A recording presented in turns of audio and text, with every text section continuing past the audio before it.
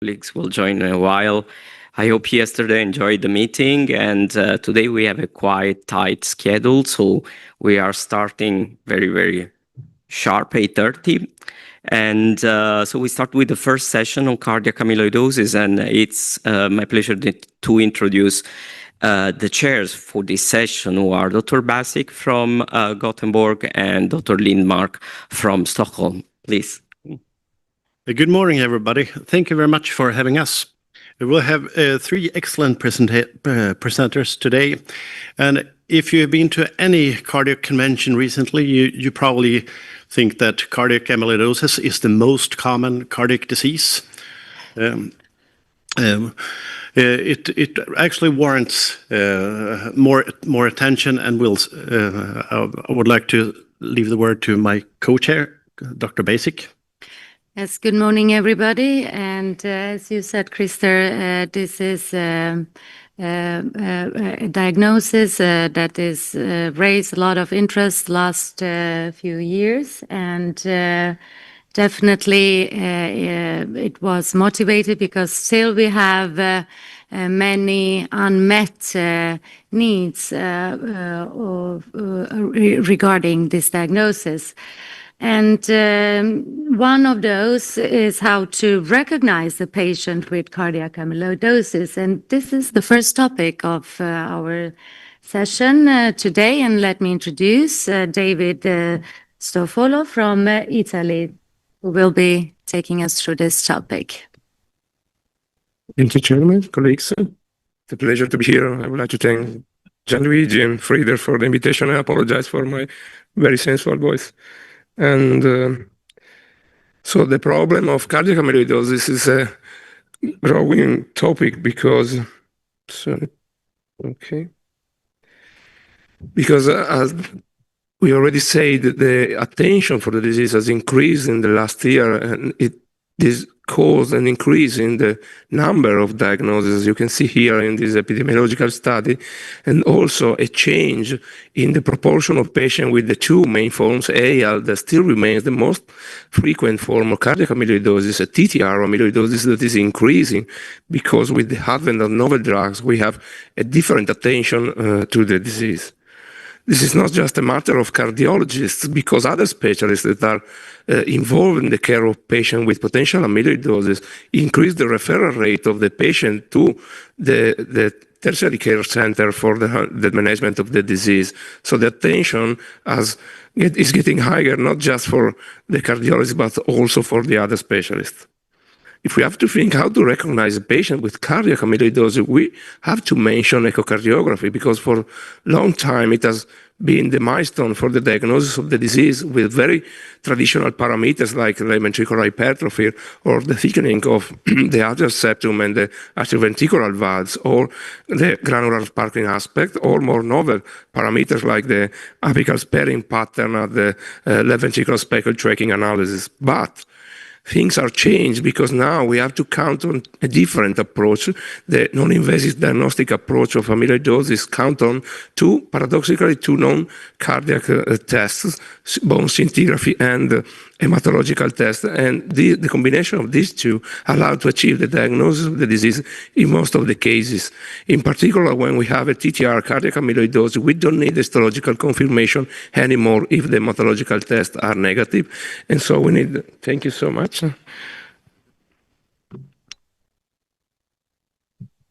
Thank you, sir. And so we need, we need histological confirmation only when the hematological tests are positive and the scintigraphy is negative, or the pattern is typical of AL cardiac amyloidosis. The possibility to count on a non-invasive approach increased the number of cases of disease, but also allowed physicians to have more earlier diagnosis, and in particular, patient can present with less severe HF phenotype, and this translates in a better outcome in the long term. Another important point, I think, is that patient can obtain a diagnosis of amyloidosis passing through a different diagnostic workup, because within other phenotypes of cardiac disease like HFpEF, hypertrophic cardiomyopathy of aortic stenosis, it is not infrequent that patients can present a cardiac amyloidosis at the end of the diagnostic workup.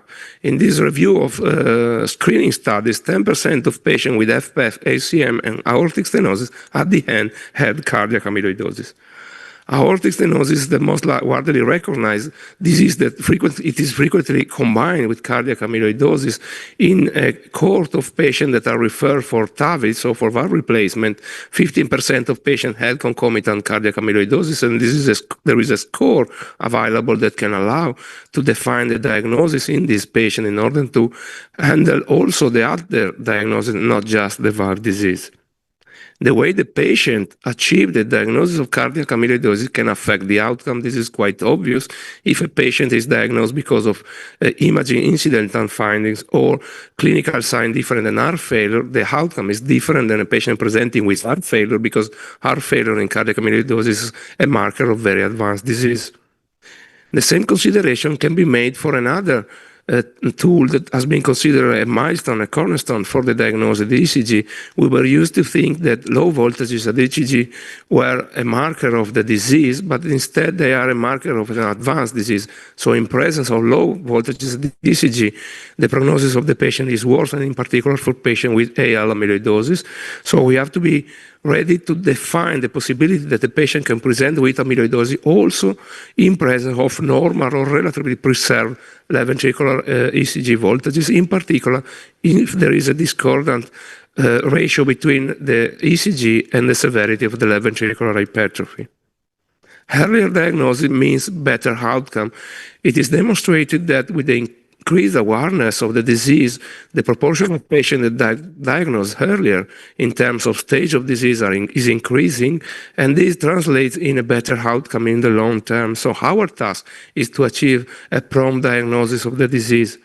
But it is never too early, because also for patients that are asymptomatic for heart failure, it is well demonstrated that patients with a very positive scintigraphy have a very higher cardiovascular mortality rate compared with patients with only mildly positive scintigraphy. So we need markers of early disease. Cardiac biomarkers were considered, NT-proBNP and troponin, as potential markers for the rule out of the disease because they have a very high sensitivity. This is true, but it's also true that nowadays, with the increasing rate of diagnosis of very early stage, there is also the possibility that patients can present with normal biomarkers. We'll see this later. So probably we have to find early marker of disease outside the heart. The extracardiac manifestation of cardiac amyloidosis can help us in the identification of the disease in a very early stage before the involvement of the heart can present with overt clinical manifestation. And among all the potential extracardiac manifestation, the carpal tunnel syndrome is the more widely known disease that is frequently associated with cardiac amyloidosis, and in particular for the transthyretin form of amyloidosis. 10% of patients that are treated for CTS, idiopathic CTS, present at a histological sample some deposit of amyloid. And in this very nice study, patients that underwent surgery for bilateral CTS were offered to be screened for cardiac amyloidosis 5 to 15 years later. You see, 5% of the patients received a diagnosis for cardiac amyloidosis, but the rate increased above 20% if we consider males over 70 years of age and with a BMI below 30. Of course, advanced imaging is essential for us. Scintigraphy is a confirmatory test for the diagnosis of TTR amyloidosis. It is also important to remind that with very positive scintigraphy, we don't need histological confirmation. For mild positive scintigraphy, we need histological confirmation, endomyocardial biopsy or extracardiac biopsy, and that also for AL cardiac amyloidosis, about 40% of patients can show some amount of cardiac uptake. MRI is as well essential because it has multiple markers that are very typical of cardiac amyloidosis that are summarized here on the right upper side. And this is also important because sometimes it leads to the diagnosis of cardiac amyloidosis for patients that were undergoing a workup for different potential disease, like for instance ACM or other non-hypertrophic phenotypes. So it is not infrequent that we have positive MRI for patients that at the initial stage were not suspected for having cardiac amyloidosis. When we have the diagnosis of TTR cardiac amyloidosis, all the patients should be tested for genetic mutation. This has important implications for the clinical management, but even more probably for the family counseling. I would like to conclude with a case, a very brief case. I know that Antonio will show you many cases later, but I think it is the paradigm of what we are going to deal with in the future. 55 years old male with only mild to moderate left ventricular hypertrophy. He was admitted for syncope, no other symptoms, no heart failure. Everything was normal, not intolerant to medication, normal biomarker, only a history of bilateral CTS. He underwent in the diagnostic workup of syncope MRI. It was very suspicious for amyloid. The scintigraphy was very positive, so he received a very early diagnosis, also in terms of age, of wild-type TTR amyloidosis. So I think we can make the difference not just with novel drugs that are going to change the natural history of this disease, but also if we are able to achieve a diagnosis in the very early stage of the disease, the prognosis or the perspective of our patient will change in the future.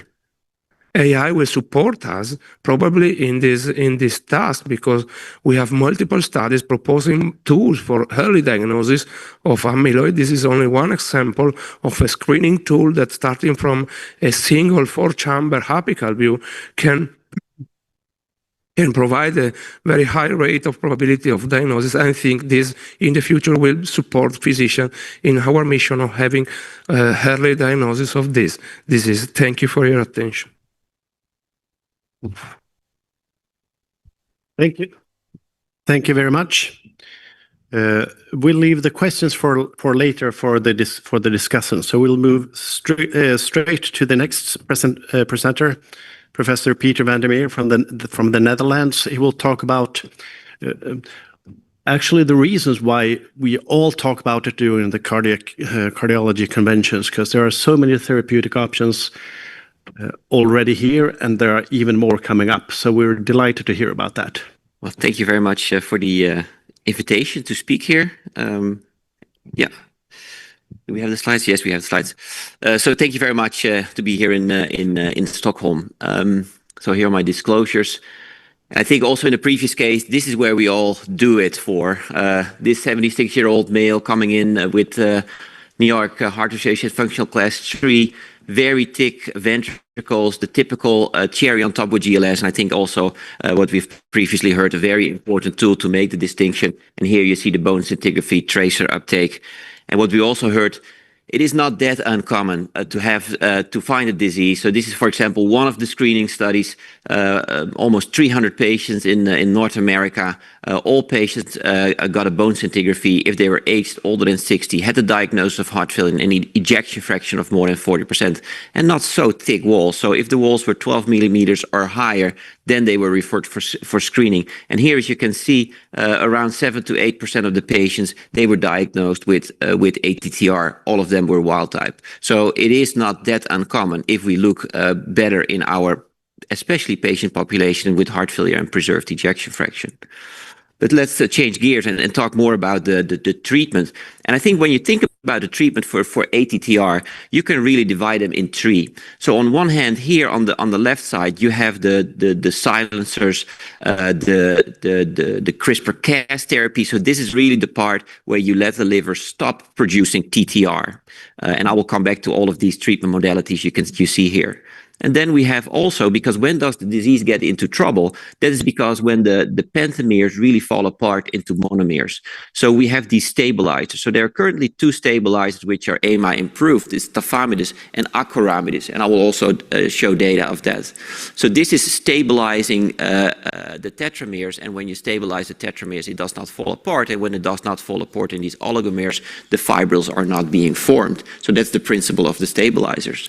And then the last part, the newest kid on the block, so to speak, is if you think about the patient we saw in my first slide with these very thick walls, 25 millimeters. Of course, you can stabilize it, but the patient will still have a lot of symptoms. What about if we can remove it? And these are the newest trials which have been published. So this is how everything started. This is the ATTRACT trial with tafamidis, the landmark trial, the first outcome trial in patients with amyloidosis. So it was a mixed bag of patients with wild-type TTR and hereditary TTR.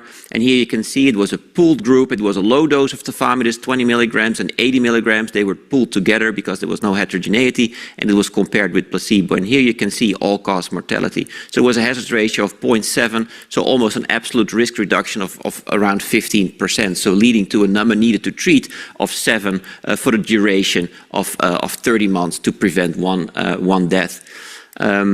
And I think in some countries it led to some discussion, like if you have very advanced disease, because you see the curves separate only after 18 months or even later, around 18 to 19, 20 months. Here you see the curve separate. So what about if the patient has very advanced disease? Does that patient have enough time to live before some effects are being seen? And that, for example, in the Netherlands led to the insurance companies that they will only reimburse tafamidis if patients are in functional class 1 and 2. Personally, I think it's an overstatement of the data, but it is what it is, and that has to do because the drug is very expensive. But you can see that not only the effects on mortality appear somewhat later, but here you can see the change in 6-minute walk test, and here you can see already a very early separation of the curves between patients treated with tafamidis versus placebo. Relatively sick population with an NT-proBNP of 3,000 median. And you can see later trials, and I think that really has to do with better screening. We identify the patients in earlier stages. So typically what we see now in most of the amyloidosis trial, that the median NT-proBNP is around 2,000. So this is a very, very sick population. And you can also see here in the placebo group around 40% mortality within 2.5 to 3 years. So very, very sick patients. This is the other stabilizer, a trial which came a little bit later. It's the ATTRibute trial. It was done with acoramidis. A similar kind of setup, acoramidis versus placebo. It binds to a slightly different spot in these tetramers and leads to stabilization. So slightly different than tafamidis, but similar principle, prevents the degradation, and that prevents the formation of fibrils. It was a win ratio. More and more we see win ratio, so it's a composite of endpoints. So here you can see the win ratio. It was not only cardiovascular mortality, cardiovascular hospitalization, mortality, and NT-proBNP. You see a clear win there. But also if we look only for the harder endpoints like cardiovascular hospitalization or mortality, also there is a win. And here is how the curves look. For example, here you can see more the quality of life, also early separation of the curves there. The 6-minute walk a little bit later, where the differences start to kick in after 1.5 years. And here you see the mortality, which did not meet statistical significance, but the curves are somewhat similar to what's also been observed with tafamidis. So these were the stabilizers. So what about the silencers? So there are 2 ways these silencers can work. So it could be an RNAi. So most trials has been done with siRNAs. I will also talk about the Helios B. They used an siRNA, but there are also antisense oligonucleotides. More or less a similar principle. The RNA is being degraded, but if you have an ASO, they will move into the cell. There's hybridization, and the body doesn't like to have hybridized RNA, so immediately the RNAs will kick in and will just cut it apart. Whereas for the siRNA, the RISC complex is involved, and at that stage, the RISC where the RISC complex is, there will be cutting of the target. But the eventual result is the same. The protein is not being expressed. This is the landmark trial with the silencers. It's the drug is vutrisiran. It is EMA improved. I think in many countries it is already available for the variant ATTR. I think many countries there are now also negotiations with the Health Institute about reimbursement costs, etc. Similar kind of setup. So the patients randomized to vutrisiran, a little bit more than 600 patients, as you can see here, and here the placebo group. I can't really read it from there, so I don't know it by heart. But yeah, the average age is 77, 76, as you can see here. Almost all, like more than 3/4 of the patients were in functional class, functional class 2. So clearly less sick than the patients from the tafamidis group. And as you can see here, the NT-proBNP is around 2,000. Clear effects here. You see time to first event in the overall population. Cardiovascular hospitalization or mortality, hazard ratio of 0.72, and here you can see the death from any cause, so all-cause mortality, very nice effects as you can see here, a separation of the curves within 2 years with an absolute risk, absolute difference from around 15%, so very important data.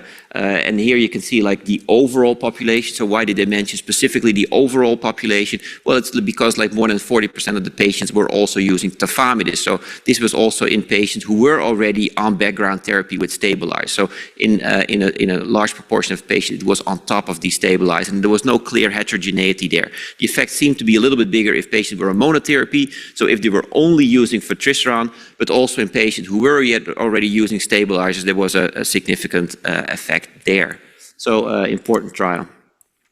So how can we explain it? This is a sub-study which appeared in Nature Medicine this year, looking at echo data. And as you can see, there are differences on wall thickness, as you can see here, modest effects there, preservation of ejection fraction, better preservation, and here also the global longitudinal strain, significant differences there. But I think we need to be realistic that the effects are modest. Like there was a 0.4 millimeter difference in wall thickness between the placebo and the intervention group. So no large differences there, although with these soft endpoints it's always difficult if patients already died, for example, in the group who have been treated with, who were in the placebo group, these are the worst patients and they don't show up here at 30 months for the echo. So some problems always with these soft endpoints. This is another drug. It's a CRISPR-Cas. So for you, probably you know the CRISPR-Cas. The Nobel Prize was given to the inventors of the CRISPR-Cas. It's a very innovative technique. It also targets the liver. So for a CRISPR-Cas, you need the Cas molecule, which actually does the cleaving, and you need a guide RNA, which actually guides the Cas to the right spot. So you have this guide RNA. So everything is being put in a lipid nanoparticle. So the Cas and the guide RNA, and the guide RNA specifically recognize the TTR here, and then the Cas is actually cleaving it. So it's actually you cut completely TTR out of the genome. So this is not RNA, so this is DNA editing. So you cut the TTR gene in pieces and it's not being transcribed anymore. And you can see here, this is a phase 1 study, 36 patients. 1/3 had VATR, so the variant form. Mostly were quite severe with functional class 3.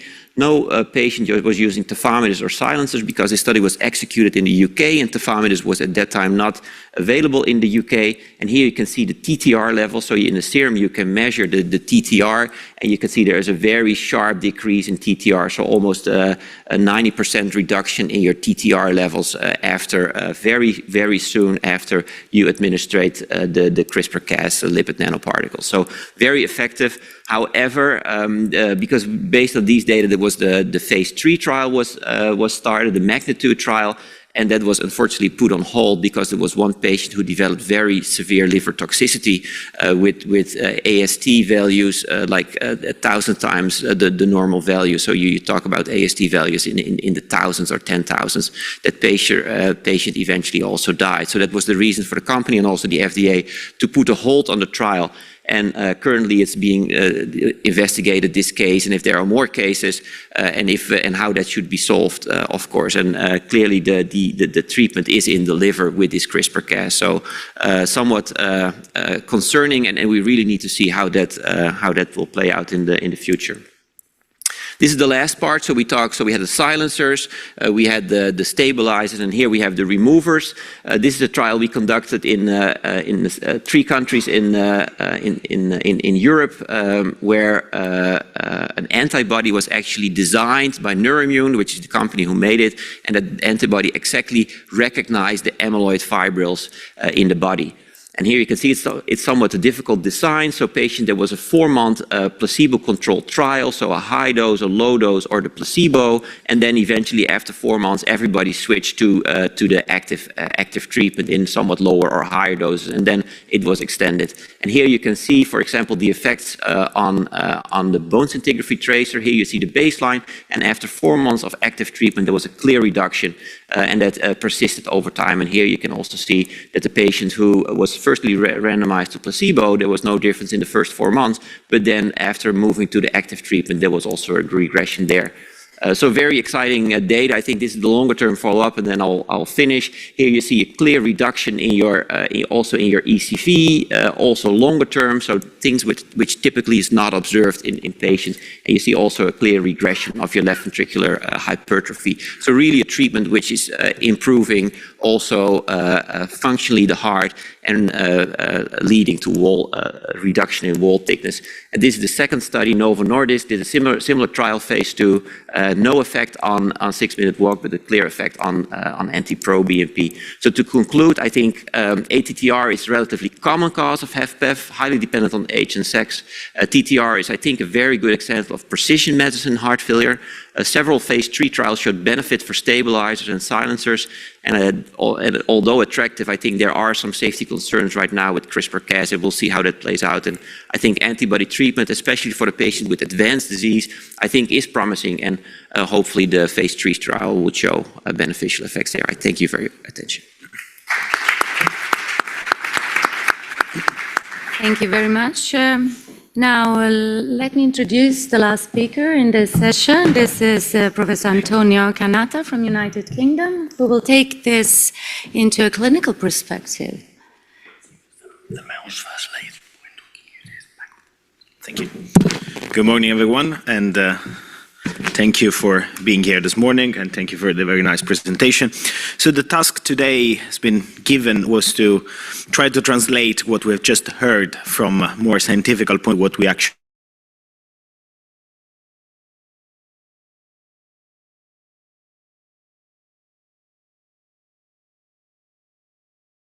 see in Catalyst. So many tools that we can actually use. And in clinical practice, what we do, at least in the UK, we don't have that many options to be used except in one just golden place. So how are we gonna try to see what we actually see in our daily practice? I think that cardiac amyloidosis is a little bit as a game of shadows. For those who like films, it's Sherlock Holmes. And for those who like a little bit more literature, is the portrait of Dorian Gray from, I'll tell you later. So where do we start? So let's start with two different patients that they come to the attention of the primary care physician. We have David on the left side and we have Michael on the right side. Both of them, they have exactly the same age. They're 79 years of age. They come to our attention because they have shortness of breath. So they come with symptoms of heart failure, they are breathless on exertion, and they go to the GP. The GP usually starts with a physical examination, and they do some blood test. And the blood test shows that the NT-proBNP for David, it's 2,300, and the NT-proBNP for Michael, it's 1,400. So what's next? The GP start asking some questions, and just to recap, we have signs and symptoms of heart failure with elevated natriuretic peptide. And for David, we have a past medical history that is quite suggestive because the patient has a bilateral carpal tunnel. He was very well known to the medical community because in the past he had some episodes of anemia. He went an OGD, he went a colonoscopy, and they found some arterial malformation in the large bowel. And he also was known to the cardiology department because he had a history of paroxysmal atrial fibrillation, and he already underwent a couple of DC cardioversions, so we already knew the patient quite well. Michael, however, was a builder. Now he's retired. He was previously fit and well.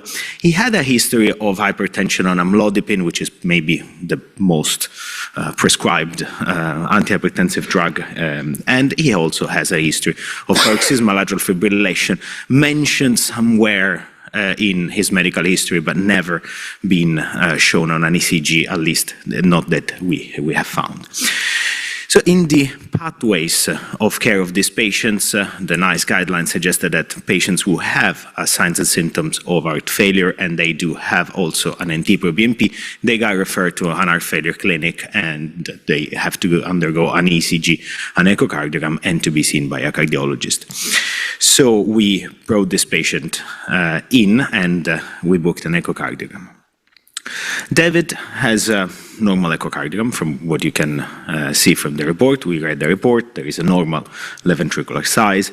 There is a little bit of increase in wall thickness, just 16 millimeters. The ejection fraction measured by the 3D is absolutely fine, it's 60%. There is a normal right ventricular size and normal right ventricular function. There is a bit of mild bilateral dilation, but nothing massive, and the valves, they're absolutely fine, and there is no pericardial effusion. Same for the echocardiogram for Michael. Please accept my apologies if he's going from a 5-chamber to a 4-chamber, this loop. Is a normal left ventricular size. There is a bit of increasing in wall thickness, 17 millimeters in mean wall thickness. The 2D Simpson left ventricular ejection fraction was measured at 55%. Again, here, normal right ventricular size and function, and bilateral dilation, just a mild bilateral dilation with no valve abnormalities. So what are we going to do next? For David was a little bit more intriguing because he had a history that was suggestive that something was going on even before his actual presentation. So we had a bit of a discussion with our colleagues and the nuclear colleagues. And we thought that in this case, we could have done a bone scintigraphy. And indeed, we did a bone scintigraphy, and he came up with a Perugini grade 1. We also did more detailed blood tests, and we've seen that the kappa and the lambda, and especially the kappa lambda ratio, were overall within range. They were not strikingly high, and there was no serum or urine immunofixation. So at this juncture, we then wanted to move a little bit forward. Instead, for Michael it was quite easy because we had a suspected diagnosis of HFpEF. We have signs and symptoms of heart failure, we have elevated NT-proBNP, we have a normal ejection fraction with potentially a little bit of atrial dilation and a little bit of wall thickness. So we calculated these amazing scores, and we do have the HFA-PEF that has 7, the H2-PEF that is 5, so there is intermediate to high likelihood of HFpEF. When we do the ABA score, there is 95% of probability that this patient has HFpEF. So I think that we were all clear that this patient would have HFpEF. So we started the treatment with furosemide, with apixaban for the paroxysmal atrial fibrillation, an SGLT2, and we kept on with the amlodipine, and then we sent back the patient to the GP. For David, instead, there was a little bit more of a discussion, and given that we're approximately at this stage, so we have a bone scintigraphy with a grade 1, we don't have evidence at the blood test or the immunofixation, so we wanted to have a better understanding, so we sent to have a cardiac MRI. And the cardiac MRI shows that there is a interventricular septum of 19 millimeter, small crypts within the basal infralateral wall, and there was a patchy mid-wall and subendocardial LG in the context of left ventricular hypertrophy. The person who reported the MRI says this is compatible with hypertrophic cardiomyopathy. So this patient was labeled in another center as having an HCM. 3 months later, he comes to our hospital, he gets hospitalized for fast atrial fibrillation, and he gets DC cardioversion. He gets then discharged and seen in another center. They do echocardiogram, 51% of ejection fraction, increased septum wall thickness, there is a mild matter regurgitation, and they found an LVOT gradient during Valsalva of approximately 20 millimeter of mercury. He also does a 24-hour tape, but there is a short run of non-sustained ventricular tachycardia. Someone comes up and saying, well, let's calculate the score, the HCM risk score, it's 4.3%, ICD may be considered, why don't we give him an ICD? Fortunately, the patient refused to have an ICD implanted in primary prevention, and it then came back to our center.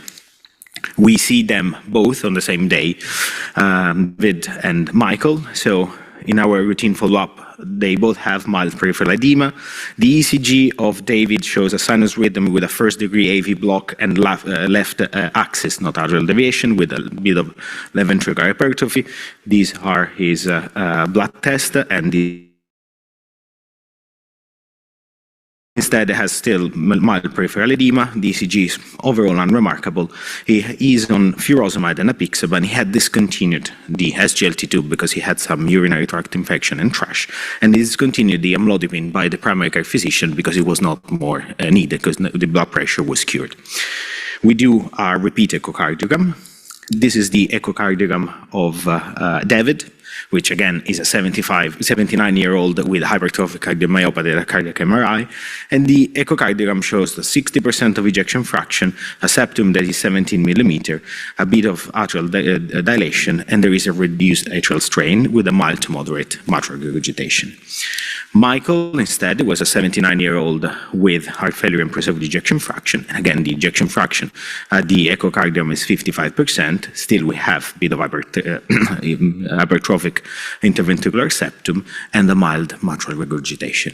When we did the the strain, the global longitudinal strain, this was the appearance of the GLS at this echocardiogram.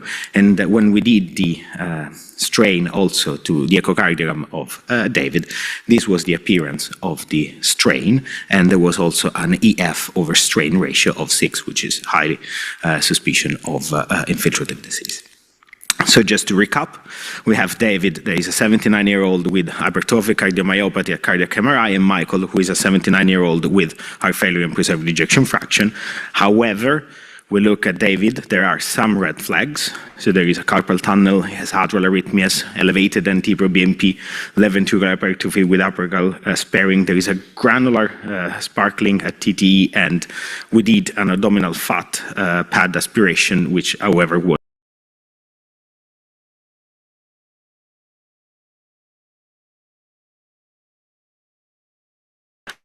and the appearance at the ECG was quite suggestive. So for Michael, we did a cardiac MRI that then confirmed the diagnosis of cardiac amyloidosis. However, what about David? David was then readmitted for an atrial tachycardia, which then spontaneously reverted, and we performed an endomyocardial biopsy. These are the appearance of the endomyocardial biopsy. We can see that there is a presence of diffuse amyloid inclusions. The Congo red, which is the bit one here, is definitely positive. We also done an immunohistochemistry, was positive for anti-TTR, and also there is birefringence in the apple green light, in the polarized light. So just to recap, both of them, David had an hypertrophic cardiomyopathy mislabeled, and instead he has an ATTR cardiac amyloidosis, and Michael had HFpEF and now has cardiac amyloidosis. What to do next? What are we going to do? Tafamidis of vutrisiran. This is just from the Peter's talk beforehand. These are the main two registratory trials that they introduced these two drugs in clinical practice. But why I was saying that I was a little bit jealous, because at the moment in the UK we could only prescribe the tafamidis, but just a couple of days ago we're going to be allowed to prescribe also vutrisiran, except for the compassionate use. At the moment, only some specific places they can prescribe, not all the places. We are trying to implement also in other hospitals, except for the National Amyloid Centers and in large tertiary centers. But usually we refer this patient for the treatment, and especially for compassionate use, to the National Amyloid Center. But these are my take-home message. Just be aware of easy diagnosis. All the diagnoses, especially in patients with preserved cardiac function, they're a little bit more complicated and require a multidisciplinary approach. It's very important to recognize potential mimickers and always talk to the patient, because that's very important. Thank you very much. Thank you very much. I would like to first apologize, because we have a third chairperson who's with us online, Professor Patel from India. I would like to leave the word to him for a minute or so. Welcome, and Hi. Apologies for not introducing you. Good morning, all. So good morning, all. It was a wonderful session. Thank you all the speaker for a wonderful presentation. Regarding the first presentation, regarding the clinical diagnosis of amyloidosis, I recently came across a patient who is an NRI from India, who resides in US, a 78-year-old, absolutely fine, but only complaints were effort breathlessness, and which is progressive in last 1 month. He came in India for a visit for a family. He is a diabetic, stage 1 hypertension, taking just 2.5 milligrams of amlodipine. He's already on empagliflozin for his sugar management along with metformin. And when he came for a follow-up, and when I checked him, there was a ECG which was suggestive of left ventricular hypertrophy. I did an echo and it showed a LV thickness of 25 millimeters. So it was quite significantly hypertrophied myocardium. And for a hypertension, which is just a 2 years old, of 2.5 milligrams of amlodipine with dilatation of left atrium and right atrium with mild regurgitation, NT-proBNP was done and it showed to be around 1500. And I could able to diagnose it as a HFpEF initially, and then further evaluated by doing a cardiac MRI. And to the surprise, the cardiac MRI showed a late gadolinium enhancement, which was circumferential, and it was like more than 55% of myocardium was LGE enhanced. So there was a strong suspicion that this could be a hypertrophic cardiomyopathy. But then this was because ECG was showing left ventricular hypertrophy, and I was not very keen of amyloidosis, because we usually say that there will be low voltage complexes in precordial leads, especially limb leads rather than a precordial lead. But then in this patient, it was more of a left ventricular hypertrophy. So it misled me initially, but then as we went forward, we did light chain, and then it turned out to be ATTR wide. Just to conclude here, ECG could be misleading, and A type will usually have low voltages. ATTR may not have low voltage complexes, and we should not just looking at ECG should not miss out amyloidosis. It's very common nowadays, and we also diagnosed in India a lot of patients with amyloidosis, and tafamidis was started for that patient, and he's now doing very well. There was hardly any conduction abnormality, and or after 1 month's time, patient says he's slightly better, and he went back to US. So this is what about the case. I think ECG sometimes can mislead you. After going through literature, it tells me that 50 to 60% of AL type will have a low voltage. 20 to 40 will with ATTR will have low voltage. Especially wild type will have slightly better low voltage compared to the hereditary type. So hereditary type can be missed with normal ECGs most of the time. Over to you. Thank you. Thank you very much for illustrating this diagnostic challenges. And when we are talking about this, is it time to screen patients in specific populations? If I may raise the first question. Yes, we have also Dr. Eldhagen here and Dr. I'm sorry, Charlie, yeah. Charlie, sorry. Here also, so we have 5 excellent discussants here. And we'll start with a question for Dr. Basic, and then we'll leave the floor up for questions. Yeah, I don't know if you want to...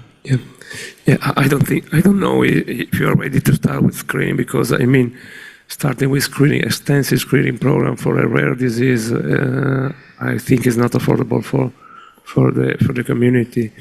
It's different to think that we have to be very ready to identify, as Antonio said, early markers of disease, and in patients like patients with that are treated in the younger age for CTS, for instance, to think about potential diagnosis, underlying diagnosis, so don't overlook early signs of early markers of this disease. Start screening programs, I think, at this time is not feasible for me, in my opinion. I don't know what Antonio and Peter think. Yeah, I do agree. It's rather than screening, it's important to think about it when we see the patient. Because if we screen the entire population, we have no idea. Knowledge is not always is a good thing, because you might screen everybody, and then what you do with that information. Instead, if you start thinking about potential cardiac amyloidosis when you see the patient, then at least you exclude it and you don't miss it.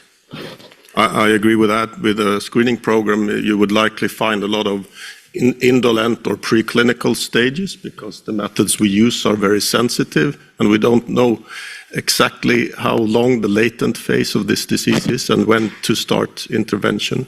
Even if we believe intervention at an early phase is the best, there will be a cost associated that we are not ready for. Yeah, and if I just may just add, even if you screen and you do a genetic testing in all of them, we have 2 VUS mutation for both of those patients, so that doesn't really help you in understanding what the patient has. You have a VUS mutation, what can it mean? Yeah, I think your point is key because we actually don't know the length of the natural history of disease. We are used to meet the patient when we are used to meet the patient when they already had heart failure, but the feeling is that before that, the history of the disease is quite a long-term story. And the case of this 55-year-old man that received a diagnosis of wild-type TTR is, I think, an indicator of this because probably this patient for the next 5 to 10 years will never present any sign of heart failure. So we encounter the disease incidentally, and we don't know how long it will take to present with over manifestation of heart failure. So if this is the point, also to set up extensive screening program, I don't know if it's going to pay. But with that said, I think disease awareness in the heart failure population is very important. And I missed one thing in the case of the ECGs. Would that have helped in understanding? That was deliberate missing, because if you've seen the ECG, especially for the hypertrophic cardiomyopathy case, you would have said that this is never an hypertrophic cardiomyopathy. So I think it was a deliberate missing, otherwise that would have been too clear early on. Understand. I just want to point it out that, the screening program or whatever, it applies to any sort of cardiovascular disease. If you think about atherosclerotic cardiovascular disease or AFib, we cannot afford the possibility to screen everybody. But at the same time, there is a problem of treatment because oftentimes we get the diagnosis when it's too late. So we are in a moment when we have to find the right time to diagnose and treat, especially because, we are thinking always like an heart failure specialist when all the clinical trials showed like an immediate reduction of mortality or hospitalization for heart failure. This is kind of true for heart failure hospitalization now with the new drugs, but not for mortality. So if we think about having a patient with a diagnosis that is too late in the course of the disease, probably this patient will not take the advantages to take the medication. So the problem, I think, yet is to make clinician aware of the red signs, red flags that we oftentimes have, but we are not really looking for it. We just take care of, AFib, or we see just the EKG without paying attention, on the small voltages, for example, the Q waves. There are some, opportunity to do the diagnosis, but we don't. So I think that like a community, we still have to push and to make clinician aware of the opportunity to make the diagnosis. And probably this is just not only for cardiologists, but also for internal medicine, for example, or, for nephrologists or for, the real problem, and this is a question for everybody, this is something that should be treated and discussed just within cardiologists, or probably we should think about like a multi-specialist, hospital setting to improve the diagnosis of patient admitted to the hospital. Thank you. Do we have any questions from the floor? Go ahead. You have some of the uttermost experts in the world here. So.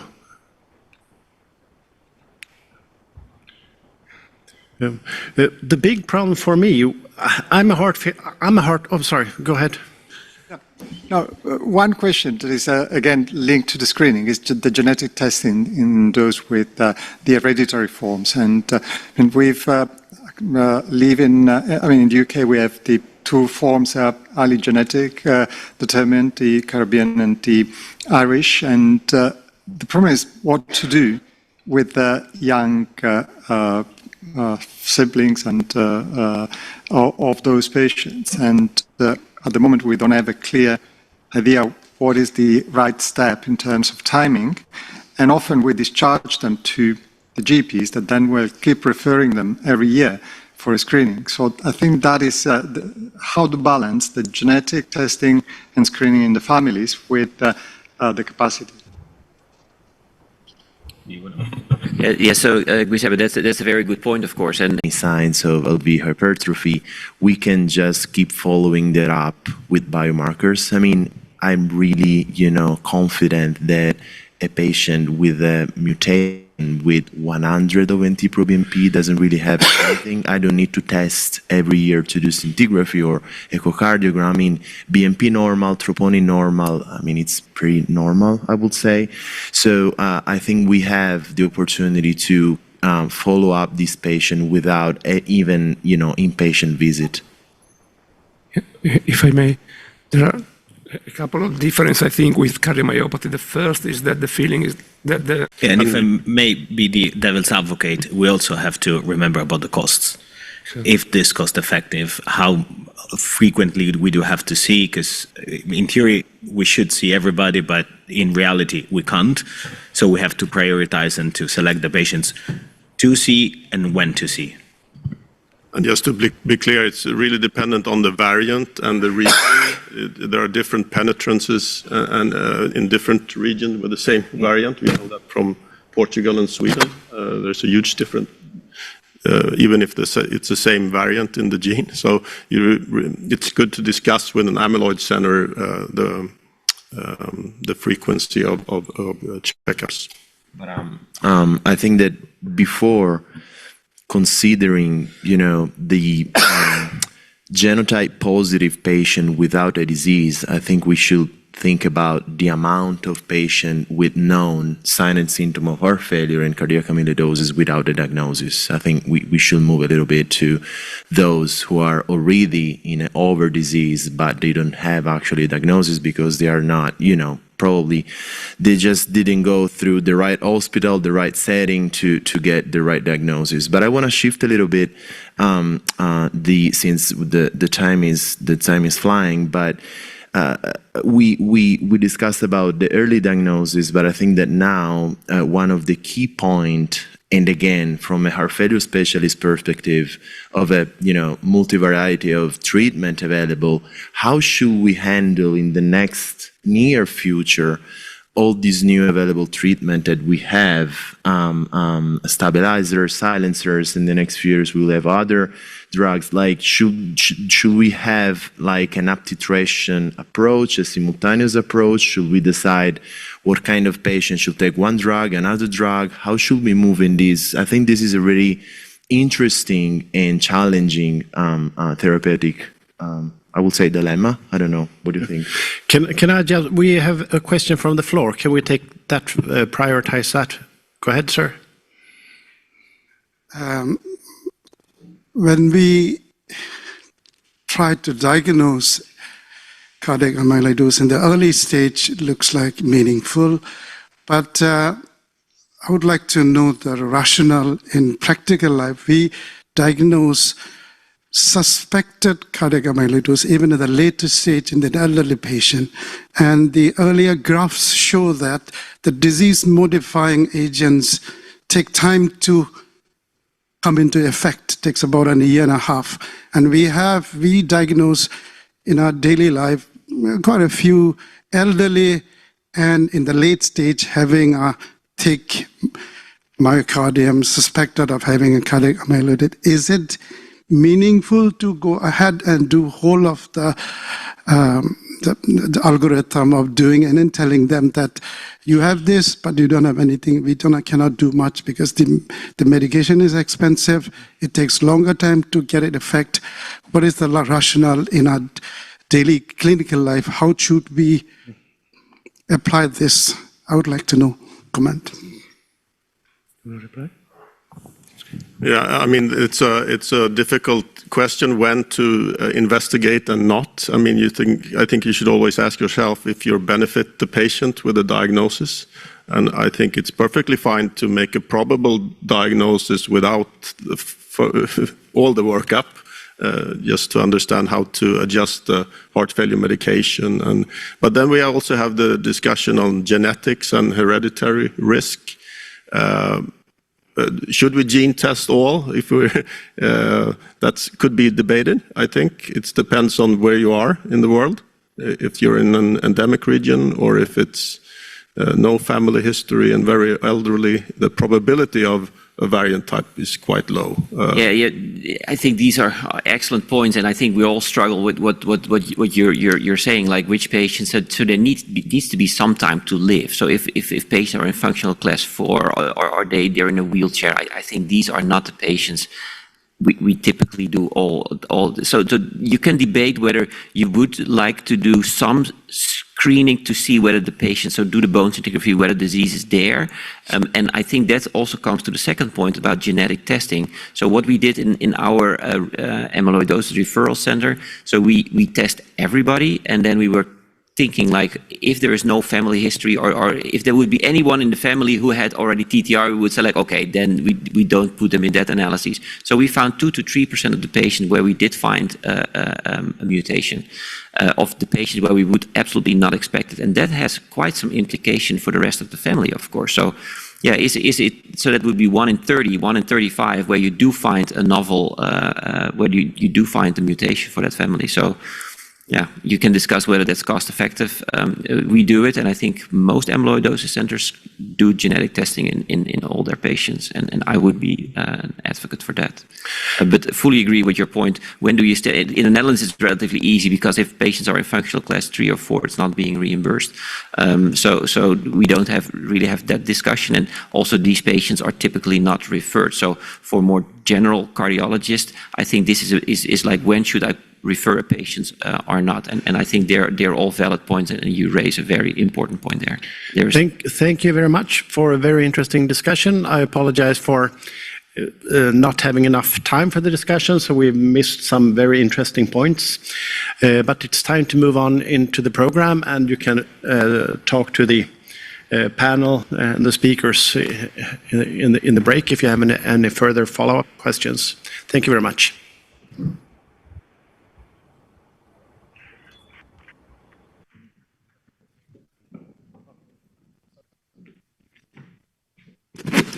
Thank you very much to all the speakers and the faculty, and it's now my pleasure to introduce Professor Rossano, who is Professor of Cardiology at St. George's University Hospital in London.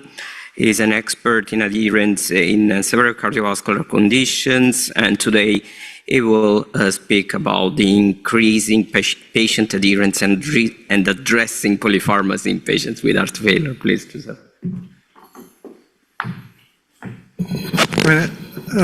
Thank you, good morning.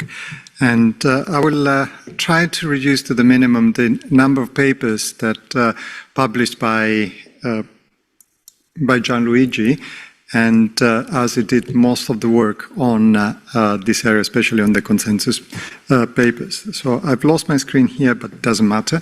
These are my potential conflicts of interest. And we know that we need to treat all our patients with heart failure, at least with the 4 foundation therapies. And then, of course, then we have to add, as well represented in the ICARDIO guidelines, all the other therapies for comorbidities and devices. So that already takes our patients taking polypharmacy, because we know that polypharmacy is at least taking at least 5 drugs. Now, we know that we need to implement absolutely the 4 foundation therapy, because that improves life, and improves life, reduces events by 50% compared to an suboptimal use or to a delayed approach. And sometimes difficult to explain patients what a 50% reduction of risk is. But I think that if you tell to a 55-year-old that if they take all the 4 foundation therapies and that there's a priority of using them, then after 5 years, they would have gained at least 9 years of event-free survival. The same thing is that if that patient is 65, then after 5 years, they would have gained 9 years of event-free survival. So this is important because in order to increase adherence, patients have to understand why they are taking the drugs. Otherwise, if they don't know exactly what they're taking, then they will discontinue. And discontinuation is a big issue for patients with heart failure. This is a paper from Gianluigi, the 2 cohorts from Japan, America, and Sweden. As you can see, the discontinuation rate is at least 25%, and that is for the SGLT2 inhibitors, but it can go up to 33% for the MRAs and the AABs. But of course, when we see the real patient, then this is the prescription. And these are patients I recently saw. It was in mid-November, and this was just page 1 of 2. So that patient was taking 22 different drugs. So some of those were needed for cardiovascular comorbidities, some others for non-cardiovascular comorbidities. We know that patients with heart failure have frequently other comorbidities, frequently diabetics, they have COPD, and they need to take other medications. But what do you think about a patient like that? I'm sure you see in your clinic needed taking more than 20 different tablets every day. So the main issue in terms of adherence is related to polypharmacy. We have 2 different types of polypharmacy. One is the appropriate polypharmacy. The one is related to, let's say, patients with an ischemic heart failure, taking heart failure medications, and secondary prevention medications for the underlying ischemic heart disease. And then there is the problematic polypharmacy, the prescription of multiple medications, because whenever patients are referred to different specialists, they get all different drugs and that are added to the ones they are taking. And polypharmacy is not just due to the consultations with other specialists, it also occurs in hospital. You can see in this study here, the amount of polypharmacy increased from admission to discharge.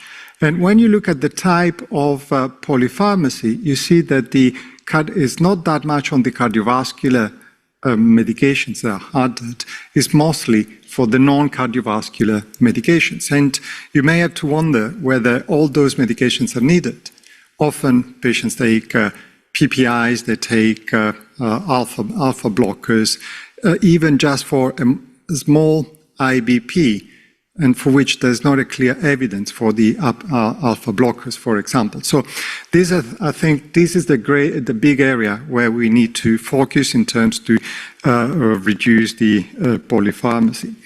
And we know that polypharmacy, the hinders the optimization of medical therapy. This is a study on nearly 900 patients with heart failure, some of which were not on polypharmacy, and half of them were on polypharmacy.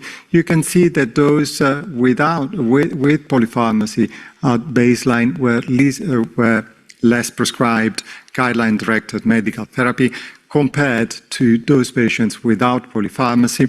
But also we have to take into account that those patients with polypharmacy were patients who were more complex in terms of Charlson index, and that more frequently other comorbidities. So it's a different balance in terms when we look at the polypharmacy between what is needed for the cardiovascular system and what is needed for others. Now, we know that the adherence to guideline-directed medical therapy is associated with a better outcome, and you see that those patients taking the 4 foundation therapies in prospective cohorts have demonstrated reduced mortality and reduced hospitalizations, and that in real world, the patients not receiving the standard medical therapy have a reduced survival.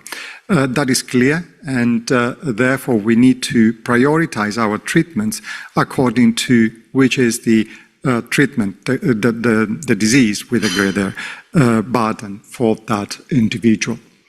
Now, the first barrier, I think it's on us, and often physician inertia is the main barrier to full optimization of guideline-directed medical therapy. Now, this is a study from Steve Green in America, where they looked at the large database of 33,000 patients with heart failure. You can see that despite more than 80% of patients were eligible to receive the guideline, the 4 foundation therapies, only 16% took it. So it's only 1 in 4 patients who were eligible were prescribed with guideline-directed medical therapy. So there is clear a barrier for the implementation of full medical therapy, and that is the physician. And other barriers, and this is a study that was shown yesterday by Phyllis Lindberg, and is a questionnaire we ran across Europe on heart failure, highly specialized heart failure centers. So don't think that these are centers that do not see patients with heart failure. These are very specialized heart failure centers in Europe. You see that only 12% prescribe in more than 90% of the guideline-directed medical therapy. In 23%, they say that they prescribe the 4 foundation therapy in 75 to 90%. And you see that 28%, only 50 to 75%. So there is still a barrier. There's a barrier, and also there are barriers that are perceived, that are not real. Now, you see here, there's Nicolas Gira yesterday told us very elegantly how we need to manage the hypotension, that very often we don't have to care about the fact that we measure low blood pressure values, and yet the hypotension, but not just hypotension per se, but the mild hypotension are regarded as barriers, as reasons not to start medical therapy. So we have to recognize that sometimes we fear something that is not there, and that prevents us from prescribing. And some claim patient adherence, but others, the creatinine increase or hyperkalemia that we know that can be easily managed, especially in patients without severely advanced CKD. Now, when we go to CKD, we see that we tend to withhold treatments, also even for moderate levels of eGFR. You see, this is for ACE inhibitors and ARBs and ARNI. It's even at 45 of eGFR, there is an increased discontinuation. And this is for the MRAs. You see, even eGFR between 45 and 69 is associated with a significant decrease in prescription, and for triple therapy is even more evident. So we, first of all, need to be, whenever we want to address the adherence, we have to think at ourselves whether that is really related to adherence or that is related to inertia. The other problems here, as I showed you earlier, is related to the number of pills. And we know that the number of pills is not just in heart failure, but it's in all different cardiovascular diseases. It's associated with lower adherence. So a lower pill burden is associated with a greater adherence. That is true in lipid-lowering therapy, in hypertension, as in heart failure. So we need to start thinking at deprescribing. So just to get rid of all the rubbish that our patients are taking, and that is not needed. I mean, it's not needed in terms of reducing hospitalizations, for quality of life and for survival. So first of all, when we deprescribe, we have to look at the drug-to-drug interactions, then at the potential for adverse drug reactions. Sometimes we use drug to treat a side effect of another drug, and this is clearly not correct. Then what is important is to prioritize a disease over the others. So heart failure has a highest burden of mortality and morbidity and should be prioritized over all the other diseases. And therefore, we have to create a sort of flow chart where we start with the heart failure medications and then we identify all other diseases that may affect prognosis, but even quality of life, and therefore continue prescribing those drugs are appropriate. And of course, we need to start deprescribing when we start planning an end-of-life plan. Now, we've identified different ways of approaching deprescriptions in heart failure. So these are for example, the deprescription of drugs that may negatively affect cardiac contractility, like calcium channel blockers, some on the non-recommended beta blockers, but even with the beta blockers is the forced up titration sometime, and some antiarrhythmic agents that we still see often prescribed in patients with heart failure. Then there is a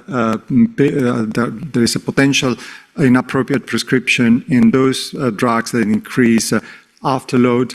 Patients with that have an antagonism of the drugs we're giving, let's say the short-acting beta-2 adrenergic agents, and they counteract often the effect of the beta blockers, so it's better to go with the long-acting in that case, and then also those drugs that increase the preload. So we looked at all these potential interventions, and we have highlighted 25 different ways of addressing this.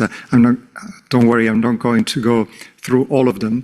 So it's just to show you that, I mean, as a reference, if you want to look at that paper. So we identified 25 different ways of addressing the potential inappropriate prescription in patients when with heart failure. So when is therefore needed to deprescribe in patients with heart failure? We have to take into account some factors that should affect our decision making. One can be age, but that is not, mind you, chronological age. That is biological age. Sometimes you see it, that is very important. Then look at factors heart failure related, like the etiology, the type of the disease, the number of cardiovascular and non-cardiovascular drugs, the effect on physical capacity, neuropsychiatric status, and the impact on their social life. And then, first of all, you need to think at all potential drug-to-drug interactions and the number of drugs that may reduce the use of medications. And every time you see patients, you have to go through the list of drugs and see which drug you may discontinue, and because discontinuing drugs are not needed will increase adherence. Another possibility to increase adherence is using polypills. Now, I think we have to learn from other cardiovascular diseases the fact that we need to use the polypills. I mean, that has been shown in hypertension, has been shown in lipid-lowering therapy. Polypills do work. And this is one of the early studies that looked at the use of an ACE inhibitor and a diuretic and demonstrated that patients taking and a diuretic together with the ACE inhibitor rather than the two drugs separately had a significantly better adherence. And that has also been shown in patients with ischemic heart disease, patients with increased cardiovascular risk.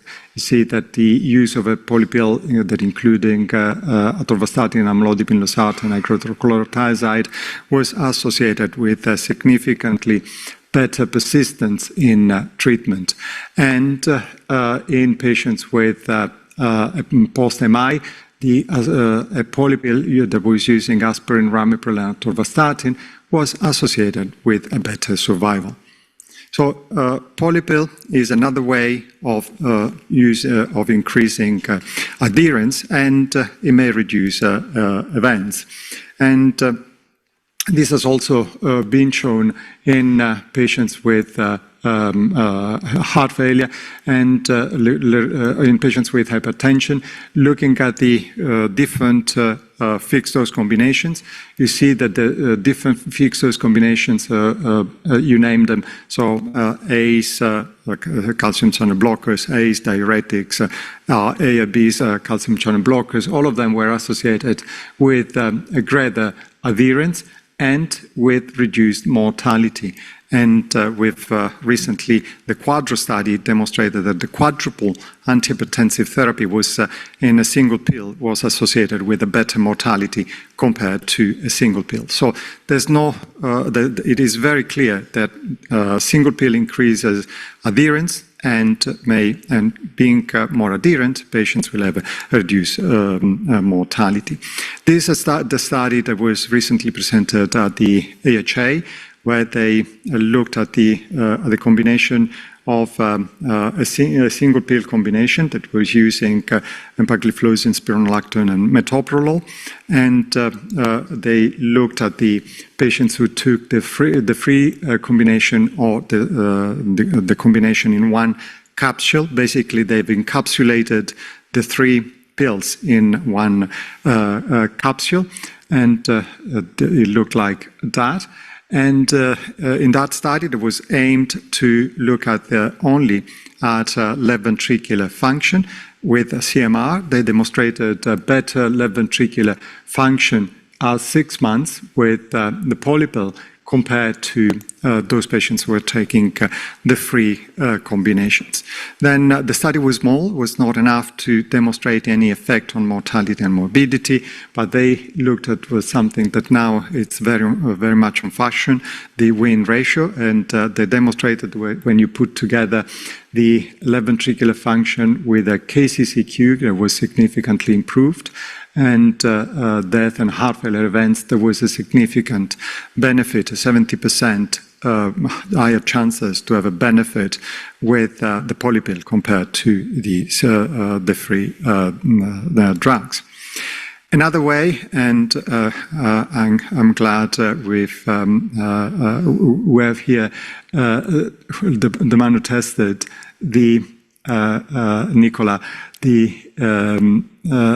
system that is well run in France, and it's I understand it's reimbursed, and it's each visit is paid, and where that demonstrated that an application that it can assist patients in the management of their drugs, but also in their daily management, is associated with a significant reduction in events.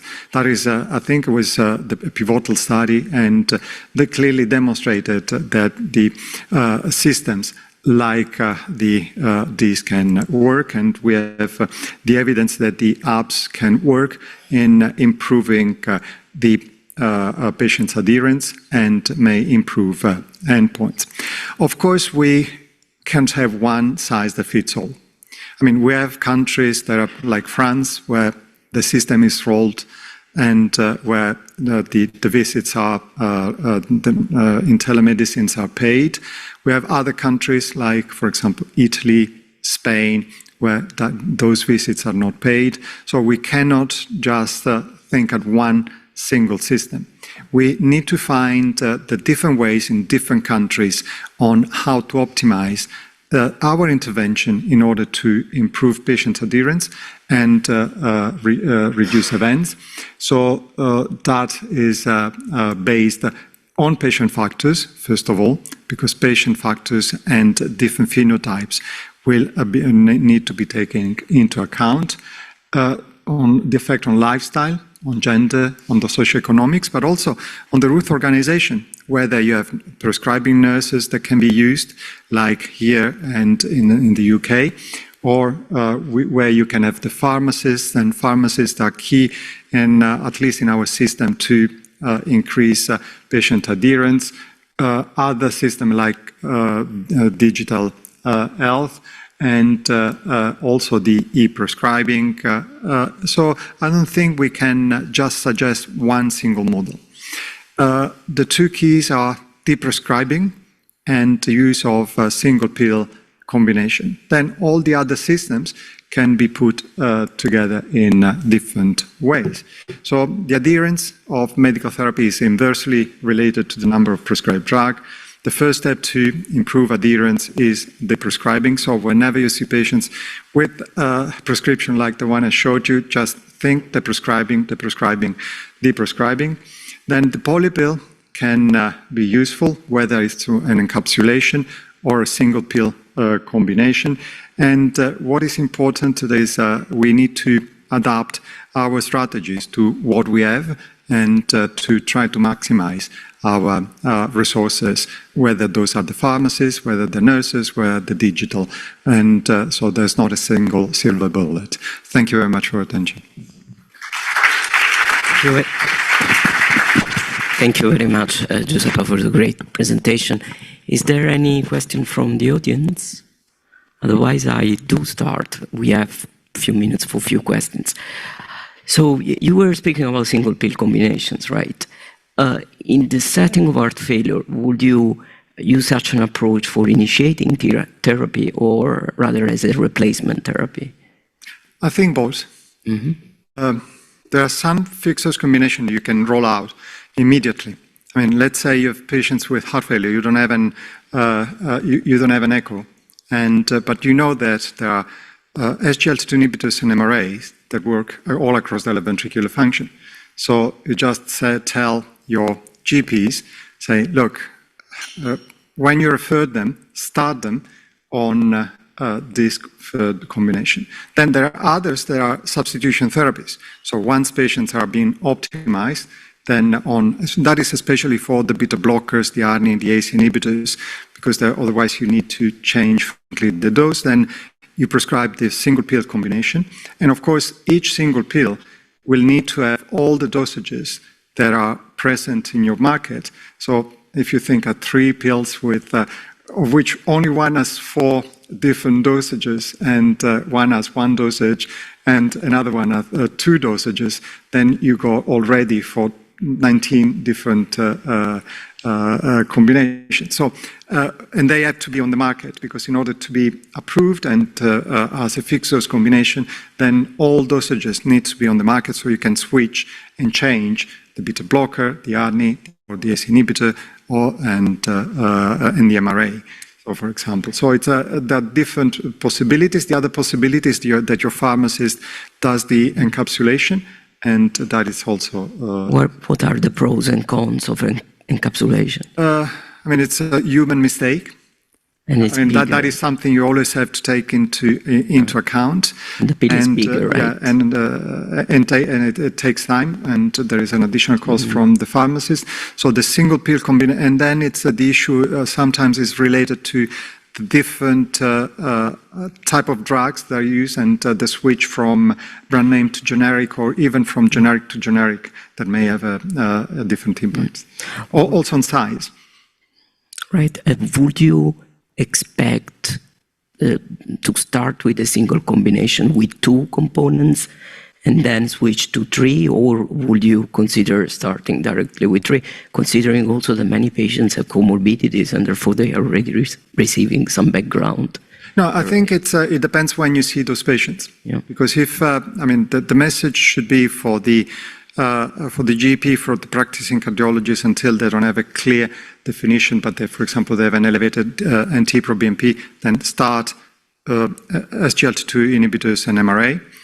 Then once you've defined the diagnosis, you have your left ventricular function, you've started your foundation therapy, then the triple combination or the quadruple combination can be useful. Any comment, question? No? So, please. Yeah.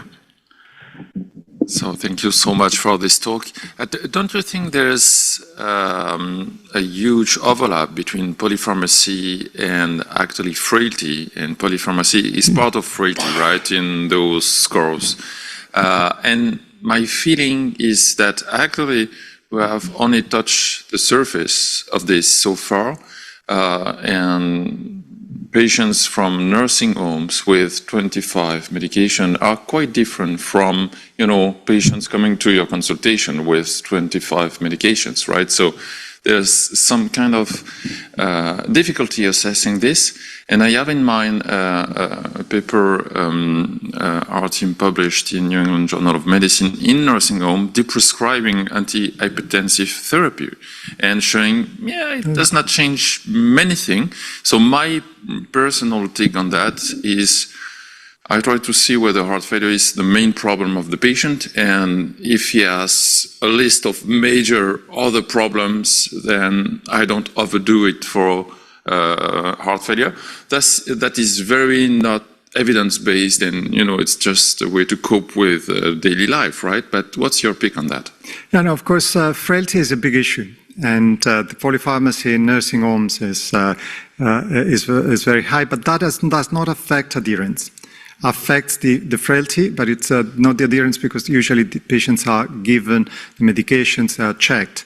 So that is an important issue. But we have large space for the prescription. You were mentioning yesterday the alpha blockers.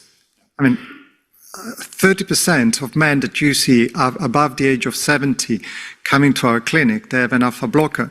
And then people are afraid of hypotension. And so that is one. How many patients are on PPIs and they have drugs that are not absorbed, are not acid, and they're not absorbed through the stomach? How many patients are taking the supplements for the guts and that are not needed? So I think it's a big issue, and it's with frailty, and you're right.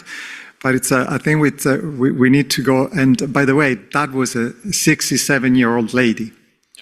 So and you can see how many tablets she was taking. So it's a big issue, and we're just scratching the surface, as you said. Thank you so much, Giuseppe, for the great talk. And so we move on with a coffee break. So it's an interesting session indeed. So we thanks a lot to all the speakers and the faculty for these two sessions in the early morning. And we come back here 10:15 for the next session on devices.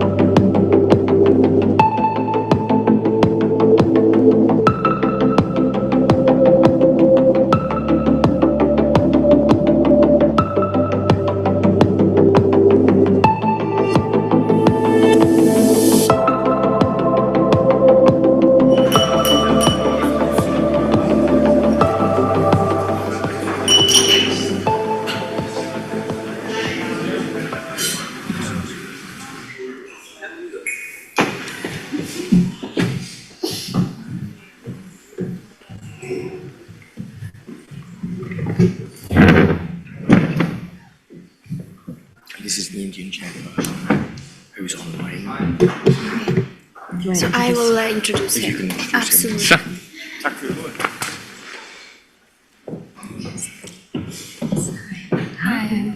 If you would like to Yes. mouse as a Yeah. okay, you can do. Otherwise, Oh, Mariana's online? Yeah. Yes. Yeah. Very good. Oh, no. Okay.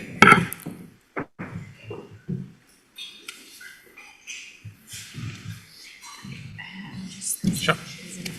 sound on. Den har bra fråga. Vi får se. Det får bli ad hoc. I'm not, jag är inte direkt blyg. Ja. Hej. Are you from Canada?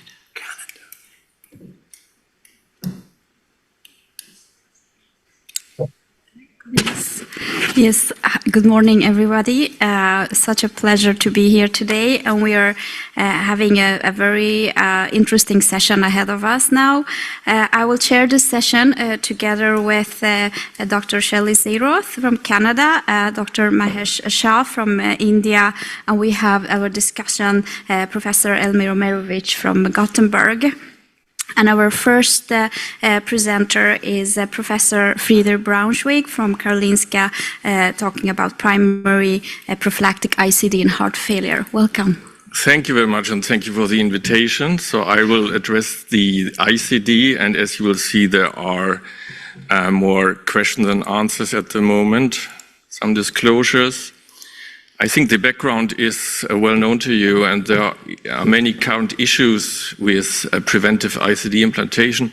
First of all, we have identified a high-risk group that we implant with preventive ICDs. However, those represent only a very small portion of those who are at risk for sudden death, and the largest part of those at risk are not covered or not protected by an ICD with today's indications. Then we know that the trials our current guidelines are based on are pretty outdated. You see here that the recruitment periods of these trials were like 2 decades ago, and even the Danish trial recruited 1 decade ago. So this data is not representative anymore for today's heart failure or ischemia treatment. And especially we know that GDMT, especially MRI, ARNI, SGLT2 inhibitors, and CRT have important pro-arrhythmic or anti-arrhythmic properties and decrease the risk of sudden death. And we have seen over the years in the middle figure that the risk of sudden death among heart failure patients included in trials has decreased. And accordingly, in ICD registries on the right-hand side, we see that the number of ICD therapies delivered to these patients is very low, even lower in preventive compared with secondary indications. And that means that many patients are exposed to the full complication risk and cost of the treatment without an apparent clinical benefit. And then the Danish study came, including patients with a non-ischemic etiology. And of course, the ICD did its job by reducing sudden cardiac death by 50%. However, that had no impact on the primary endpoint of all-cause mortality, which was not different between groups. Still, there were significant differences in subgroups or significant interactions, most importantly, according to age.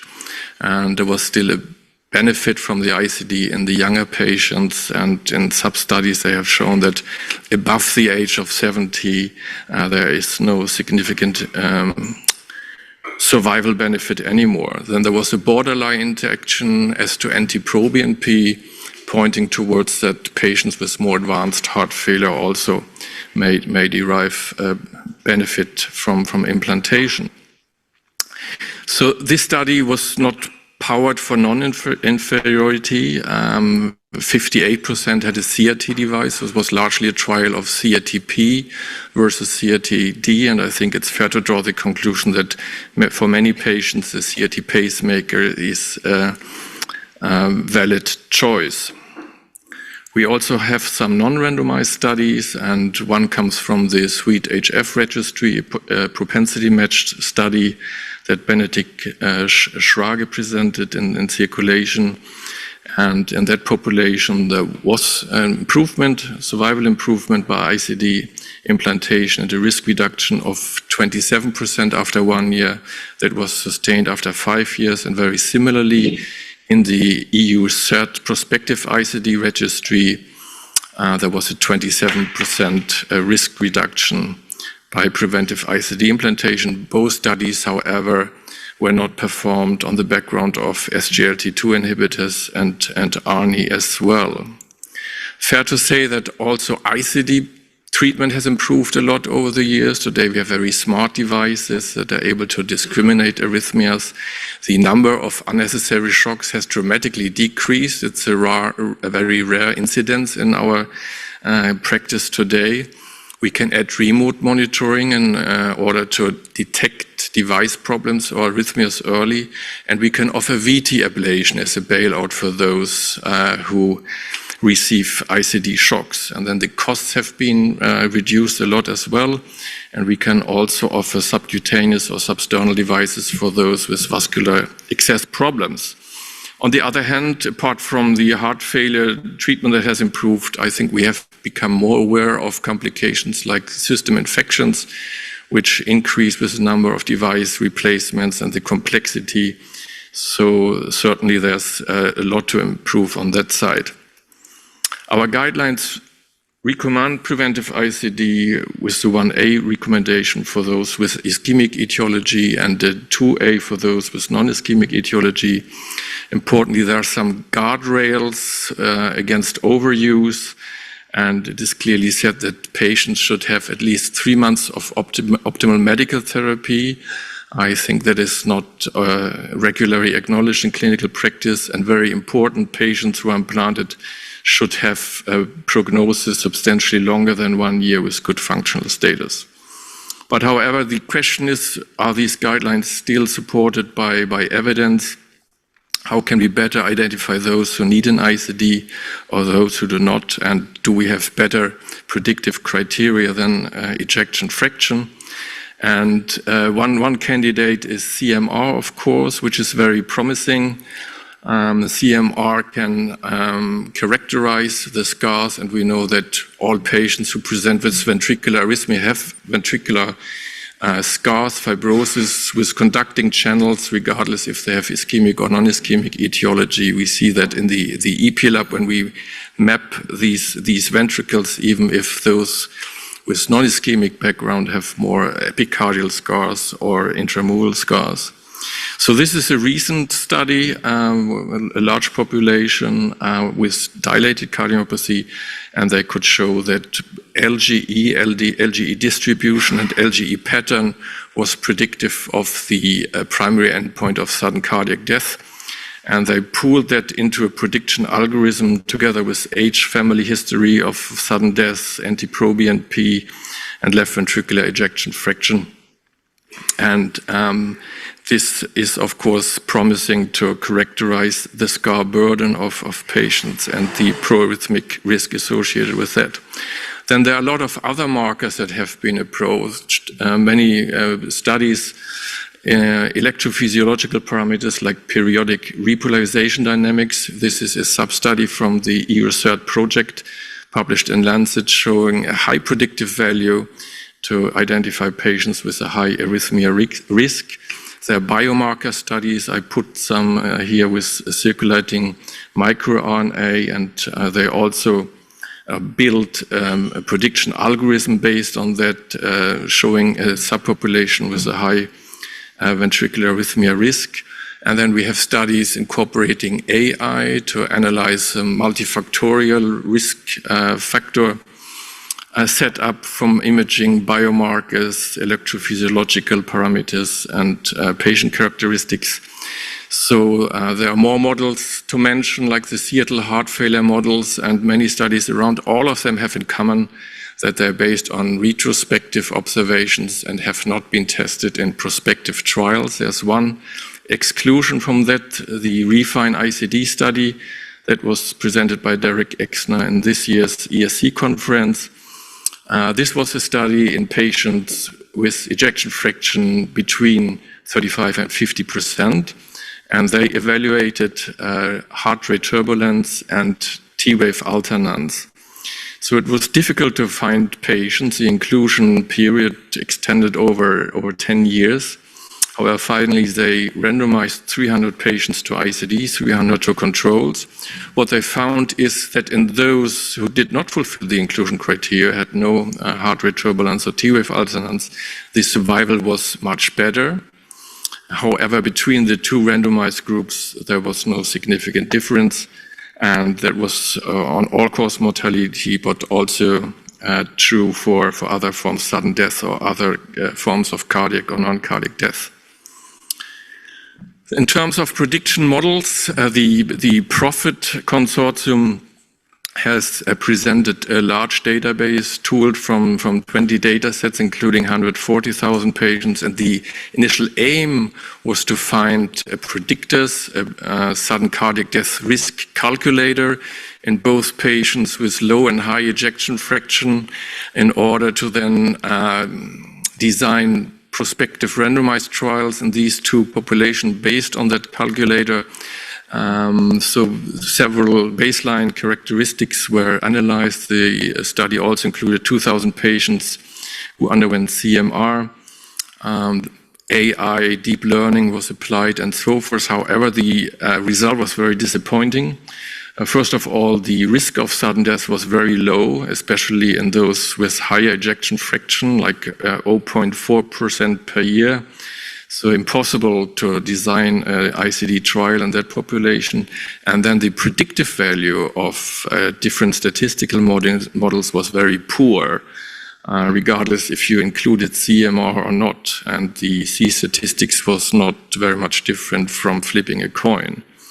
So the conclusion the consortium draw from this is to kind of redo a MEDIT2 study on the background of modern GDMT and heart failure, and that study is ongoing and it tries to recruit. So this concerns patients after myocardial infarction with ejection fraction below 35%. Another approach comes from the MEDIT study group, and they constructed a personalized ICD benefit score, showing us those patients who really have a high risk of suffering from ventricular arrhythmia and a low risk of competing mortality risk. So you see in the figures below that this was significantly discriminative in these different patient groups. You can also access a risk calculator on the internet.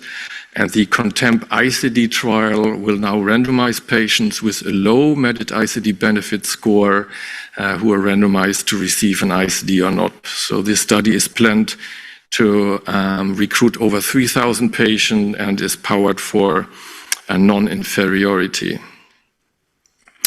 And lastly, another ongoing study is in the aging population. Of course, the risk of sudden cardiac death is increasing with age. However, the elderly people have a lot of competing mortality risks and die rather of non-cardiovascular risk or non-sudden cardiac death. And so this French multi-center study will randomize patients 70 years old or older to ICD or non-ICD. They plan to recruit 730 patients with 48 months follow-up, and both ischemic and non-ischemic patients are included. So just to say, with regard to personalized medicine, that in our current sudden cardiac death guidelines, we have a lot of specific recommendation, including genetic testing for cardiomyopathies and cardiogenetic disorders, but I will not go into more details. In summary, I think we can agree on that the guidelines or the evidence behind these guidelines is outdated, and we need current evidence in the era of modern heart failure therapy. So a number of comprehensive prediction models are evolving, but they need to be verified in prospective studies, which are very difficult to perform. I think we need to consider, because it's difficult to randomize patients away from the existing guidelines in clinical practice, also economic incentives to implant. I think another point that I briefly want to raise, that risk assessment needs to be dynamic over time. The substrate changes and the risk profile of patient changes. And then on the other side, we need to do further work to decrease the ICD complication risks. And it's very important that we work more on enhanced shared decision-making and patient education, as well as psychological support for our ICD carriers. Thank you very much. So thank you so much for that presentation. We're going to move on to Professor Wilfred Mullens from Belgium, who is online with us today, and he's going to be talking about CRT. When is OMT? When is OMT in time to proceed with implantation? Hello, everybody. I'm sorry I couldn't be with you. I got this email yesterday evening that my flight has been canceled to Stockholm. So sorry, Gianluigi, that I couldn't be there. I'll try to explain how you can get most out of CRT as well. And let me just present the case. So this is Brenda. She's 64 years old. She has low ejection fraction, dilated ventricle, NT-proBNP of 1300. She's in sinus rhythm on optical medical therapy. And the first question is, what is the likelihood that she would have a wide QRS? Because this is important. So what is the prevalence of wide QRS in this population? Well, it's up to 30%. So that means that 1 out of 3 of the patients you're treating on a daily basis might be amenable for a class 1 recommended therapy, a therapy that saves lives day by day. Now, next question is, what is the number one reason for a non-response? Because we as investigators talk a lot about CRT or about conduction system pacing, and everybody's talking about non-response. But I'll tell you what the number reason for a non-response is. It's not the lack of the synchrony, it's not an inappropriate lead position, but it's a no implant. Why do I say this? Because we know that only 1 out of 3 of the patients who is eligible for the therapy in Europe actually gets the therapy. That means that there are a lot of low-hanging fruit patients with wide QRS who are not even offered resynchronization therapy. This is really, really a problem, because if you look at the number needed to treat to save 1 life at 3 years, and you compare conventional medical therapy with CRT, you see that for CRT in that era, well, of course, we didn't have SGLT2 at that moment in time. It was only 8. So meaning there is still a lot of benefit from device therapy, especially with synchronization therapy, on your prognosis of your patients. That's why we give it a class 1 recommendation for low ejection fraction patients with a wide QRS who are already on medical therapy. Let me proceed with Brenda. Brenda has a wide QRS of 155 milliseconds. She has a left bundle branch block, and she's on optical medical therapy. The next question now is, which of Brenda's would have most benefit? The ones with ischemic or the ones with non-ischemic cardiomyopathy? Most of you might think it's the non-ischemics, but this is again not true. There are a lot of myths. Myths are untrue stories with regards to device therapy. And one of these myths is that the non-ischemics derive more benefit than ischemics. This is true when you look at ejection fraction improvement, of course, but it is not true if you look at things that really matter. And what does matter for a patient? First, am I still alive? And secondly, am I going to feel better? So less hospitalizations, less mortality is shown for the ischemics and for the non-ischemics. So the things that really matter for patients, living longer, feeling better, are absolutely equal if you compare ischemics with non-ischemics. Next case, she is on a beta blocker, she's on MRA, and she's on an ACE inhibitor, and you see her in clinic. So she's symptomatic, she has an NT-proBNP of 1300. What do? Do you first change her to SGLT2 and ARNI, or do you recommend going with resynchronization therapy first? This is a little bit more in line with what Friedrich was saying previously. What do you do in the new when you have all these therapies available? Well, let me put this in perspective. First of all, only a minority of patients in the CRT trials were on optical medical therapy. This is not only neglect of the physician, but it also has to do with bradycardia problems and with hypotension. Most patients with a wide QRS do not tolerate the same doses of GDMT because of hypotension or because of arrhythmia-related problems. What's even more concerning is that if you put them on medical therapy, the wide QRS patients, they don't have the same remodeling response. These are observational data on the left, where you see that ejection fraction improvement in the wide QRS population is significantly less than with the narrow QRS population. On the right, you see a prospective randomized trial done in Korea in patients with wide versus narrow QRS. And you see the ones with the wide QRS almost did have significantly less ejection fraction improvements with the wide after starting ARNI therapy. That is the reason why within ESC, we have adopted a different model when we look at resynchronization therapy candidates. So historically, you were diagnosed with heart failure, we were emphasizing medical therapy, and then we said, just wait, and most of the times nothing will happen if you have a wide QRS. So we moved away from the sequential model to a more integration of device therapy based on phenotyping of your patient. This means that if you have a wide QRS, low ejection fraction, you should think about resynchronization therapy early on. The way we advocate doing this is if you're faced with such a patient, the first time you already talk about device therapy, and you see the patient back after a couple of weeks, that is the moment where you start discussing the implantation date already, because we know that medical therapy will not kick in the wide QRS population. Let me continue. She is on optical medical therapy, and then the discussion is, are we going to go for a pacemaker or are we going to go for a defibrillator?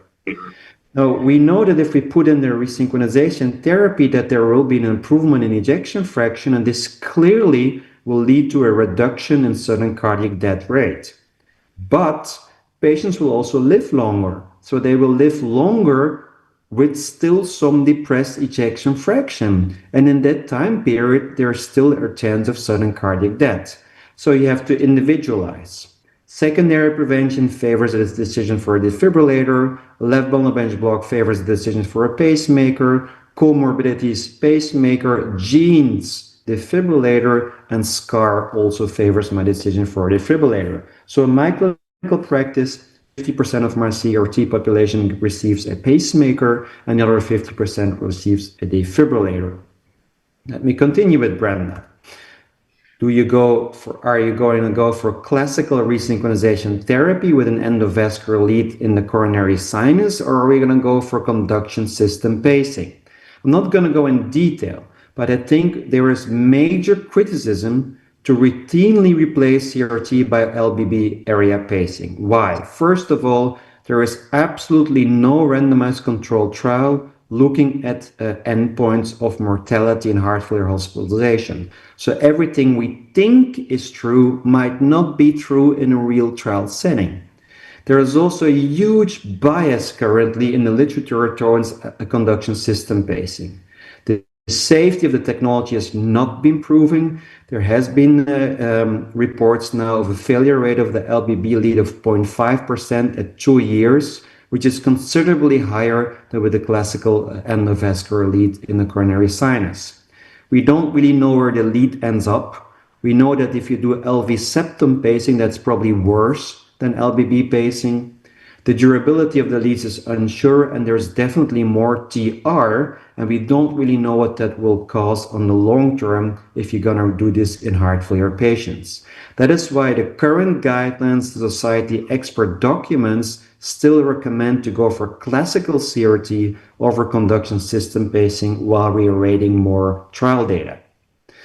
Last problem now, we're faced with her. She ends up in the ICU with a very high right atrial pressure, high PA pressures, high wedge pressure, and low cardiac output. So you might think she is a non-responder to the technology. But this again is not true. Because if you turn off the device, and what you see here are just 4 loops, 2 with the pacemaker on, 2 with the pacemaker off, you see immediate reappearance of the septal flash when you turn the device off. And when you do this in patients in the ICU with a pulmonary artery catheter in place, you see a drop in blood pressure, an increase in wedge pressure, and a drop in cardiac output as soon as you turn off the device. This means that the therapy is still working. This means that the therapy is still providing hemodynamic benefit, but the disease is just progressing. So we should stop talking about response, but changing this by disease modification. And every patient with a wide QRS who has been implanted with resynchronization therapy has a favorable disease modification after their implant. This is really important. When we talk about medical therapy, we will never talk about non-responders. Nobody will take away the ARNI or the beta blocker in HFrEF patients if they end up in the hospital. Yet we talk about response in a device technology for not with medical therapy. It's the same phenomenon. You have disease modification with the therapy, which is something very favorable for the resynchronization therapy. But of course, there are a lot of things you have to do to improve the outcome of your patient. It should not be drugs, device, and then wait, but it should be optimization of GDMT after the CRT implantation, because then there is more room to do that. Optimization of the device settings, optimization of the comorbidities, and putting all patients in remote monitoring programs. If you do that, so optimization of the device, of the patient, and remote follow-up, you see you can really improve the prognosis of such CRT candidates. So I'm going to stop here. There is room for improvement. First of all, overcome the underutilization. Secondly, get away, stop talking about response, but change it to disease modification. Try to understand a little bit better what resynchronization therapy actually does, and offer a guide for a structured post-implant care that will improve outcomes in your patients. I thank you for your attention.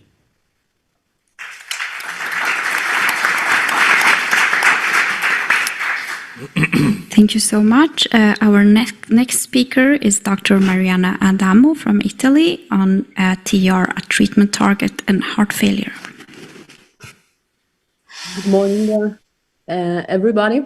And thanks to Gianluigi for the invitation. Sorry for not being there, but I am sick. So I'm supposed to talk about tricuspid regurgitation and to try to argument on whether this can be a target treatment in a heart failure. Let me start with some epidemiological data, just to remind you that TR is a really common condition in patients undergoing echocardiography in an ambulatory setting or in the hospital. The prevalence of TR is high, as you can see, about 30%, and the moderate or severe TR is observed in 9% of patients. And the prognostic impact is strictly related with the TR severity. Now, this is a meta-analysis of observational studies showing that this association between TR and mortality is independent on different parameters that can be confounding factors like right ventricular function, pulmonary hypertension, atrial fibrillation, left ventricular dysfunction, and concomitant mitral regurgitation. This is the largest cohort of patients with chronic heart failure where patients were stratified according to the heart failure phenotype and according to the TR severity. And as you can see on the left, there is an increase in TR prevalence according to the patient age, as expected, but also more interestingly, as you can see, the prevalence of TR is higher, in particular severe TR in red is higher in patients with FRF as compared to patients with FF, where the prevalence is about 9-10%. But if we look at the absolute number, the amount of patients with severe TR is higher in patients with FF, since FF is the largest population, of course. And if we look at the Kaplan-Meier curves, again, regardless of a heart failure phenotype, a severe TR is associated with the poorest outcome as compared to the other TR grades. Now, this is an association, it's not a cause-effect relationship, so we should try to understand whether a treatment of TR is related to an improvement in outcome. And we have registries, including patients undergoing a transcatheter treatment of the tricuspid valve, where a procedural success is associated with a better survival as compared to a procedural failure. This can be, of course, influenced by many factors like the stage of disease, the complexity in the anatomy, and so on. We have this more recent data showing again that a residual TR 2+ or less is associated with a better survival as compared to a residual TR severe or medium severe, independently on possible confounders like right ventricular dimension and function, symptoms, and so on. But again, these are observational studies, single-arm studies. Let's look at randomized control trial. We have 3 randomized control trials comparing transcatheter therapies versus medical therapy in patients with severe symptomatic TR. The TRILUMINATE comparing TriClip versus medical therapy, the TRIFAR with a similar design, and the TRISCIND comparing the EVOQUE valve versus medical therapy with a randomization 2-to-1. The TRILUMINATE was the first published randomized control trial. This was the primary endpoint, a hierarchical endpoint including mortality, heart failure hospitalization, tricuspid valve surgery, and the improvement in quality of life. The primary endpoint was met, totally driven by an improvement in KCCQ, which was huge, which was related to the amount of TR reduction, but in an unblinded randomized control trial. And these are the results at 2-year follow-up. After 1 year, there is a separation of the Kaplan-Meier curves with an advantage for the device arm in terms of cumulative heart failure hospitalization. But this is a bit difficult to interpret because a high proportion of patients underwent a crossover from the medical therapy arm to the device arm after 1 year. This is the second trial, the TRIFAR, showing again an advantage for the device group, but only in terms of patient-reported outcome, patient global assessment, and NIA class, whereas for the other endpoints there is no significant difference. There is a trend for heart failure hospitalization, but as you can see, numbers are really, really low. This is the TRISCIND-2 trial comparing EVOQUE versus medical therapy. Again, a hierarchical endpoint met as a primary endpoint, but totally driven by KCCQ improvement and the NIA class improvement. No difference in terms of mortality and heart failure hospitalization. What is the problem here? The problem is that the TR population is a really heterogeneous population, like in mitral, but even worse probably. We have many phenotypes, many possible mechanisms behind this TR that can be the final step of a disease or can be a contributor. It depends on the phenotype. So if we look at the baseline characteristics of the TRILUMINATE trial, which is the only one that I would consider strong because there is this signal towards a trend for heart failure hospitalization improvement, even if with all the limitations related to the crossover and the design of the trial. But if we look at these characteristics, these patients are old females, hypertensive, with atrial fibrillation, with dilated tricuspid valve annulus, with preserved ejection fraction. These patients seems to have a benefit in terms of quality of life and may be a benefit in terms of reduction in heart failure hospitalization. And if we look at this registry, the registry, including patients undergoing transcatheter treatment or conservative care. This is only an observational study, it's not a randomized trial. There is a comparison made by a propensity matched analysis. This, as you can see, if we stratify patients according to the left ventricular ejection fraction, is interesting to observe that in patients with a preserved ejection fraction, there is an advantage for the device, whereas in patients with the reduced ejection fraction, there is no difference. So this means that different phenotypes could respond differently to the treatment.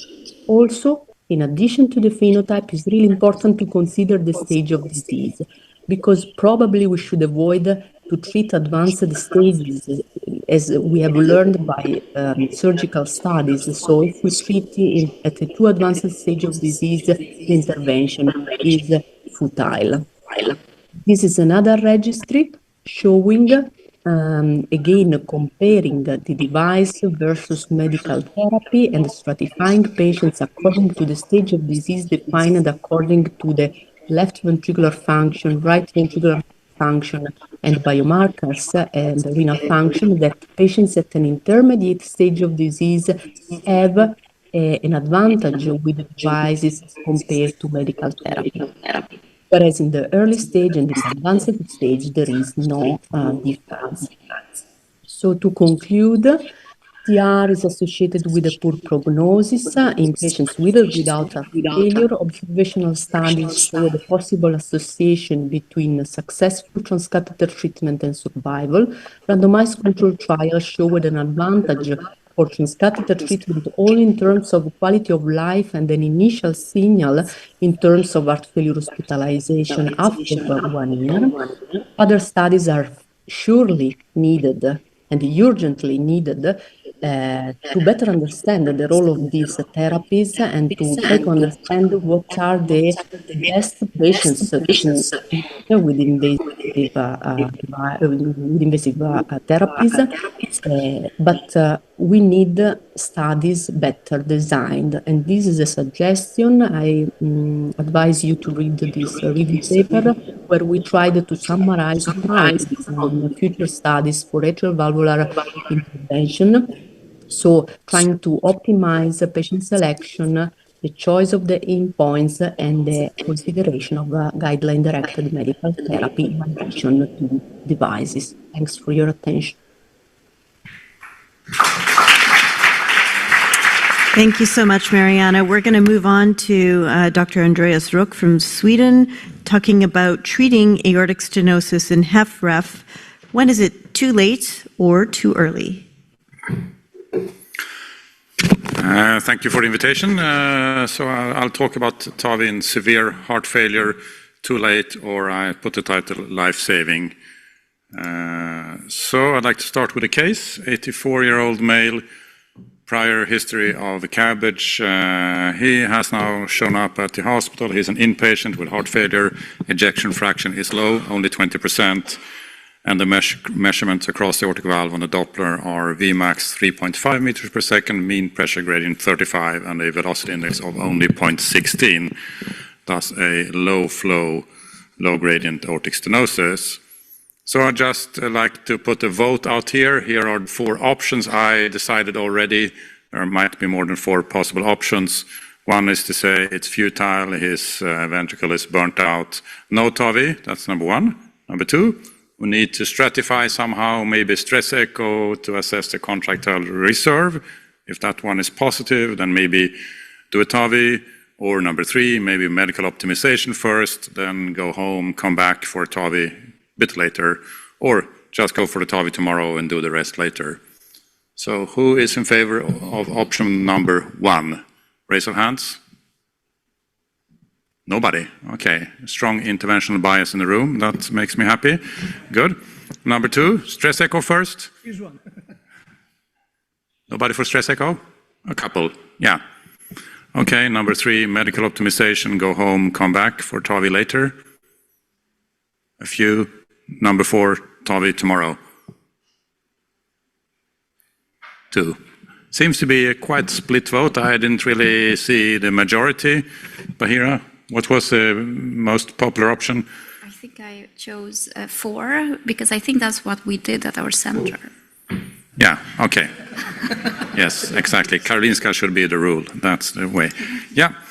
So just since you're heart failure specialist, I'm just reiterating some of the evidence for TAVI. This is really old evidence in the beginning, the PARTNER 1 study, randomizing medical treatment or TAVI. That's the only study, since the absolute difference in total mortality was 20%, and that mortality difference was actually maintained over 5 years, meaning an NNT of 5.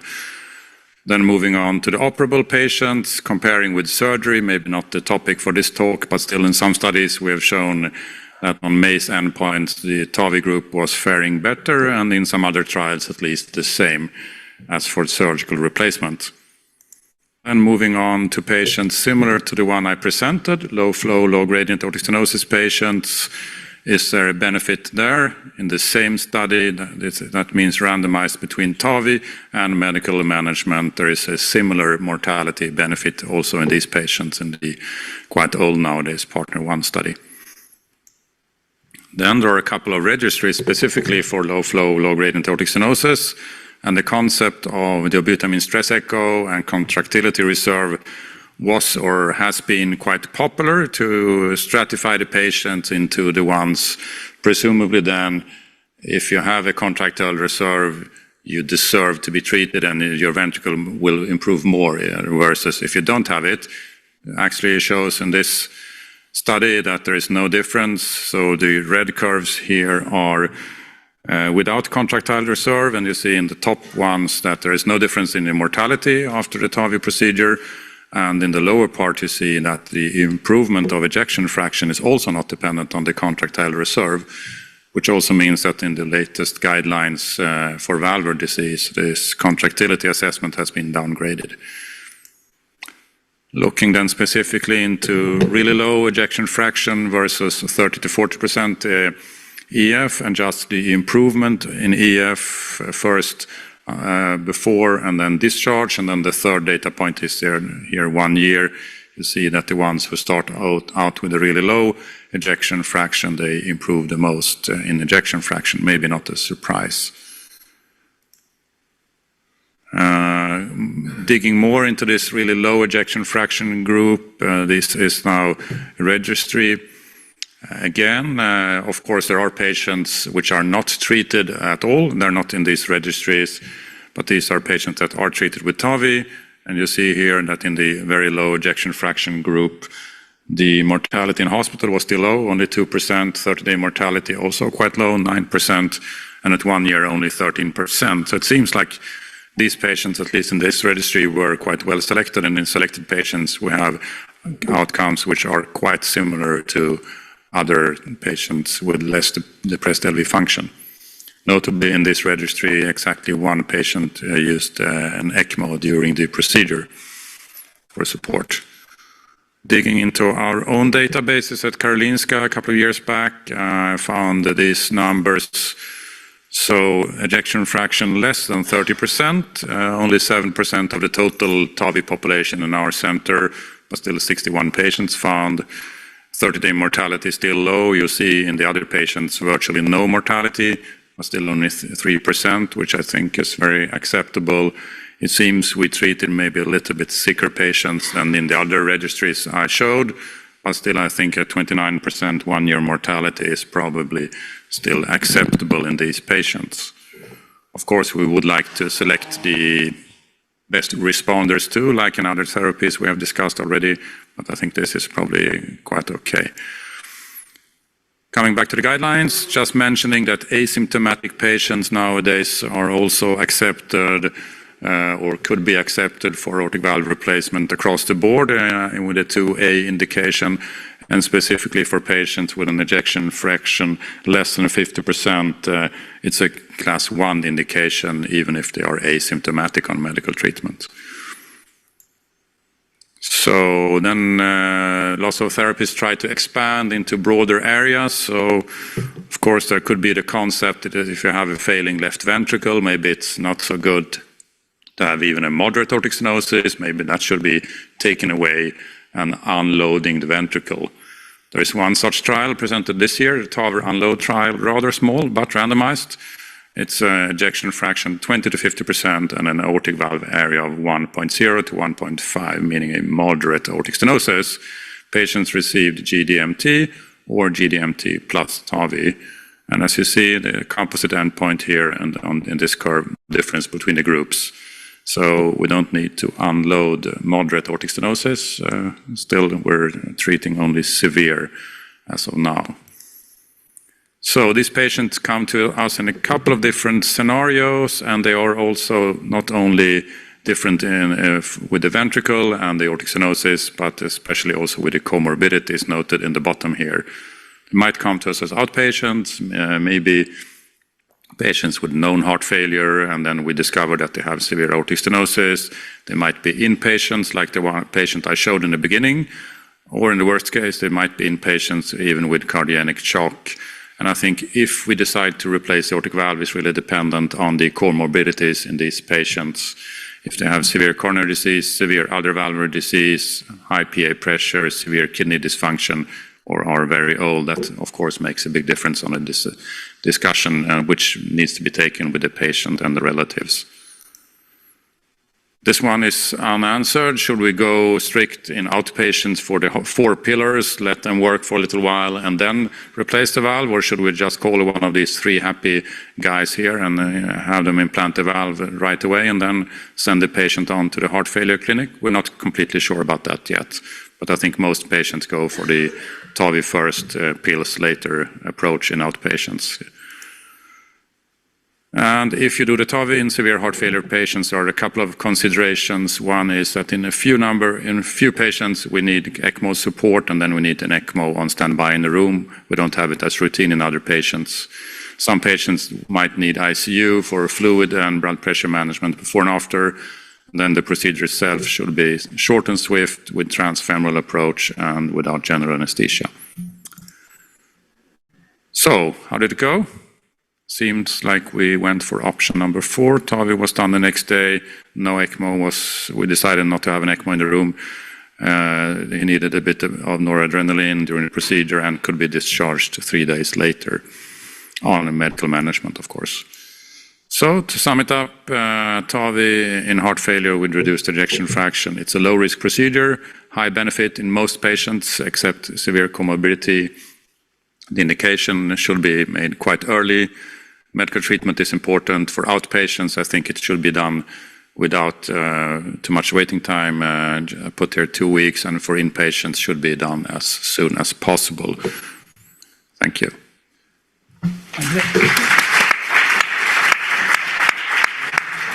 Andreas, you forgot to tell us, is the patient still alive?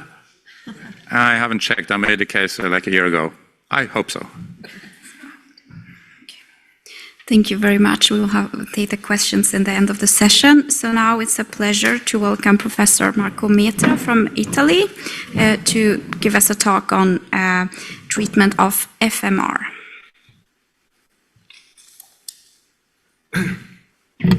Thank you, Bahira. Thank you, Gianluigi, for your kind invitation and the topic. So I will just talk about mitral regurgitation, how to treat it, and then you will see the indications from the guidelines by, I guess, Mariana Damo.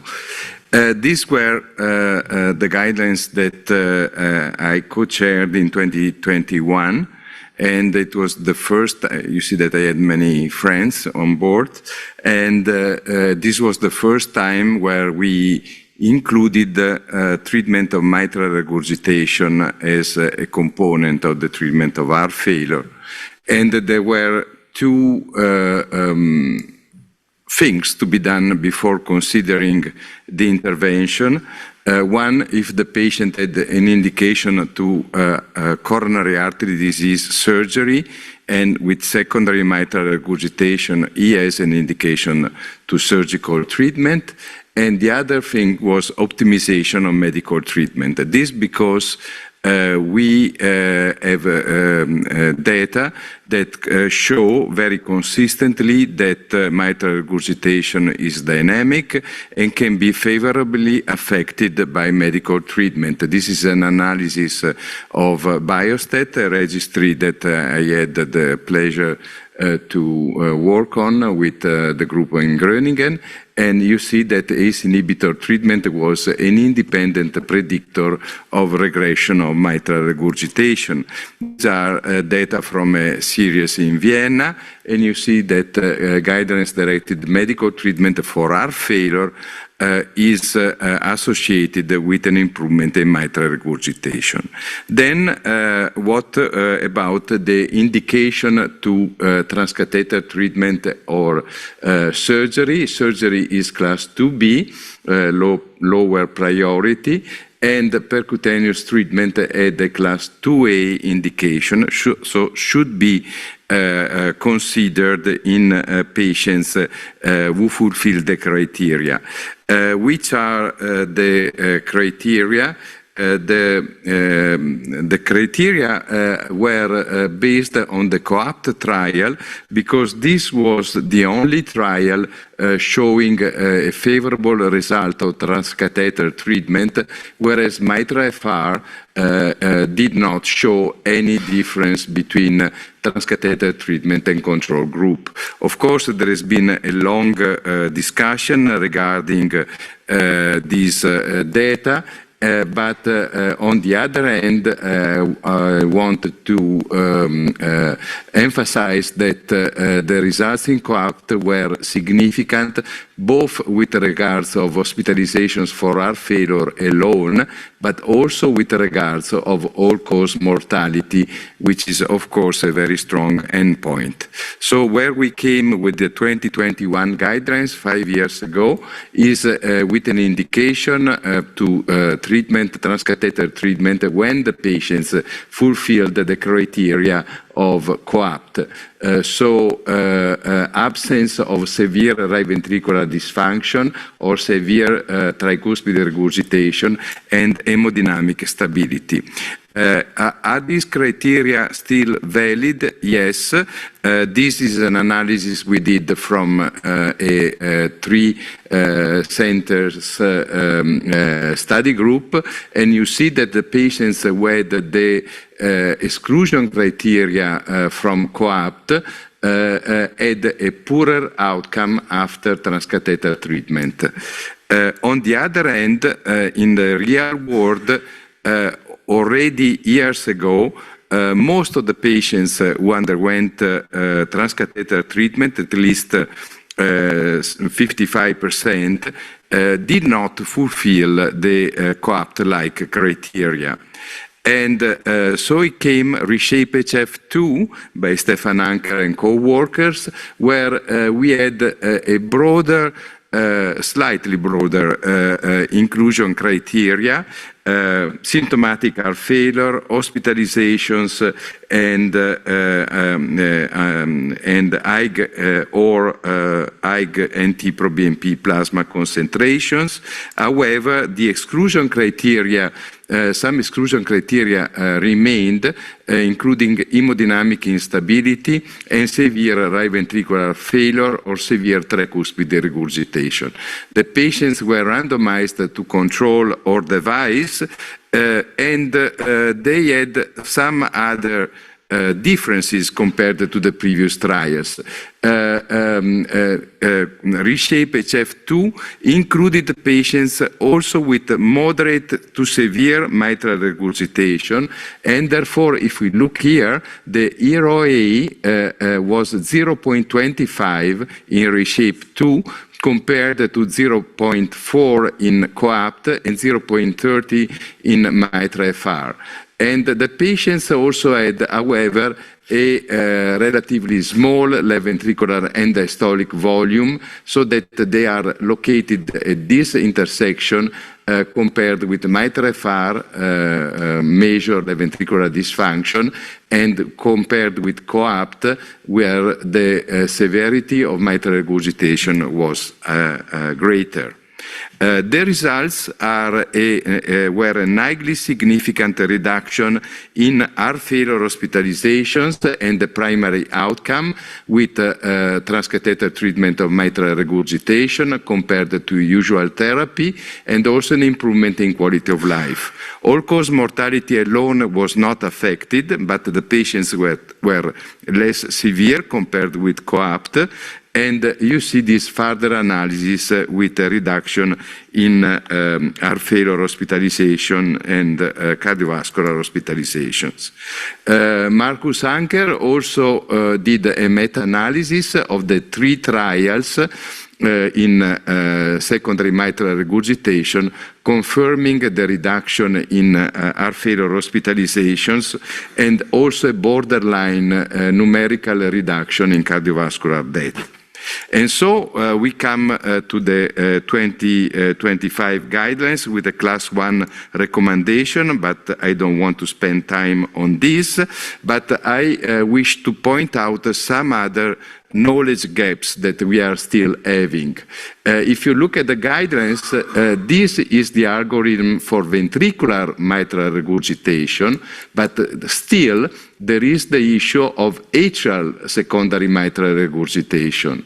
In this case, is this a minority of the patients with secondary mitral regurgitation? According to some early analysis, yes. In this analysis we did from the EuroSMR registry, only 8% of the patients had atrial mitral regurgitation. Nevertheless, they improved after transcatheter treatment, and nevertheless, they had an outcome similar to the patient with ventricular secondary mitral regurgitation with right ventricular dysfunction, which was an independent determinant of outcome.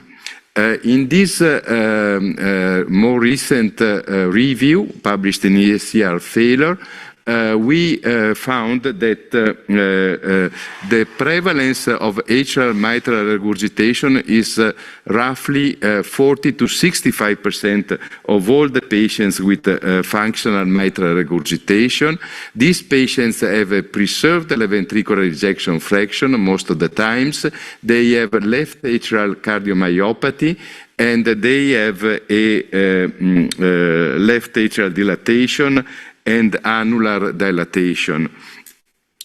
In these patients, there is, still medical treatment, mostly for FPF, but there is also the issue of rhythm control, which may have a major role. We still cannot say whether it has to be done before or after transcatheter treatment. We will see the guidelines later, but pulmonary vein isolation is surely an option in these patients. And then we have the guidelines privilege surgery versus transcatheter treatment when feasible. We will see more later.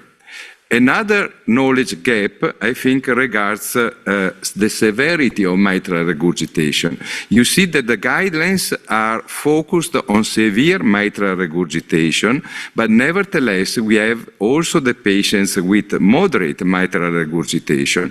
And we have no data except this interesting analysis from a registry which was done for patients with severe mitral regurgitation, but with a significant proportion of patients who had a mitral regurgitation measured as moderate at the central core lab. And the results are that the efficacy of transcatheter treatment of FMR was similar both with respect to left ventricular remodeling and with respect on quality of life compared to the treatment of severe mitral regurgitation.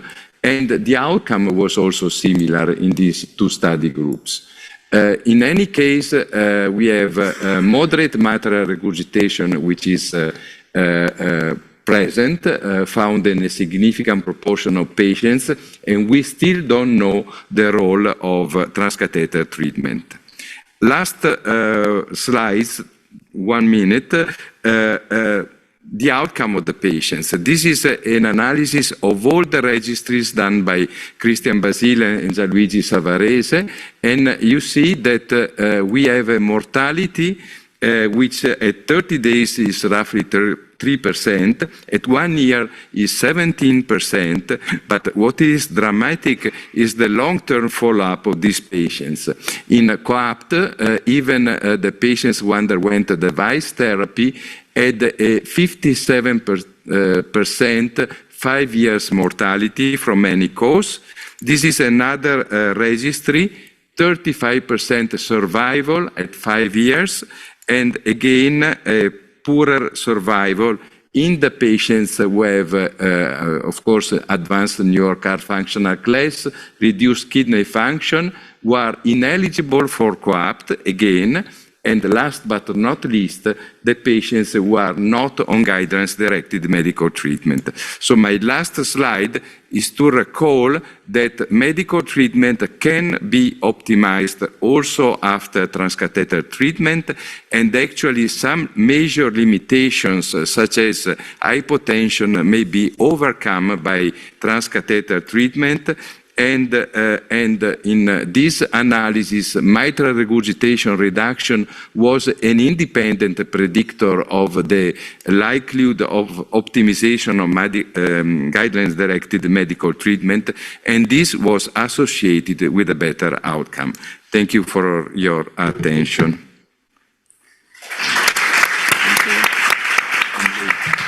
Thank you so much, Marco. We have one final talk here with Mariana is coming back online to tell us about the new ESC guidelines. Thank you again. So some concepts have been anticipated in previous presentations, so easiest to work for me. This is one of the main illustration of the new valvular heart disease guidelines, where, as you can see, the heart failure cardiologist is included in the heart team members for the discussion and decision on patients with valvular heart disease candidates for possible intervention.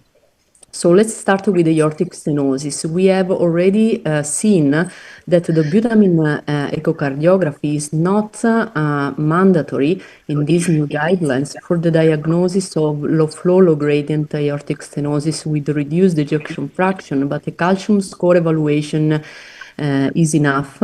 And also the recommendation for intervention in these patients is irrespective of evidence of flow contractile reserve with a class 1 indication, so for both patients with high gradient aortic stenosis and patients with low flow, low gradient aortic stenosis and reduced ejection fraction. We have already seen also that there is an expansion of indications for TAVI or for intervention in general, also to patients asymptomatic with a preserved ejection fraction and high gradient based on randomized control trials with some limitations, and this is the reason why we have a class 2A rather than 1, even if the level of evidence is A, because we have 4 randomized control trials comparing early surgery or early TAVR versus clinical surveillance. Then regarding TAVI, expansion of the indication also to younger patients, so the cutoff age is now 70, and so patients with more or equal to 7 years with a tricuspid valve and anatomy suitable for TAVI have an indication class 1 for TAVI. On the other hand, patients with less than 70 years, if the surgical risk is low, should must undergo surgery. All the other patients have to be discussed. But let's say that it's really important, regardless of age, to consider, and regardless of the surgical risk, to consider the lifetime management in these patients and the life expectancy, because we know from recent long-term data comparing TAVI versus surgery, that the outcome of these patients undergoing TAVI is really good, with non-inferiority or superiority of TAVI as compared to surgery, and the good durability of these TAVI valves. But we have to consider, we have to try to have an holistic approach considering anatomical clinical aspects in order to personalize treatment, the kind of prosthesis, the kind of intervention according to the patient characteristics. Regarding mitral regurgitation, I would focus on secondary MR because this is more related to heart failure, and in the new guidelines we have these new definitions and the distinction between atrial and ventricular MR. So ventricular MR is the classical, let's say, form of secondary MR, and is that always reported also in previous guidelines. In previous guidelines, when we talk about secondary MR, we refer to ventricular MR. So with the reduced ejection fraction, with the normal leaflet morphology, dilated or dysfunction of the left ventricle, and so on. But we have this other phenotype already mentioned, the atrial SMR with the preserved ejection fraction, often associated with the atrial fibrillation, atriomyopathy, and HFpEF. And we have an upgrade for ventricular secondary MR in absence of coronary artery disease, an upgrade of the indication for TEER, for transcatheter edge-to-edge repair, which is now recommended to reduce heart failure hospitalization and improve quality of life in hemodynamically stable patients symptomatic with reduced ejection fraction and persistent significant mitral regurgitation despite medical therapy fulfilling specific clinical and echocardiographic criteria. Class 1 level of evidence A is a complex wording, but this is to say that patients have to be really well selected based on these criteria. In particular, I would like to remind you the absence of advanced heart failure, the absence of severe pulmonary hypertension, and the absence of severe right ventricular dysfunction or other valvulopathies or coronary artery disease. And this class 1 indication is based on the 3 randomized controlled trials Mark already showed, summarized in this meta-analysis, showing a clear advantage despite a neutral trial included, a clear advantage in terms of heart failure hospitalization at 2 years, with a trend towards an advantage also in terms of mortality. Regarding atrial SMR, as already mentioned, we have new indications in these guidelines, both based on registries, because we don't have randomized controlled trial in this field. We have one indication, class 2A for surgery, in association with AFib ablation and LAA occlusion, and an indication 2B for transcatheter after optimization of medical therapy. And this is the algorithm, the current algorithm distinguishing between ventricular and atrial. I would just, with all the recommendations that we have seen, more or less, I would like just to pointing out again that the optimization of medications before the intervention is crucial for both ventricular and atrial. For ventricular with GDMT, for FREF, for atrial, with optimization of treatment for FPEF and rhythm or rate control. Regarding tricuspid, we have this new recommendation, which is quite generic, but it's really important because it says that we have to look at TR and try to understand the stage of disease, the etiology, and the specific characteristics of that patient before considering any kind of intervention. And a step-by-step approach is proposed, including the evaluation of the clinical history, echocardiography, right heart cath, advanced images like CT or transesophageal echo, evaluation of the risk, surgical risk according to new scores like the TRI score. And the heart team then has to discuss the single patient to try to find a tailored solution for each patient. So this is the algorithm, similar to 21, to be honest. So there is the differentiation between TR with need for left side valve surgery or without need for left side valve surgery. On the right, the indication is basically a surgical indication if there is a concomitant left side valve disease to treat. With these recommendations, with a different class according to the grade of associated TR. If the TR is isolated, we have to exclude severe right ventricular or left ventricular dysfunction, severe precapillary pulmonary hypertension, and we have then to choose between surgery or transcatheter according to the HARTIM discussion. And we have an upgrade here for transcatheter therapies from 2B to 2A based on the 3 randomized control trials I showed in the previous presentation. So 2A, level of evidence A. So to conclude, the new messages from guidelines are that heart failure specialist is included in the HARTIM. There is, has to be included in the HARTIM.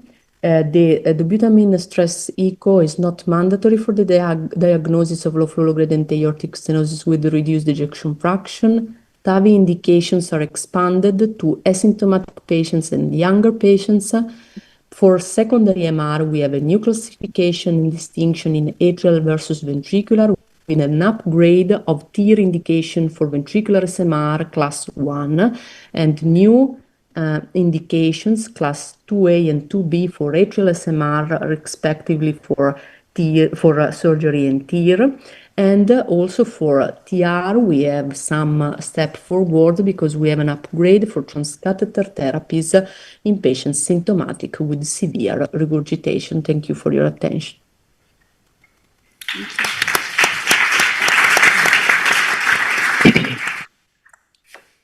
Thank you so much, Mariana, for that precisely 10-minute talk. We love it. We're a little over time. We're going to abbreviate our discussion because we do have lecture 2 coming up. I just wanted to know if our chairperson from India, Dr. Shah, may want to have some comments or perhaps a question for our distinguished speakers. Yes, I think all the speakers did a fantastic job of a very difficult subject. Till ESC 2025 guidelines, a lot of things were kind of expert opinion based. It was more of an art.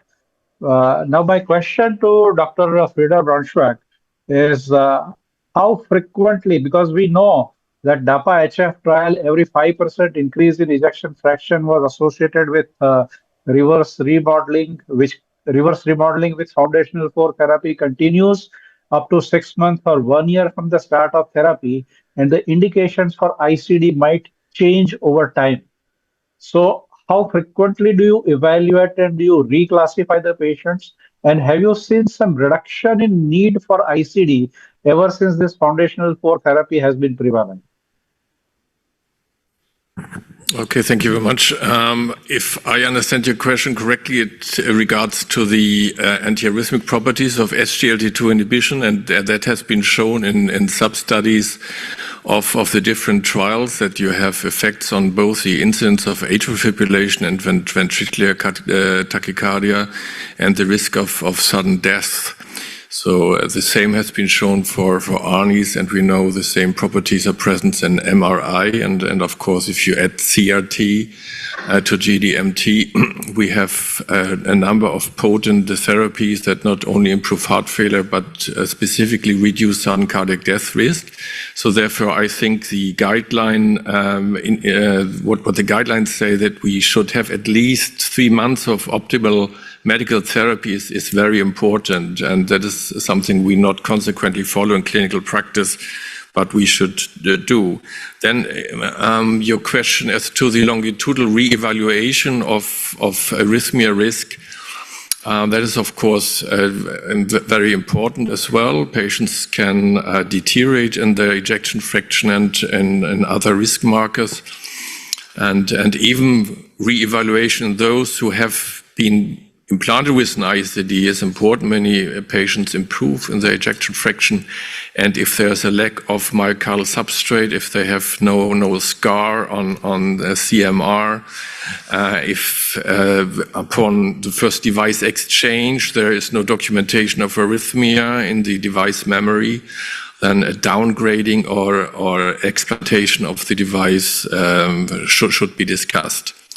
On the other hand, we know that these substrates develop over time, and arrhythmia risk actually can increase over time as well by fatty infiltration of substrates. And we know from the MUDDIT trial that many of the ventricular arrhythmias occurred late during follow-up, and that what we are seeing in the VT ablation lab as well, many patients who present with ICD shocks and come for VT ablation have a remote myocardial infarction that is sometimes 10 or 15 years old.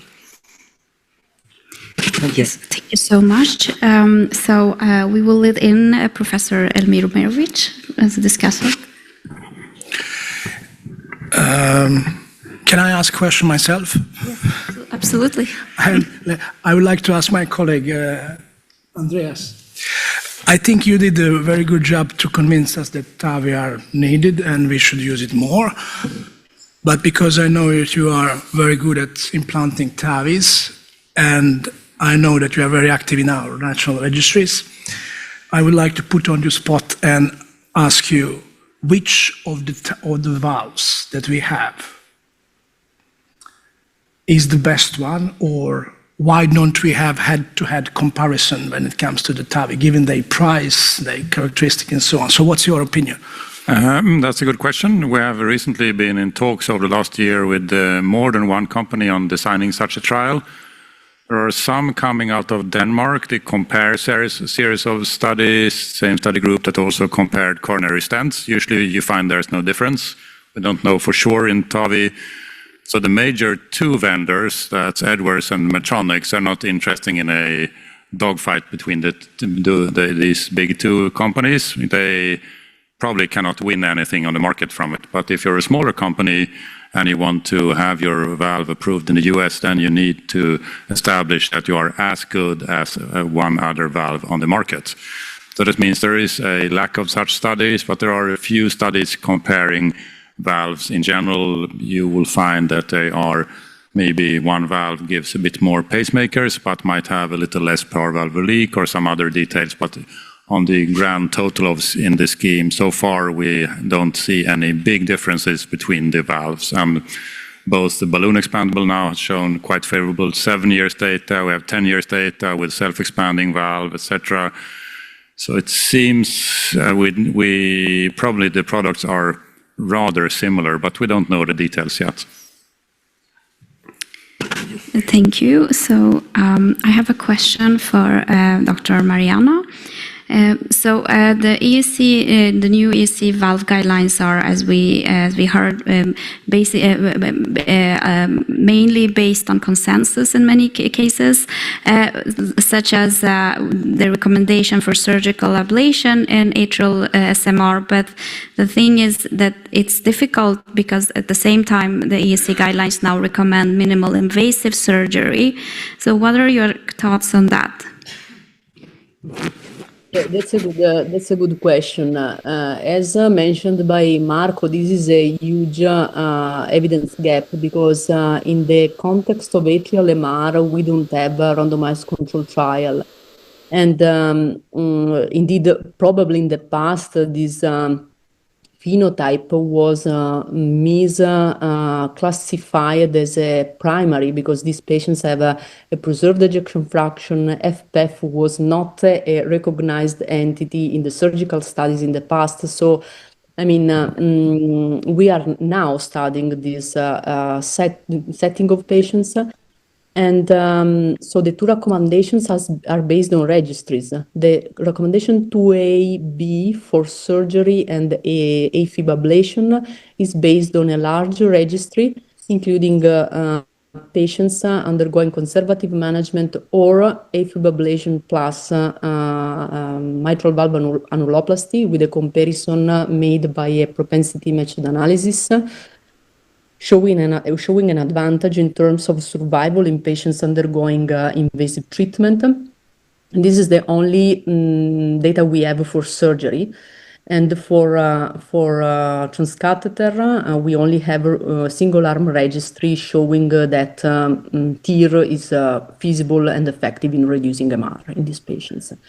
So the role of the minimally invasive surgery, it could be, of course, important, but we need further studies, a randomized control trial to demonstrate this.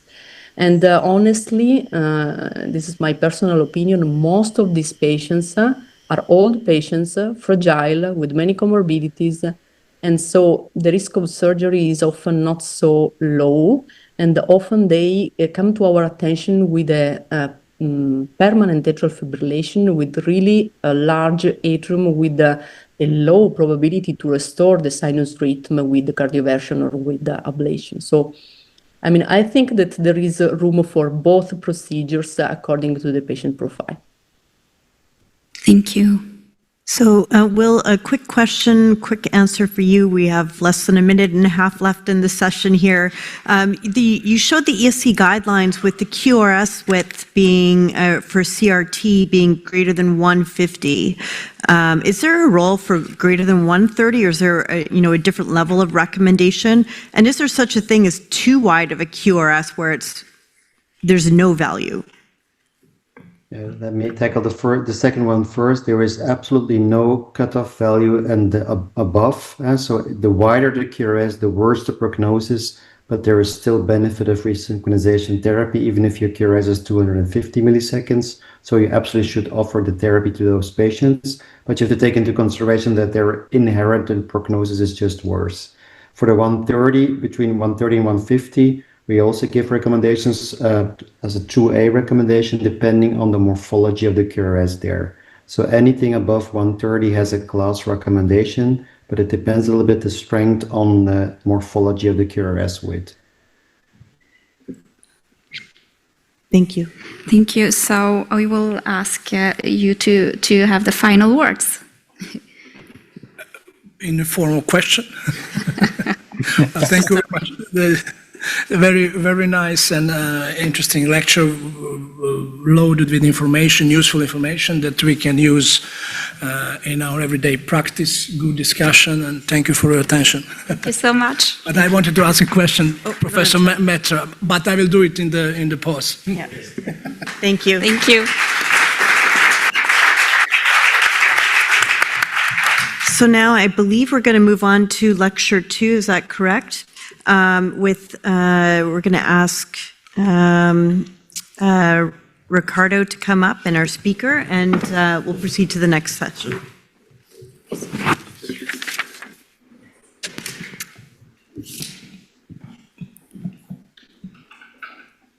So it is really a great pleasure to invite a close friend of mine, Professor Cristina Gavina from Portugal. She's been vice president of the Portuguese Society of Cardiology and director of the Academy of the Portuguese Society of Cardiology. She's doing an amazing job trying to evolve the evidence of the epidemiology of heart failure in Portugal. I think she's running one of the largest registry to understand the epidemiology, phenotype, and to understand more about heart failure in his country, in her country. So it is my real great pleasure to introduce her, and she'll talk about the Portus registry. Please, Cristina.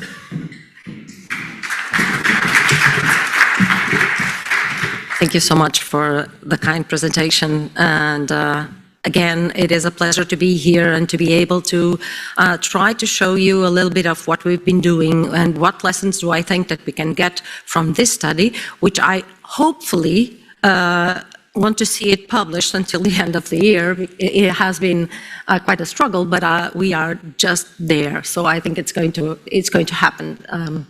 Well, anyway, just to give you a hint of why we thought it was so important. You know these numbers already. So we are not sure exactly what is the prevalence of heart failure. Even within the same country, there are very large differences, as you can see. And the truth is, we know that heart failure, preserved ejection fraction is on the rise. Probably the reduced ejection fraction is not only stabilized, but also decreasing. But we also had a previous work done in '98 in Portugal, which was kind of different from everything that was being published in Europe at the time. And this was, of course, before even ejection fraction was used. So you cannot phenotype patients here as preserved or reduced ejection fraction. But at the time, we already had, in those above 18, a percentage that was 4.4%. So it was a high percentage even for the time. Now, what is the problem for me? It is the denominator. So we are talking always, when looking at numbers of prevalence of different settings, so you can have populations that start at 40, 50, 18. There are several age cutoffs. Most of them are going to have administrative data and also already have a diagnosis. So when you think about case definition, you can go from clinical definitions to definitions with natriuretic peptides, different cutoffs again, and again, the diagnosis of HFpEF is as hard as we all know. So the problem to me was, what do we really have in the community? Do we really know the numbers? That's why we designed the Porter study. So for that reason, we actually started with NT-proBNP. So we actually selected people over 50, and we started with an NT-proBNP as a cutoff, without even checking for symptoms at first. And then those that had an NT-proBNP that was above 135, according to the guidelines, and those that had prior heart failure diagnosed were actually going through the second stage, which was a confirmatory stage. This is important because we also had 5% of those with a normal NT-proBNP that also went to the confirmatory stage, so that we could have a reasonable idea how the screening validation cohort was done. And after that, we actually did the echo. And after the echo, we had people, of course, with normal ejection fraction or reduced ejection fraction, and we looked at symptoms. And only after that did we do the diagnosis. And you have to realize this is quite interesting, because from the all eligible population, of course, and this was a multi-sampling staging that we did so that we could get a sample that was actually very, very close to the census of 2021 that we had already information in. We had a participation of 6,189 participants, and these people were actually 36% of them had a raised NT-proBNP. So this was quite high, at least for our expectations. And again, from these patients that had a raised NT-proBNP or previous diagnosed, and from the screening validation cohort, we had the confirmatory stage where we did the ACG and the echo.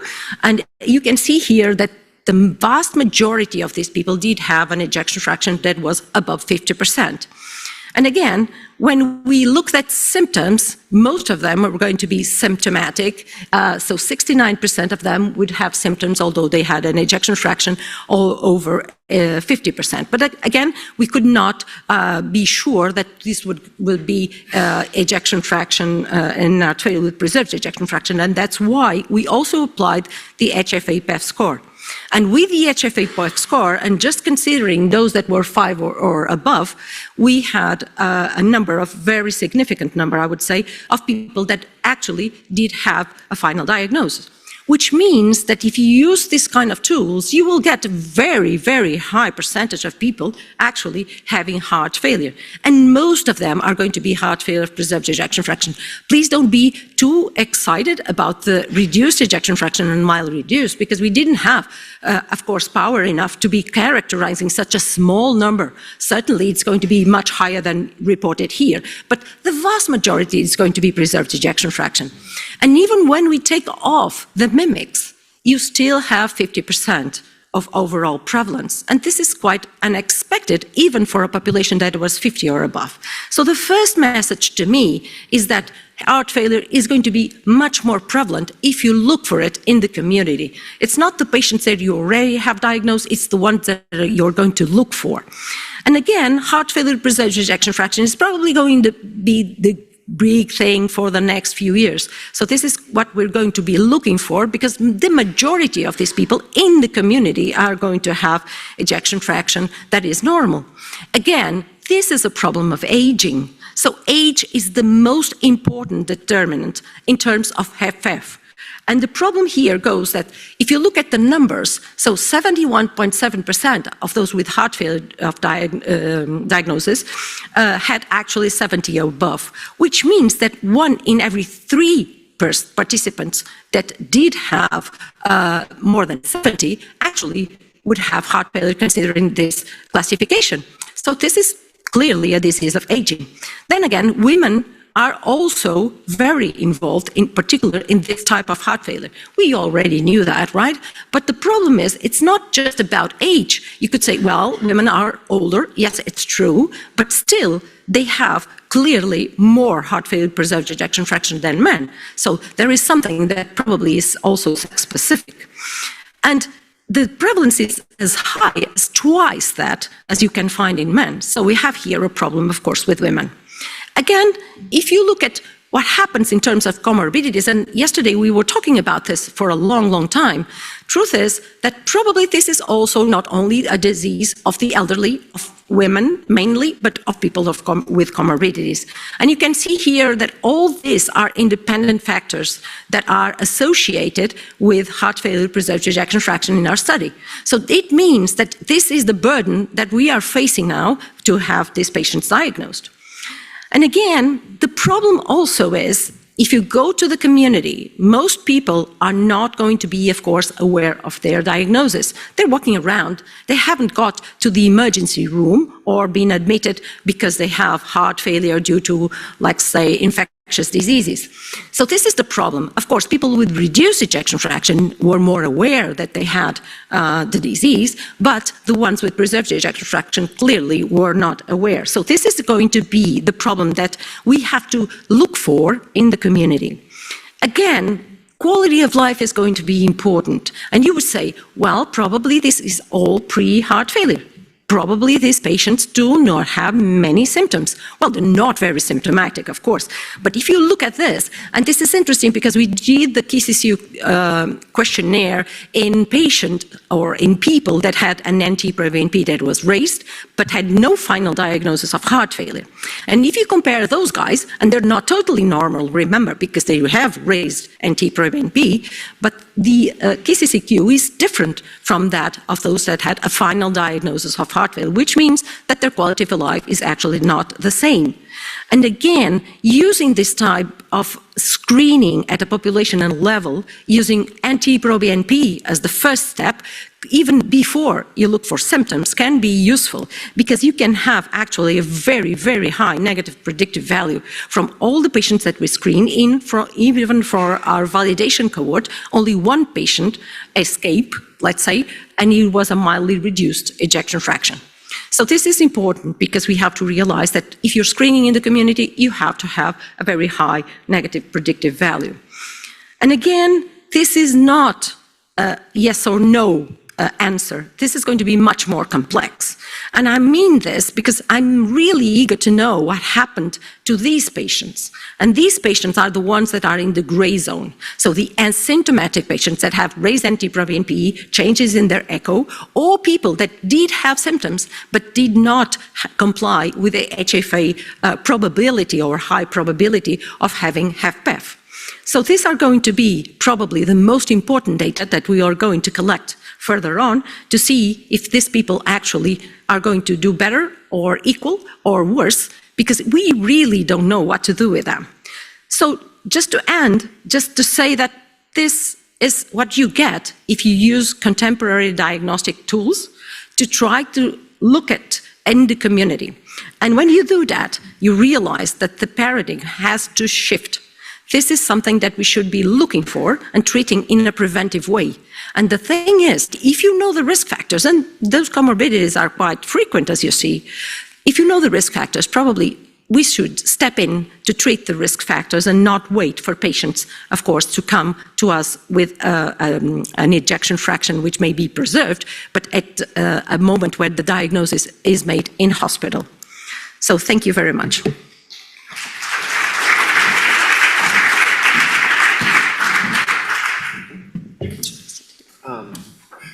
Thanks, Christine. It was amazing presentation, and we can switch. I mean, it's the same. No, she's gonna talk, and I'm gonna talk. This is incredible, and you know, this is actually the demonstration that how we can implement healthcare system. Just thinking about, we do prevention for breast cancer, for prostate cancer.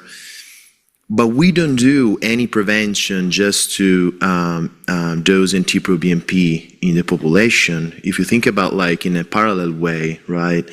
And I think this is important in your country, but it's a message for any healthcare system across Europe. So we should focus on that. And I'm so like surprised that you were able to do this examination. A couple of comments.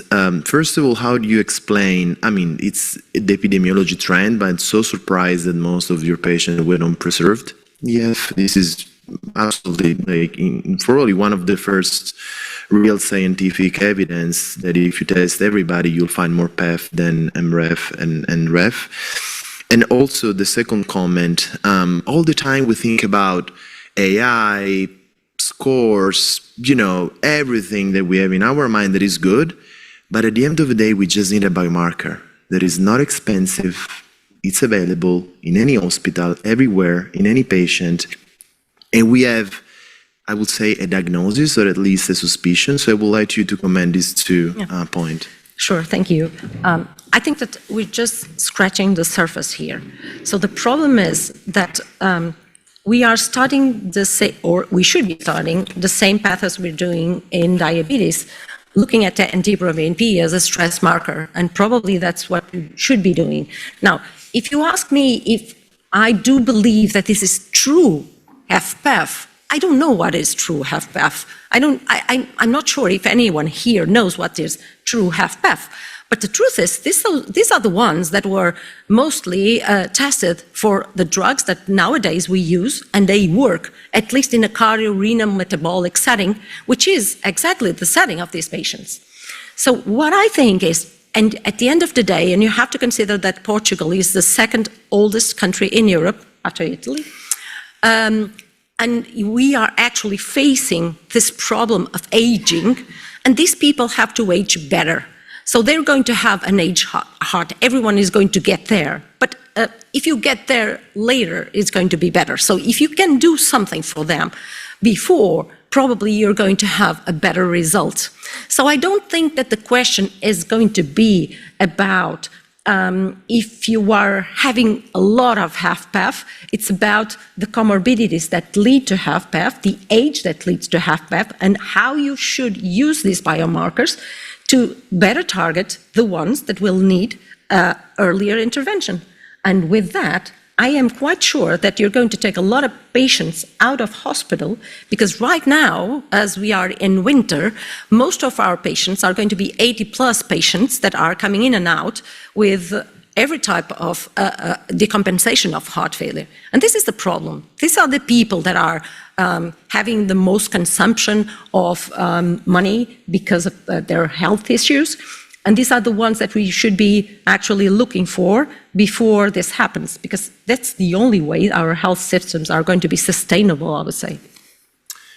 This is great, and I think that you are also, doing this enormous work, you are preventing, because I assume that, and this is a kind of technical question, like all these patients will be treated, and otherwise will not be until they will have an event, right? So how you're handling all of this patient and otherwise will never come in your institution? It is quite interesting. So we went to 22 different localities in Portugal, and we had a truck, real truck. I mean, this was a mobile clinic where we did everything from the point of care, NT-proBNP, blood testing, and we send the blood to a biobank, and we have more than 5,000 samples there from DNA, RNA, and blood.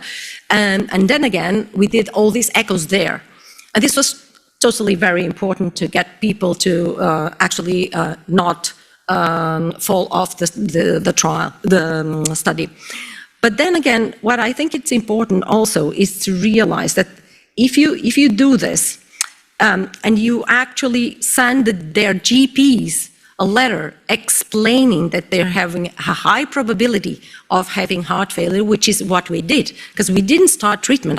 We didn't have that kind of ability. So we gave them a letter to take their GPs so that they could actually act on it. And it is interesting to see that we went across the country doing several meetings with their GPs so that we could actually make them understand what was the next step after getting this information. So we are looking for the 1-year data of this follow-up of these people that were diagnosed to see if it actually impacts the way people were treated and the way they were referred, because as we know, many of these people are going to actually be referred for a specialized heart failure clinic. So I am wondering exactly what is going to be, in the end, the impact, but I'm hopefully thinking that it's going to be good. Amazing. This is not supposed there to be like questions, but if anybody has a question, of course, it's a good time. Please, Marco.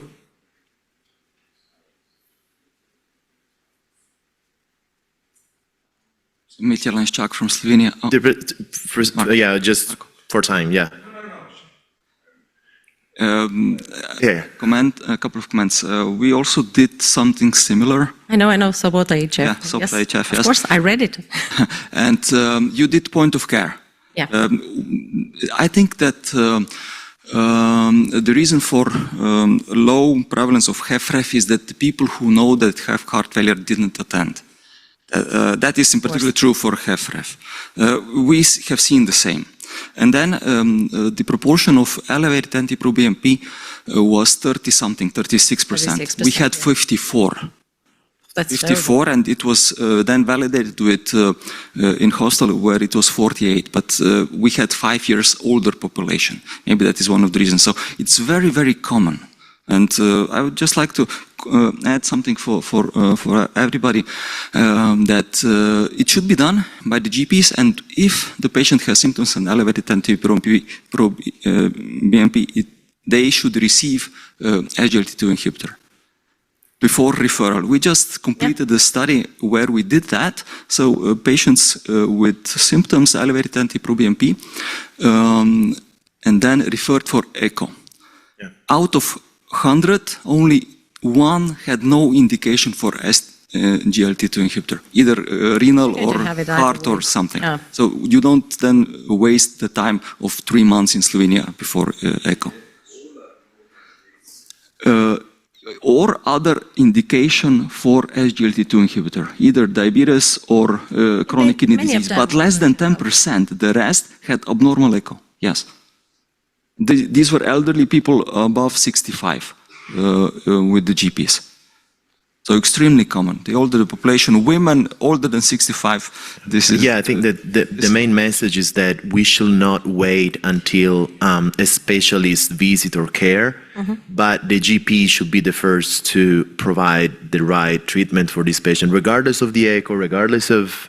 I would just like to make a comment, which I think it's also important, which is from the people that refuse to come, which are the ones that I was expecting, of course, that had a previous diagnosis. We weren't allowed to ask that because the Ethicals Committee, once we were calling them to, because we have a national health system, so we have everyone in the system, and we called people to invite them to participate. And the problem was that I wasn't able to know if they had or not heart failure, previous diagnosis of heart failure for those who refused. But interestingly, those who refused were the eldest because they didn't get any type of transportation or they were afraid. I wasn't expecting that. I was expecting that it would be like 50-year-old male that wouldn't actually come, that was already in hospital because he had an MI or something. So it is interesting. But so all your patients had echo. Yes. But in your case, they were mostly in the gray zone, 2 to 4 FPEF score. Yeah, we had a lot of people, 500 people that were, well, we had the final, let's say, diagnosed, the high probability of having FPEF were 1,100. But we had 500 people that were in the gray zone. And then again, we had 700 people that were actually asymptomatic, but did have a raised NT-proBNP and changes in their echo. Okay, the bottom line, I think these are the studies to be done further, because as our failure community, our failure specialists, we must clearly state then that NT-proBNP plasma measurements should be routine clinical practice, as well as we measure serum creatinine, hemoglobin, cholesterol. I mean, it's the best way we have to screen the subjects. And now we have the treatment. So I'm wondering about the funding of, were they funded by the government or? No, we had the funding of AstraZeneca. It was okay. Sorry, I missed No, it. our government doesn't have any money. Believe me. But I think makes sense because the companies have a good reason. No, this was actually a joint venture from the Portuguese Society of Cardiology, a university, and AstraZeneca. It's a good way to spend money. And the other thing, just to end up, I would concentrate on older patients, more than 65 or 70 years old. The other thing is that, I don't know if you, but now there is, Milton Packer is saying that it's all about adiposity. So I hope you measured the waist circumference. Yes, we have it. And of course we need to adjust for adiposity. But it would be extremely important that we are in Europe, not in the United States, and good reasons to be in Europe. And so it would be very important to check the percentage of patients that had with increased NT-proBNP. We had. You have already. We had 28% of people that were above 50 were actually obese. So they had a BMI that was 25% is not 28%. 28%. Well, it's not because it's in not Paragon like, it's 96%. Definitely. Yeah, but we do. Adiposity, 96%. So and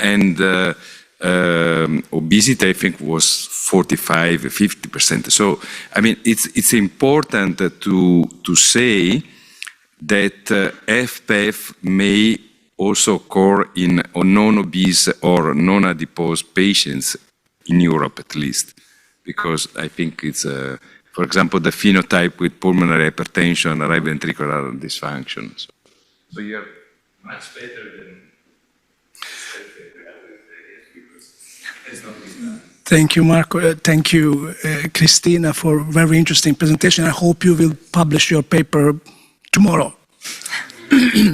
But the question, your lecture and your study opens also some ethical dilemmas. On one side, we have a perhaps large population with undiscovered serious diagnosis.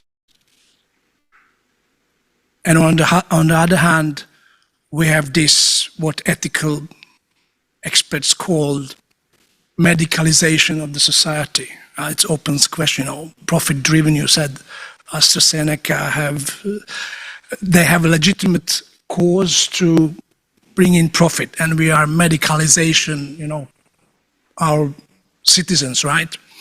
But my question to you is, how many of these, I understand that they had they didn't know that they have HFpEF.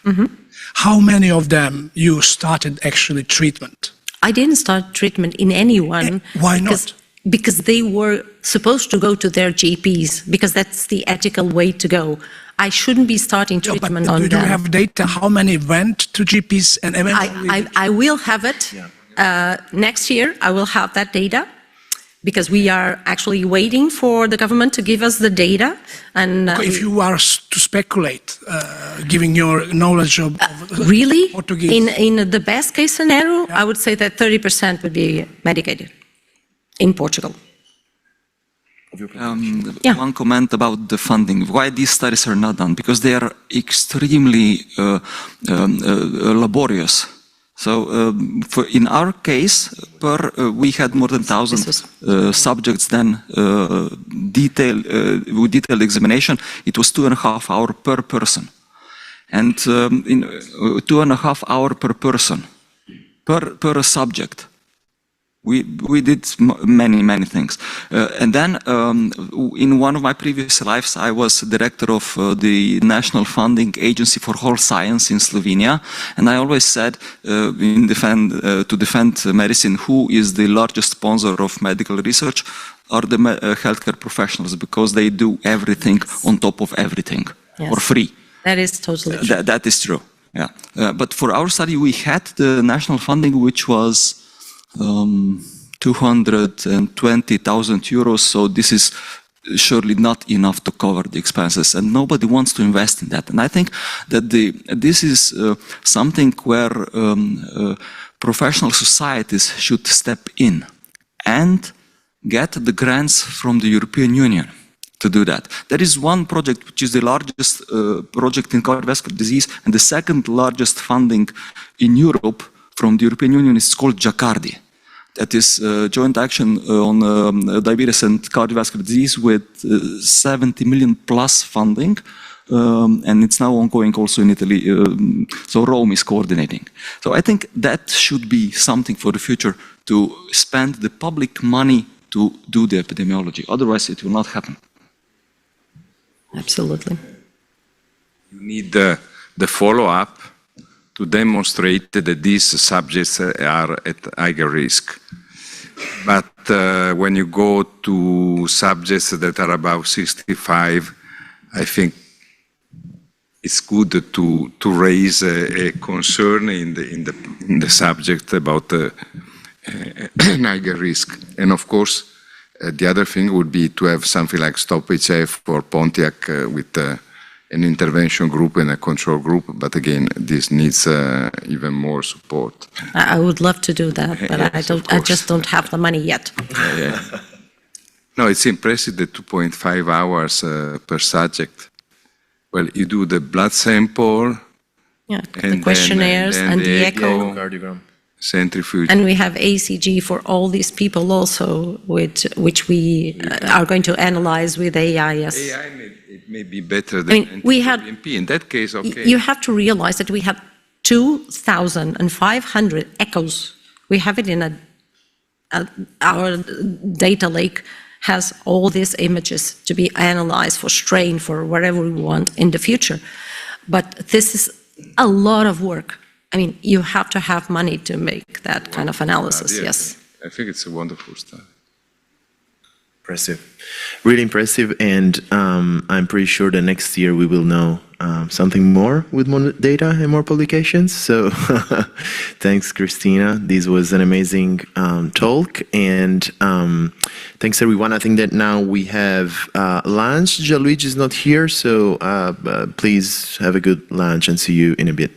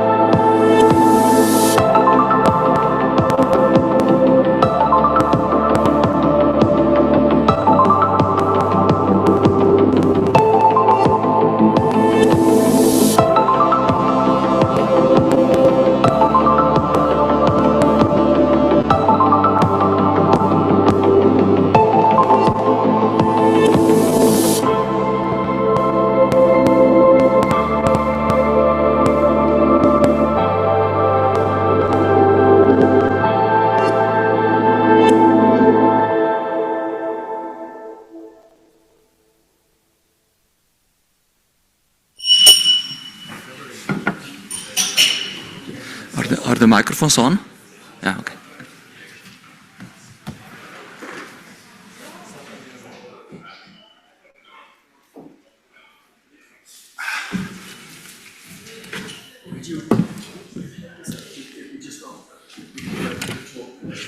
We have it. Good.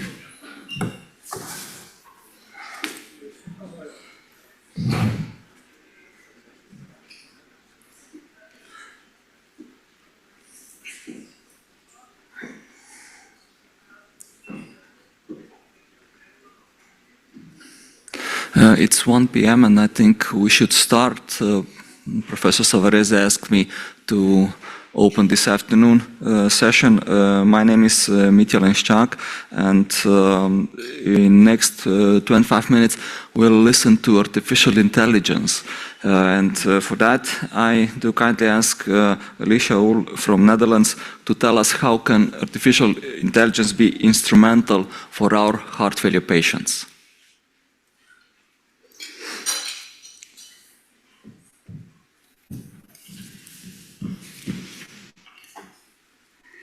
Thank you so much for the wonderful introduction. Good afternoon, everyone. My name is Alicia Uhl. I'm very pleased to be here to talk a little bit more about AI. Mainly, I think I don't have to tell you that heart failure is becoming such a large problem right now in the world.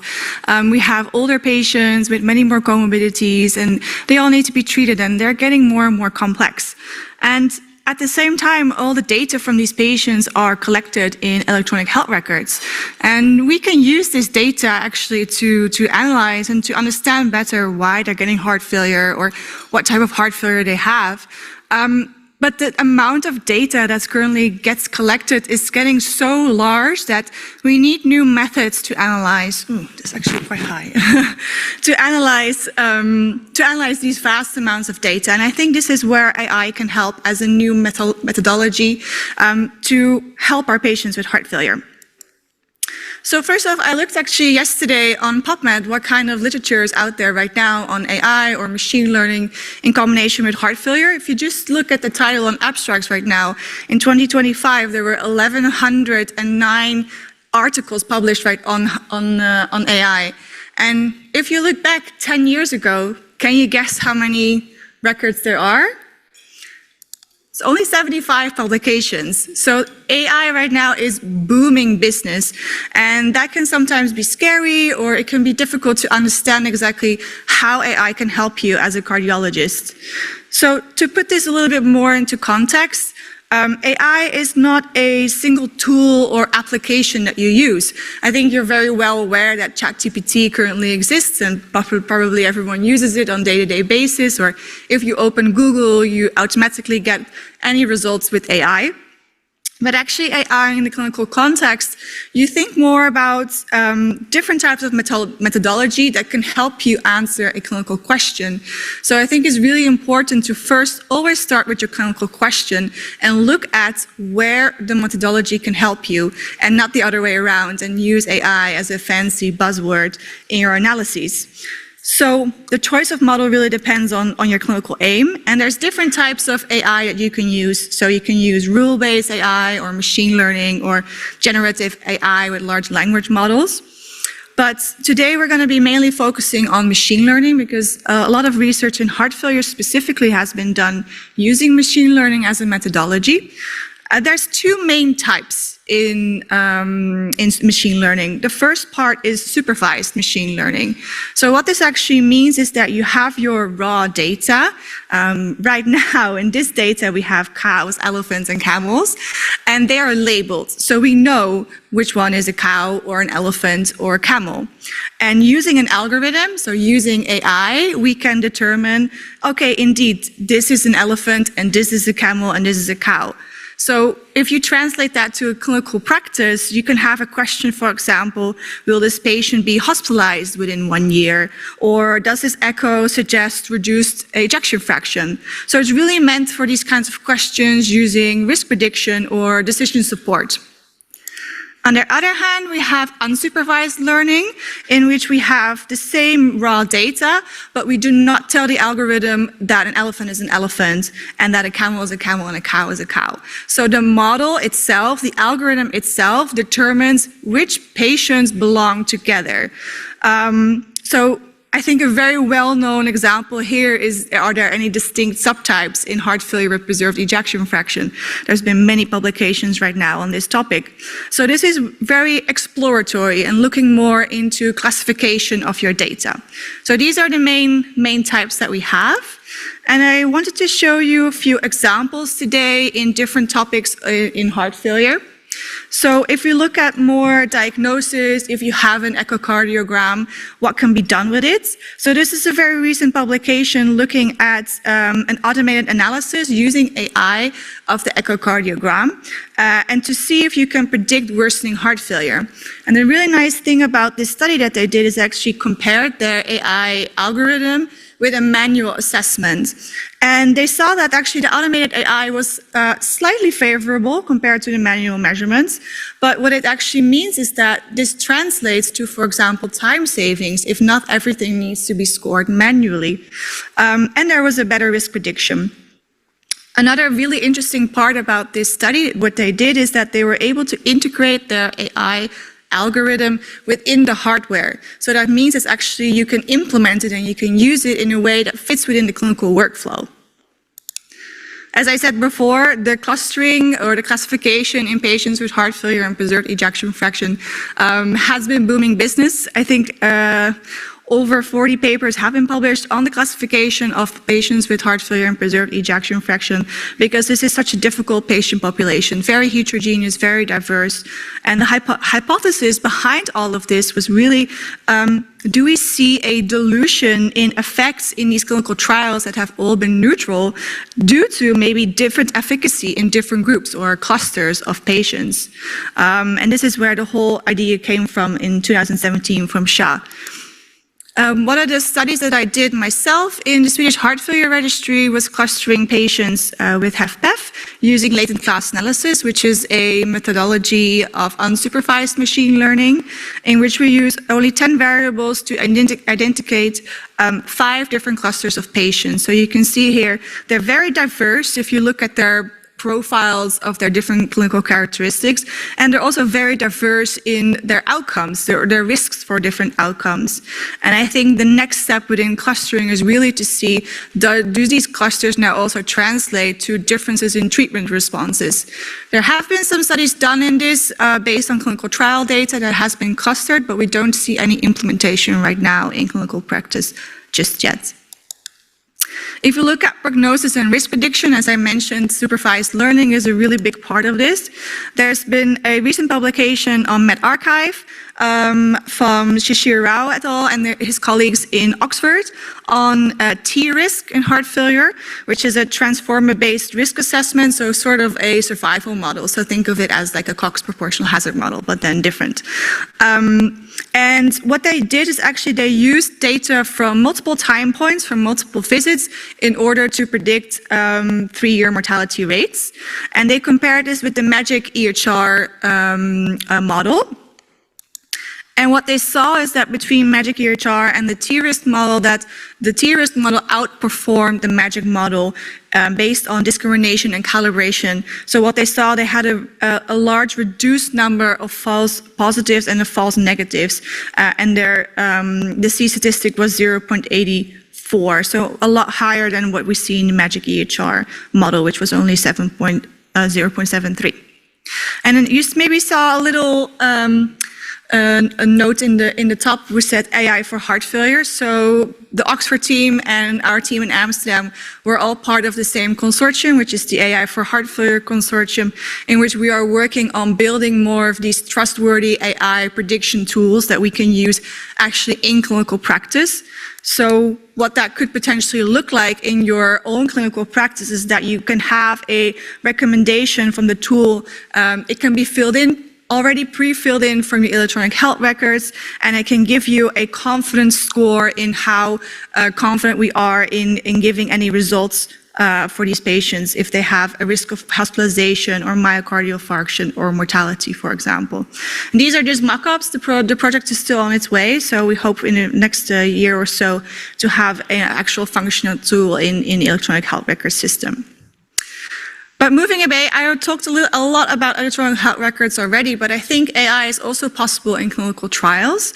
I think one of the new things that I've seen so far is using patient data in your electronic health records and putting this next to clinical trials that are available. So you can use, for example, natural language processing, which is one of those large language models, to actually match the patient data that you see. So it can be free text data, it can be already structured data, and you can match this with the available trial data and any characteristics that are needed to be included in these trials. And you can overlay those and you can actually find trials for patients to participate in.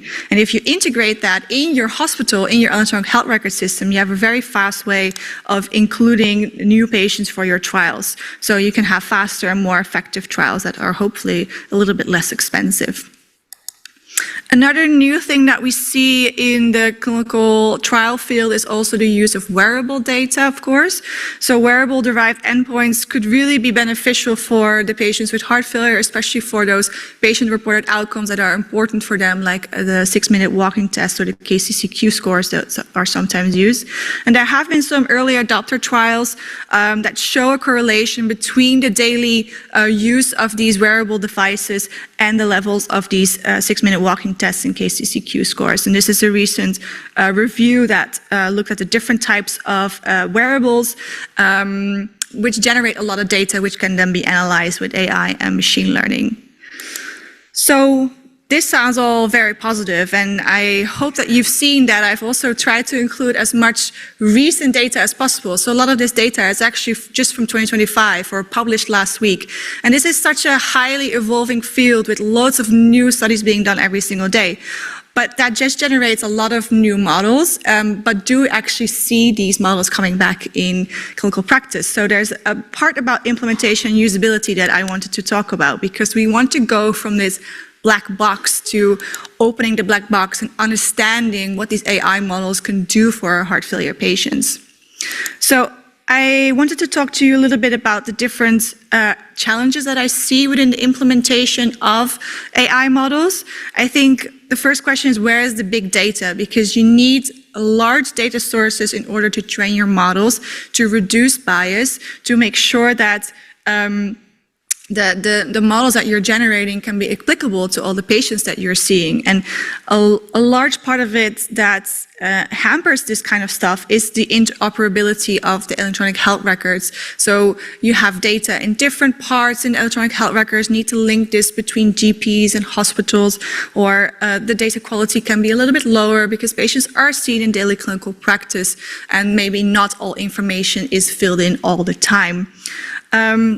A second part I think is very important is the explainability and the trust of the clinician. And I think it's very good that clinicians are showing some question marks about the AI models and thinking, okay, is this indeed good enough? Can I show this to my patient? Because if you are with a patient in your clinical practice and you get a result from an AI, can you trust that result? Can you show indeed, okay, this is what it's based on? Can you make the AI explainable? I think it's also very good that there's a lot of regulatory and ethical considerations with AI. There is a European AI Act that's indicating to be wary of all the different AI models that are now being developed and to be potentially used as medical devices in the field. Of course, this does hamper the translation from science to actual practice, but I think it's good to consider all these different regulatory and ethical parts. And lastly, I mentioned this already before, the integration into clinical workflows, because if your AI doesn't help you in your clinical practice, then where would you be using it? So I think it's very important for data scientists to work together with clinicians to answer the right questions that clinicians are struggling with, and which AI can be a method to help you, and not just a product because it's a buzzword right now, we can use AI. So a few parts I wanted to talk to you about is within AI for heart failure, we've developed the Future AI guidelines. So these stand for fair, universal, traceable, usable, robust, and explainable AI, just to make sure that we need to think about what we are doing with our AI models and how to use them in the clinical practice. And one of the things that we are developing is an AI monitoring tool in which we have a quality control of how well the models are performing in the clinical practice, and that we always make sure that there's a human in the loop, because you cannot just let AI make the decisions on its own. There's always needs to be some sort of check with a human, and we can create this monitoring platform. So a few take-home messages after all this information that you've just heard about AI. We see that in AI, a lot of the models are performing just as well or sometimes even better than conventional models. So they can be really useful in answering those complex clinical questions that we have in heart failure. They can provide support in clinical decision-making, but I don't suggest that we should replace it. It's very important to realize that AI models reflect the data that they are made of. It's a data-driven approach. So it can introduce bias if you're not careful, and make sure that your models are externally validated on other data sources, for example. And also important to increase your interpretability and the clinical usability. I think everyone's sometimes falling over how complex AI can be in the technical aspects, but I think it's even more important to focus on integration into clinical workflows to make sure that the complexity can be handled in the models, but we need to make sure that we can actually integrate them to make them useful. Thank you very much. That's all I wanted to talk to you about.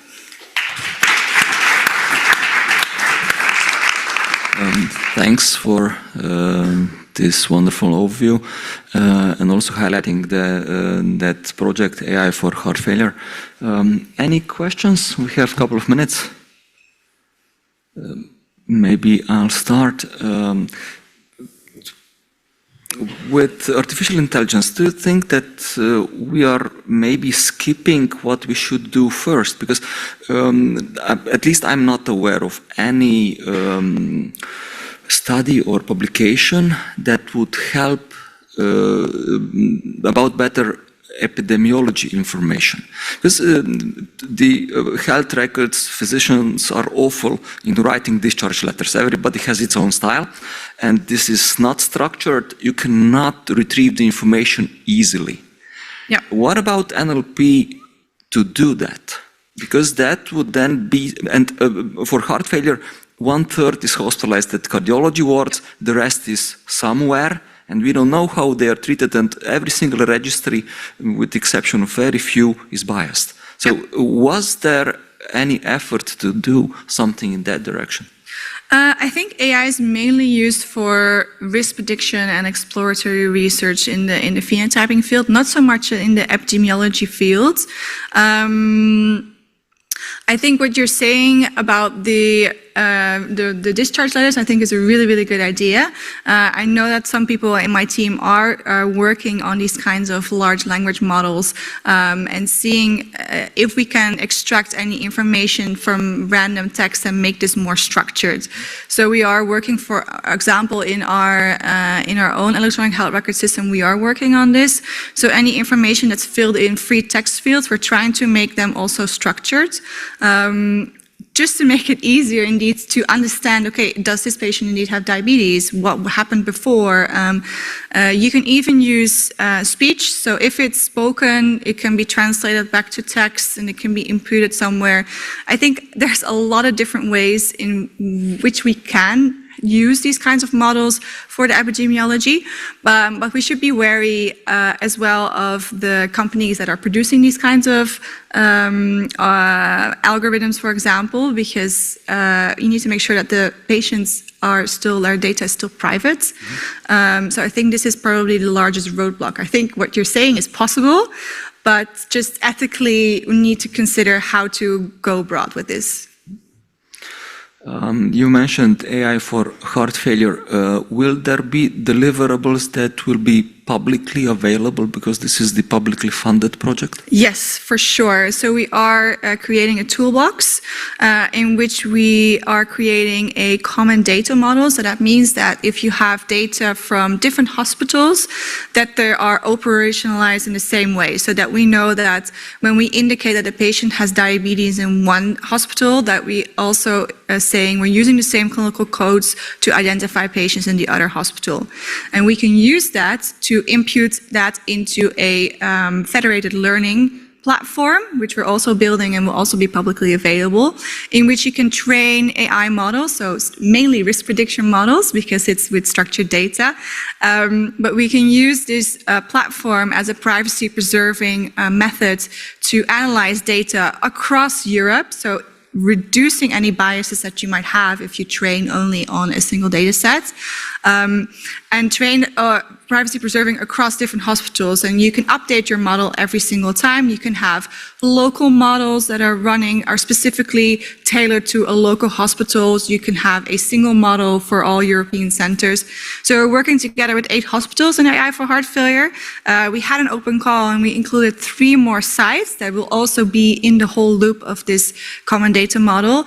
And yeah, once we're done with the project, we're open to any other hospitals that want to be included in this, so we can train large AI models across Europe. How do you see the future with artificial intelligence? Will there be the need for medical school and doctors? Yes, for sure. No, I definitely think so. I briefly mentioned it during my presentation. I think it's really important for us to collaborate with each other. So I'm an epidemiologist. I dabble in data science because I found it interesting. So now I've rolled into the AI field because of that. But I think if I talk to true data scientists, they have no idea what anything means. They don't know. They call everything features, feature selection this, and we are labeled, and they don't talk about it as a patient, which I think is crucial if we want to answer questions that are pivotal for both clinicians and patients. So I think what I always try to do in my own research is I try to collaborate with different people with different disciplines. So clinicians, epidemiologists, and data scientists should all collaborate together to create these models and to help also to teach the clinicians in school, indeed, to understand how you can use them. Right now, what we see in medical school is, for us, so if I teach, it's always, you cannot use AI, you cannot use AI, you cannot use AI, but you can't go around it. AI is everywhere around us. So we need to think about how can we safely introduce this to our new clinicians, a new generation of clinicians. Any questions? If not, then I do thank you for the great conversation. And please note that artificial intelligence is the spotlight of the next year's European Society of Cardiology Congress. So submit abstracts with artificial intelligence or on artificial intelligence. Now we'll give floor to Dr. Six.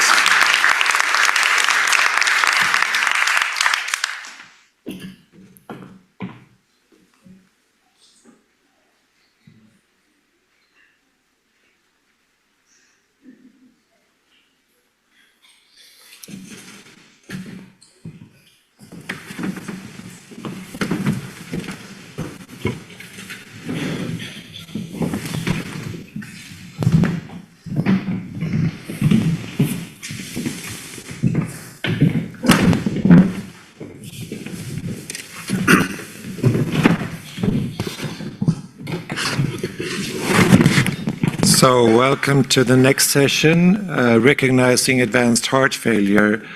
We have an interesting hour ahead of us with some key experts in the field, Dr. Federica Gietti, Professor Willifrid Müllens, and Professor Benedikt Schage.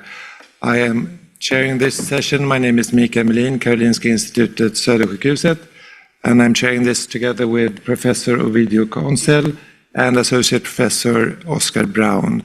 And we also have a discussant, Professor Lars Lund. So I'm leaving it to you, Oscar, to introduce our first speaker. Yes, so I'm very happy to introduce the first speaker, Federica Gudetti, who is an advanced heart failure specialist in Bern, but also a PhD student here for Gianluigi at Karolinska. So you're going to talk about how to manage drugs and medical therapy in advanced heart failure. Good afternoon, everyone. Thank you for the kind introduction. I'm really delighted to start this session about advanced heart failure. I have no disclosures. When we talk about advanced heart failure, we refer to severe symptomatic patients despite optimal medical and device therapy who should be evaluated for heart transplantation and HALVET, and if not suitable, refer to palliative care. Among advanced heart failure patients, we can generally encounter two different clinical scenarios.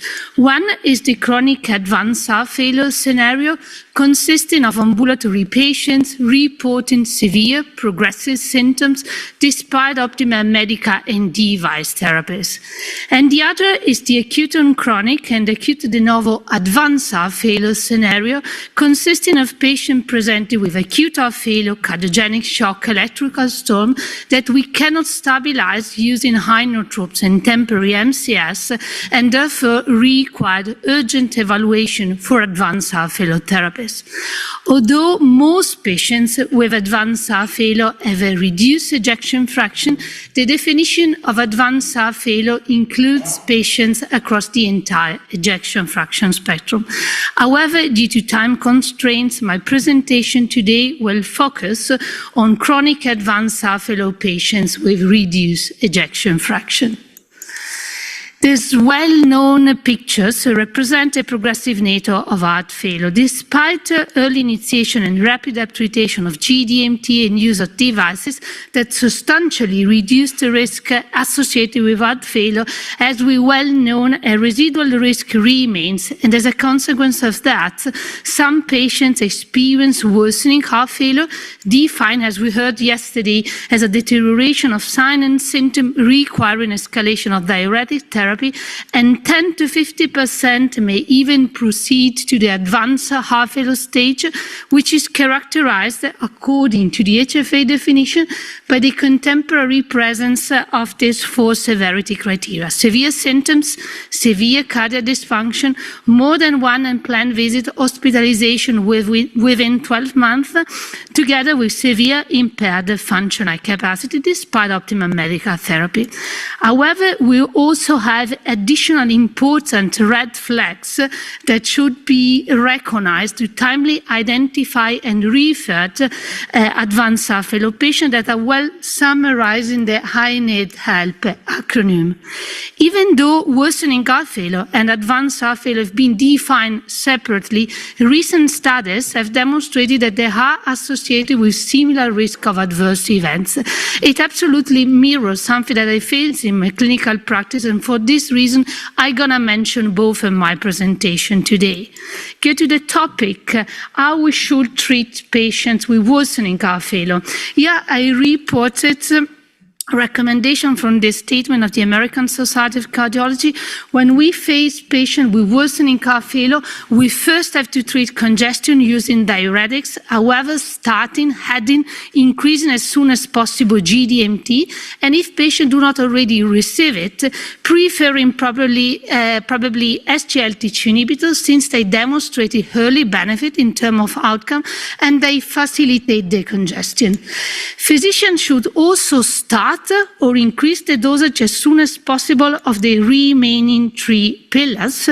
And doing that, they have to prioritize initiation use of all these 4 medications, at least at low doses, rather than up-titrate one drug at a time.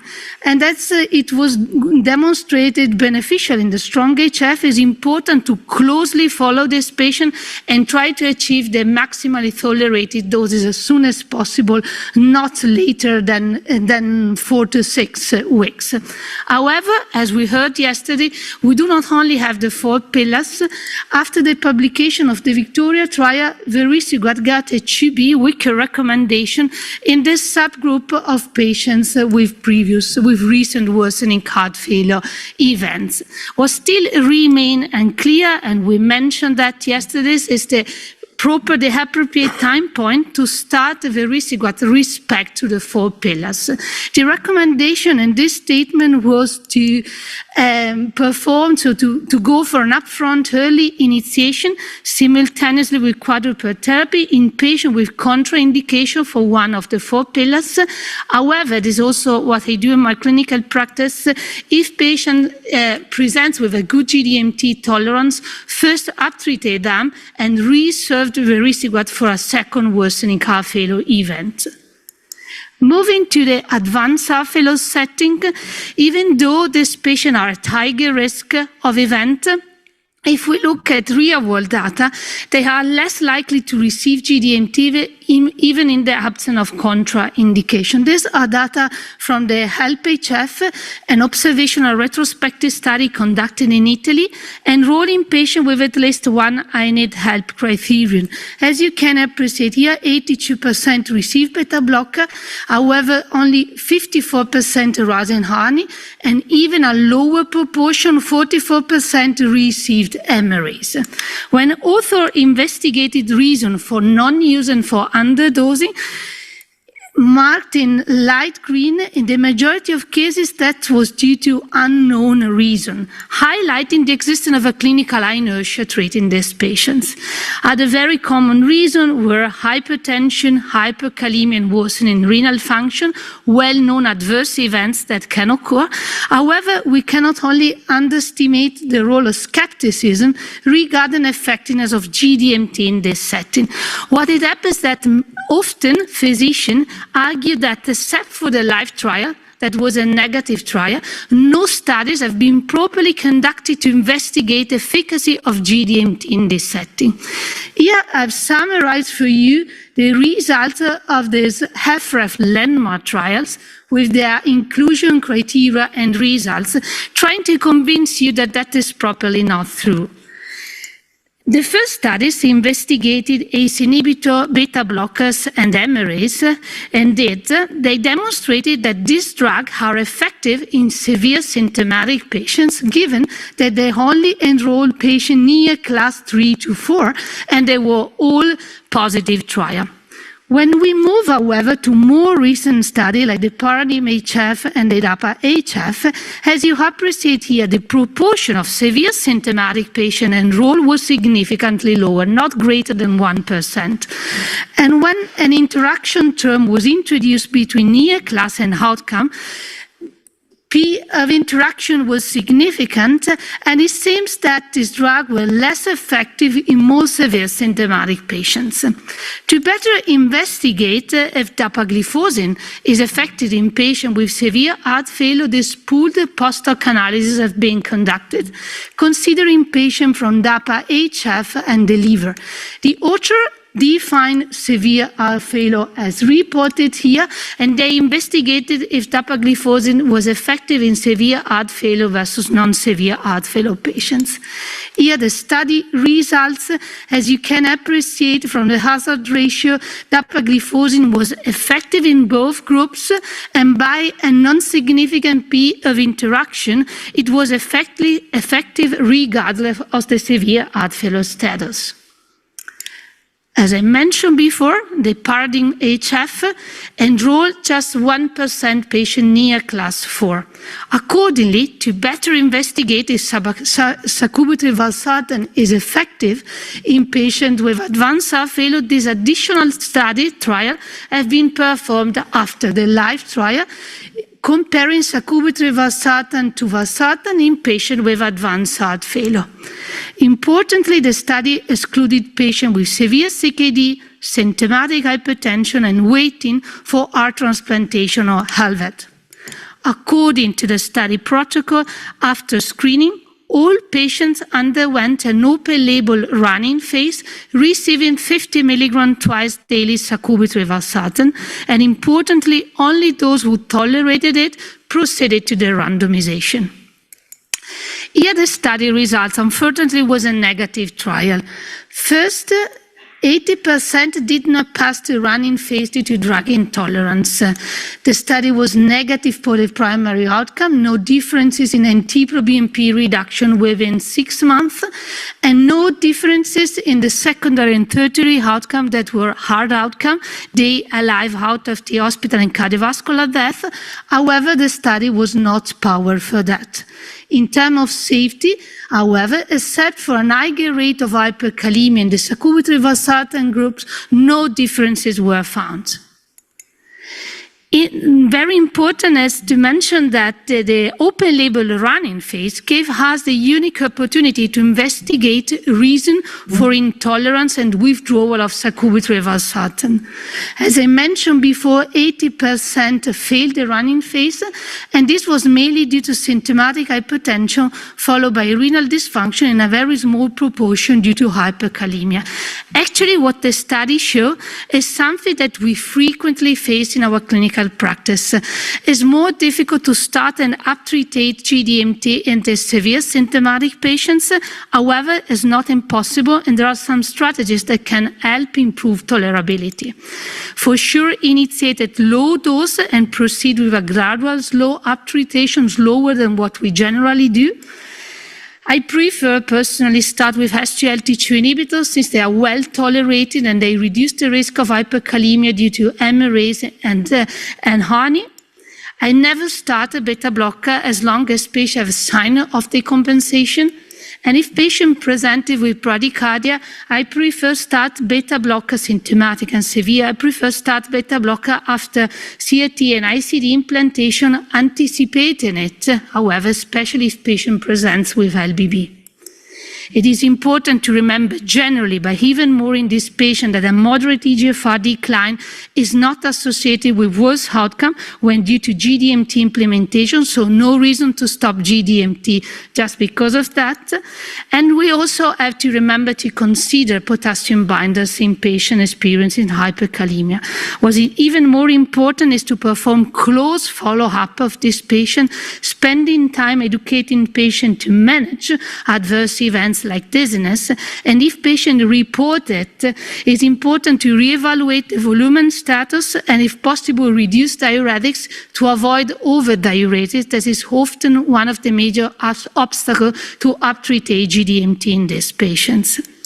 When we have put all your effort to optimize GDMT, implant devices and treat comorbidities, we have, however, to closely reassess our patients, and if they present worsening heart failure or you need to reduce GDMT, you have to refer this patient as soon as possible to advanced heart failure centers to avoid missing the gold window to receive advanced heart failure therapies.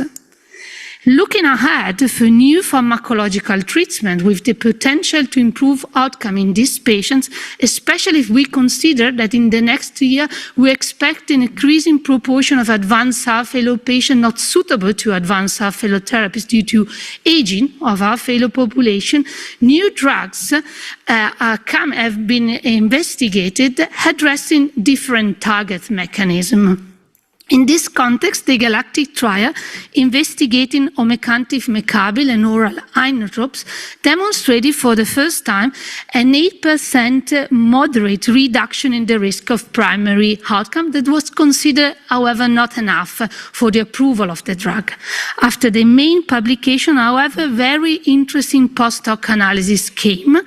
Here I reported one that investigated efficacy of omecamtiv mecarbil in patients with severe heart failure versus non-severe heart failure. As you can appreciate here, while in the severe heart failure groups, the drug showed a 20% reduction in the risk of primary outcome, no benefits have been found in the non-severe heart failure groups. The results of this post-hoc analysis, together with other that show greater efficacy of omecamtiv omecamtiv mecarbil in patients with hypertension compared to normotensive and with greater ejection fraction reduction led to the hypothesis that probably if the trial had been conducted in more severe symptomatic patients, it had showed probably a greater efficacy. That is something that for me makes sense if we consider that we are giving inotropes. For this reason, the COMET-HF trial comparing omecamtiv mecarbil to placebo have been started targeting severe heart failure patients. It's now ongoing and we are looking for the results. Highlighting the interest in investigating new drugs in a subgroup of more symptomatic patients we already heard yesterday. Recently, the DIGIT-HF has been published showing that the low plasmatic concentration of digitoxin had led to a significant 80% reduction in the risk of primary outcome. I would like to conclude my presentation with these take-home messages. In all patients with worsening heart failure and advanced heart failure, every effort should be made to uptreat AGDMT as it confers a proven prognostic benefit and remain the foundation of treatment. However, heart transplantation and LVAD remain the treatment of choice in patients with advanced heart failure despite optimal medical therapy. Accordingly, it's important to perform close follow-up to facilitate GDNT uptreatation initially, but also to timely identify patients who deteriorate despite optimal medical therapy, who are not able to tolerate uptreatation, to timely refer this patient to advanced heart failure therapies. Thank you.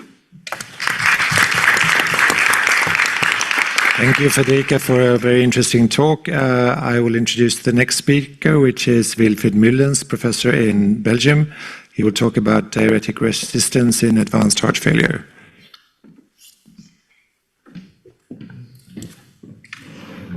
Good afternoon, everybody. Again, I'm sorry I couldn't be with you. My flight was canceled yesterday evening. So diuretic resistance.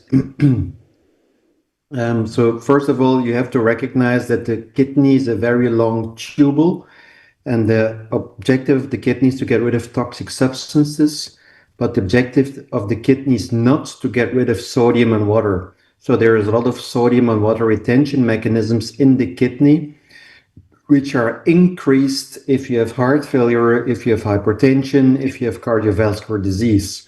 So there's an increased sodium and water reabsorption in the kidney, especially in the proximal parts of the kidney. So bear in mind that when you think about diuretics. There's very old work from John Cleland showing that patients with heart failure, especially with advanced heart failure, have significantly more sodium retention than they have water retention. You see almost more than double the amount of sodium is retained compared to water. So water is following passively, and the water retention is mostly extracellularly stored. If you believe this, and I do believe John's data, then the aim of decongestion should be natriuresis more than diuresis, while providing potassium chloride supplementation, because your kidneys lose a lot of potassium while they're retaining sodium. If you think about how diuretics work by increasing diuresis, and therefore the urinary sodium concentration is not so high. If you don't use diuretics and you eat a lot of sodium, the sodium levels in your urine can be up to 280 millimoles per liter. Bear in mind that your serum sodium levels are 140. If you give diuretics, your urinary sodium levels will always be lower than your serum sodium levels. Therefore, we're aiming for urinary sodium levels above 70, above 90 millimoles per liter, which is always lower than what your serum sodium levels are. In other words, when you give diuretic therapy, you're actually creating a hypotonic urine, and if you don't give access to water, people cannot lose their sodium. So this is a contrast to what most people are telling you, but it's probably okay that you let people with advanced heart failure drink, because otherwise they can't lose their sodium. Now, diuretic resistance, what is that? That's basically not having a normal diuretic response. If you give diuretics, that is omnipresent. Every patient with heart failure has diuretic resistance just because of the phenomenon that the kidneys have an increased sodium reabsorption when they are dealt with heart failure. We're trying to overcome the poor utilization of loop diuretics by writing consensus documents a couple of years ago, which has now been incorporated in our ESC-HF guidelines. So let me guide you to the different targets that you can actually use, the different diuretic targets that the nephron actually has. And I think there are 6 decongestive rules. It's not so complicated. First of all, it's door to diuretic time. There is no time to waste when you're faced with a patient with advanced heart failure who is decompensated. Just give the diuretic as soon as you see him. Because if you don't do it, the person after you will also not do it, and then there is no decongestion. How much do you give? You give enough. You cannot give too much. So we advocate in the guidelines to give twice the home dose at least. So if your patient was on 40 milligrams, you give 80 milligrams IV bolus. You need to give a bolus in order for the drug to actually act. We also advocate using early combination with a second-line agent. First of all, the pharmacokinetics of diuretics. Diuretics are protein-bound drugs. They need to be actively secreted in the nephron, so you need to give high enough dosages. You need to give them intravenously, because if you give them orally, they will not be absorbed in your gut. Secondly, they work for 6 to 8 hours. This means that you have to give them at least 2 times, but preferably 3 times per day, especially during the first days of decongestive therapy, in order to actually excrete sodium and water. The third important point with regards to pharmacokinetics is that if you give only loop diuretics, that your urine will become more hypotonic day by day. This means that you cannot lose sodium anymore, but you're only losing water when you give only loop diuretics as a monotherapy. That is the reason why we advocate giving a combination therapy. What can you add? Well, you can add hydrochlorothiazide, which has been tested in the Chlorotic trial, double-blind trial in Spain, where you see that the primary endpoint of weight loss was a little bit more when they were adding hydrochlorothiazide. First problem when you add hydrochlorothiazide, even though in a very high dose in the low GFR patients, that there is no weight loss anymore. As you can see here, in the patients who received the highest dose of hydrochlorothiazide with the lowest GFR, there was absolutely no benefit with regards to weight loss. Thiazides are also linked to an increased mortality if you give them long-term, probably because of more prevalence of hypokalemia. What about a high-dose spironolactone? This has been tested in the Athena trial. Usual care was 25 milligrams. The Spiro arm was 100 milligrams. And as you could see, there was no additional benefit of increasing the dose of spironolactone during decongestion. This does not mean you should not give it. It means that you should give spironolactone, but if you increase the dose, you're not going to get patients much more drier. What about SGLT2? These drugs are absolutely mandatory for everybody with heart failure, also in acute heart failure. And if you give them acutely, you increase diuresis more than natriuresis. And let's face it, in the future, everybody should be on an SGLT2 inhibitor. So when the patient comes in, there's not much to gain by increasing the dose. So the only drug we're left with is acetazolamide. It's the oldest diuretic agent available. It blocks carbon anhydrase in the proximal parts of the kidney, and therefore it increases natriuresis. When you give acetazolamide on top of loop diuretics, you double the amount of sodium excretion. So you go from 1% to almost 3%, which is a significant rise in natriuresis. We tested this prospectively double-blind multi-center in the ADVOR trial, and the trial's primary endpoint was, is your patient dry? Drying being defined as having no edema, no pleural effusion, and no ascites. But we saw that after 3 days, which was the primary endpoint, that the combination therapy of acetazolamide once daily on top of loop diuretics compared to loop diuretics monotherapy, that you do 46% higher likelihood that your patient would be dry. Now, many of you don't give acetazolamide for reasons that I don't really understand, but still, if you don't give it and you look at the numbers at discharge of decongestion, you see that the patients who received upfront therapy with etazolomide had significantly higher likelihoods of being dry at the moment of discharge. Why is this? Well, this is because you prevent loop diuretic resistance from occurring if you give acetazolamide on top of loop diuretics. Loop diuretics work at the loop of Henle, so they work pretty distal in the nephron, while acetazolamide works proximal. Therefore, you'll boost your loop diuretic effectiveness and you actually prevent loop diuretic resistance from occurring. Acetazolamide also seems to work on all GFR reagents, in contrast to what we have seen in the chlorotic trial with thiazides. What is the third rule? Well, the third rule is that you have to evaluate the diuretic effect. How do you do that? Well, you either measure urinary volume, which should be at least 100 to 150 cc's per hour, or you measure the urinary sodium concentration. Urinary sodium concentration is very important, shown here in the sub-analysis of the ROSE trial, where they saw that only patients who had a negative sodium balance, meaning more sodium coming out than going in, had an improved prognosis. Patients with fluid loss but without a negative sodium balance do not have a good prognosis. How do you change the therapy? Well, you change the therapy according to what you're measuring. So if your urinary volume is less than 150 cc's per hour, or your urinary sodium level is less than 70 millimoles per liter, you have to increase the dose of the loop diuretics immediately. You shouldn't be waiting until the next day, but please give another bolus of IV loop diuretics, double the dose of what you were giving previously.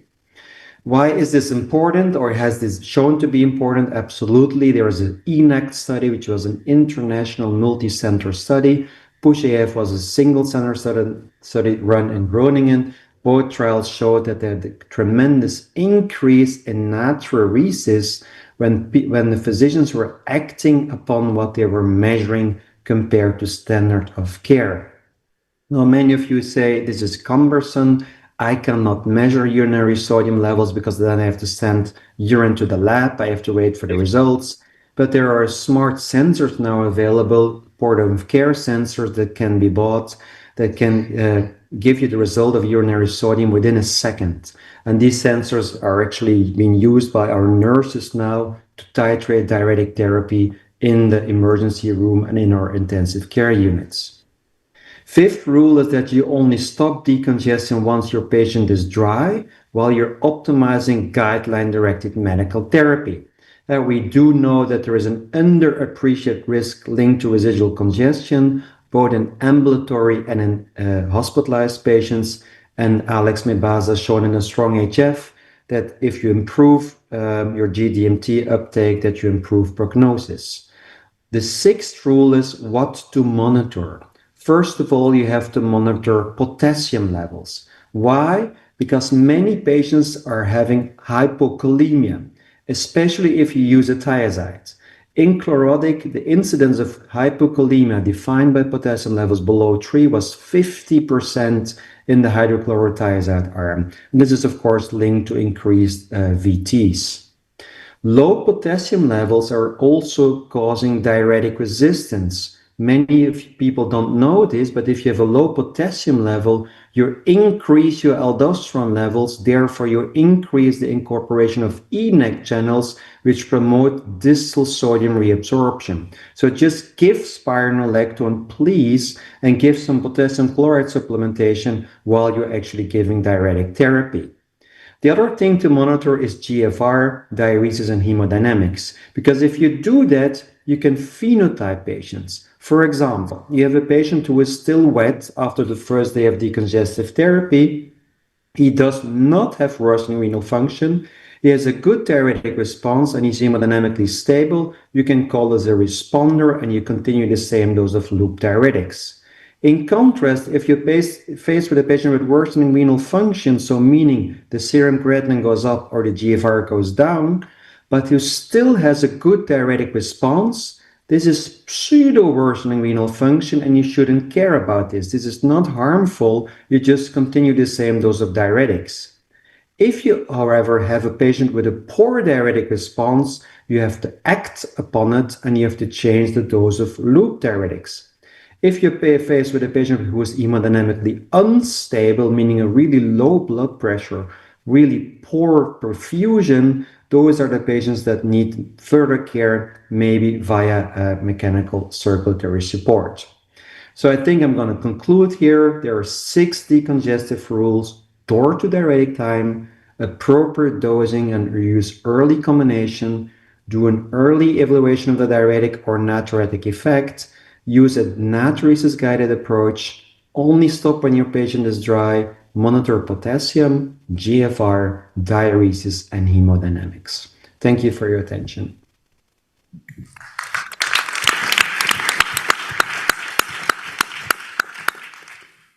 So it's my pleasure to introduce Benedikt Schrage, talking about candidates for left ventricular assist device, heart transplant, and palliative care.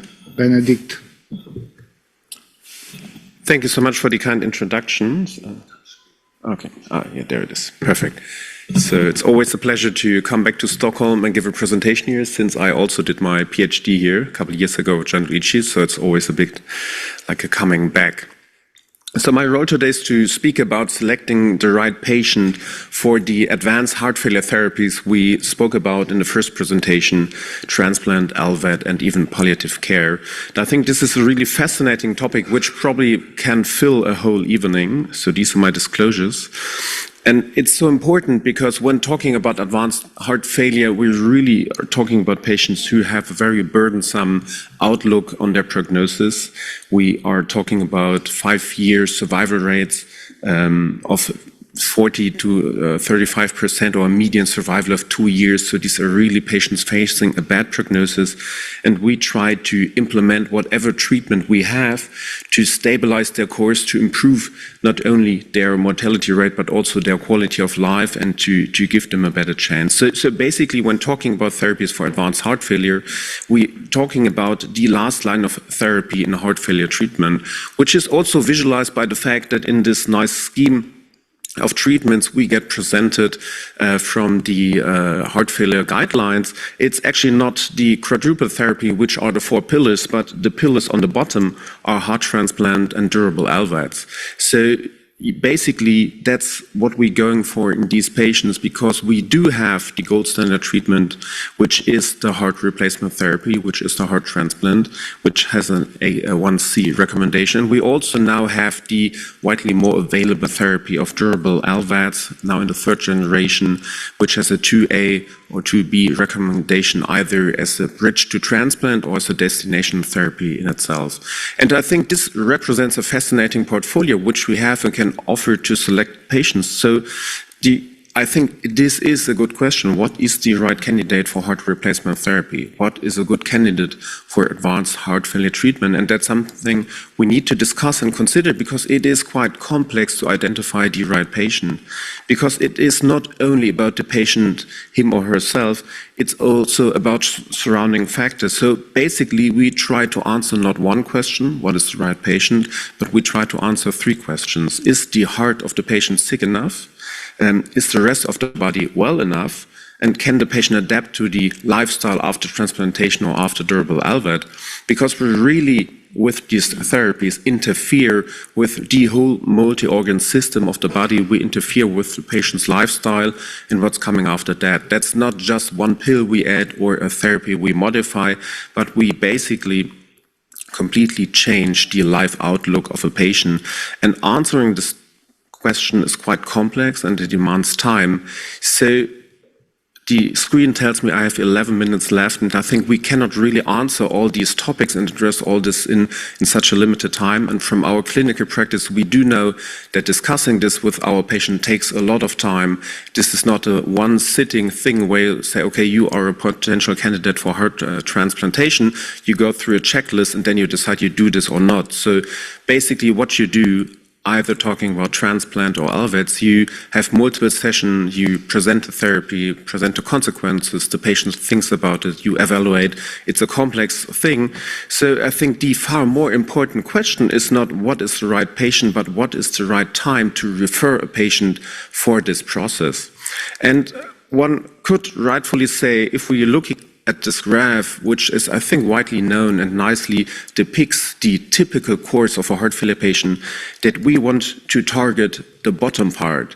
We basically want to wait until the patient is so sick that we insert, for example, a heart transplantation or an LVAD, and then improve the outlook and outcome of a patient.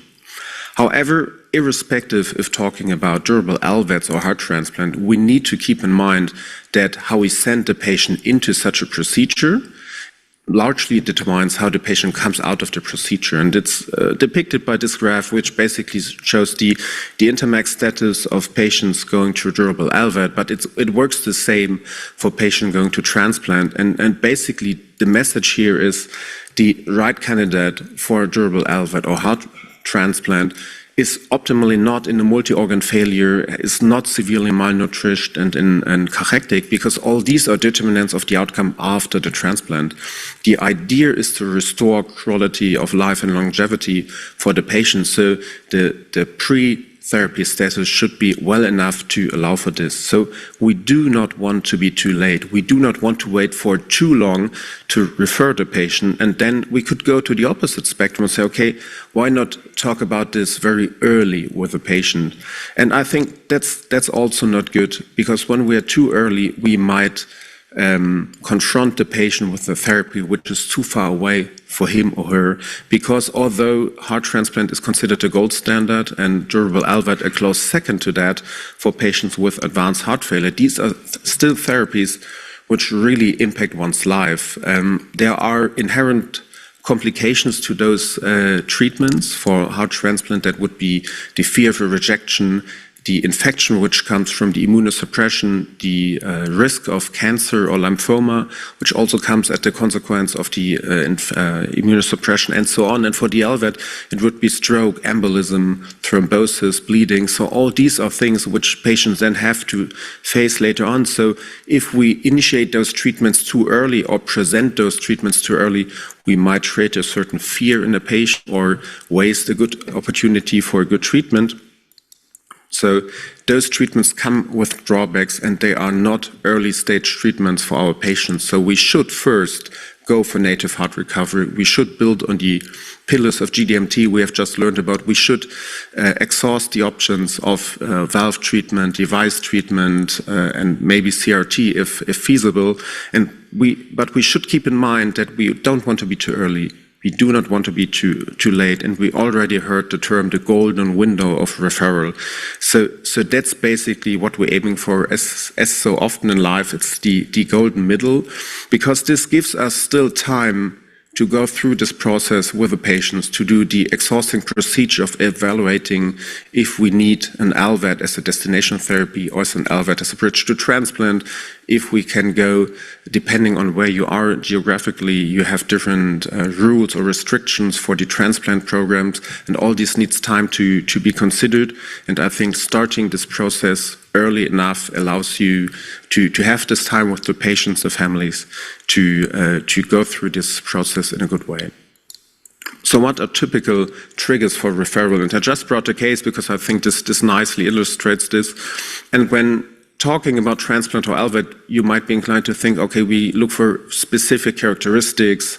We want to see a specific echo, like this one. That's a relatively young female patient after myocarditis. So you have a large left ventricle, so the LVAD inflow cannula rightly fits into there and might be a good candidate for that. But I think the prime triggers are not that, because we are not yet at the stage of therapy, and there are so many options to deal with that. There are so many combinations and add-on therapies. I think the triggers should not really be focused on the therapy thereafter, but the triggers should be focusing on identifying patients who are failing on GDMT, who are failing on the baseline therapy. So I think the most important trigger to refer a patient to be evaluated for the advanced heart failure treatment is symptomatic despite optimal medical therapy.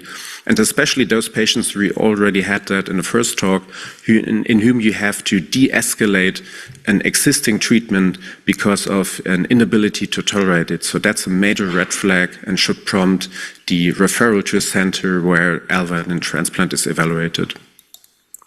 Also, recurrent hospitalization, unplanned hospitalization is a major trigger for referrals. Especially, you can basically cross a line that one hospitalization might be okay, but after that you should think about referring a patient. And I think the most important thing here is that you do not miss that the patient is quickly deteriorating and then that you lose the time to go through the evaluation process. And the third major red flag which should trigger a referral is the worsening of other organ functions. I think the easiest or well-known is worsening renal function, because we do not really help the patient if we let heart failure progress to such a state that all the other organs are also severely damaged, and we may achieve a better functional outcome for the heart, but still have the patient dialysis. Obviously, these are combinations, and this is done in practice in real life, but we should try to be faster and not wait for the other organs to fail. And I think what this gives us, if we use these triggers, then we really can use the whole portfolio of existing therapies to improve our patients. And this is important because this allows us to pick from the huge toolbox we have and apply or tailor the treatment to the patient, his or her needs. And we might also judge that it is not yet the time to do so, and we might opt for very active, watchful waiting with one of the monitoring devices. There's a huge portfolio of things we can do, but we need to see the patient early enough to do so and to apply these. Also, there are sometimes comorbidity we can alter, such as obesity or other risk factors. And similar as shown before, if we optimize those before transplant, before LVAD, we then improve the outcome of the patient after that. So I think that highlights why it is so important to send those patients early enough to have enough time to really discuss those options and do a treatment plan for a patient.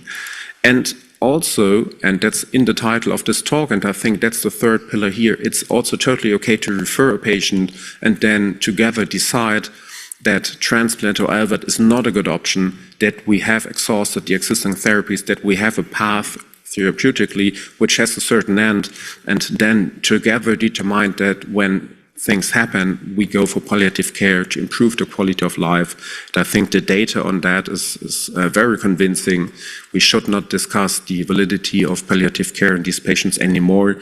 This is a disease which can be the last disease a patient has. And if we have exhausted our option, we should recognize that and be open and honest about that, because then the patient and his or her family has time to adapt to that. And that's also something which is only allowed if this is done timely, because if we see those patients in the 6th hospitalization within a year on the ICU, on a ventilator, it might be too late to really initiate a good process to talk about this. So that's why the timing is, I think, the single most important thing. And I thought about the listing maybe the triggers for the referral here, but I think the main message I want to give to you with this talk is that we need to see the patients with advanced heart failure early enough to have a discussion with them and their families about what we can do technically and what we should do and what they agree to, and how we both shape the treatment plan for going forward. Thank you so much. I'm looking forward for the discussion. Thank you, Benedikt. A great presentation. Before the panel discussion, we have actually a fourth chair that we want to introduce, participating from India, Dr. Yashankar. So, good evening.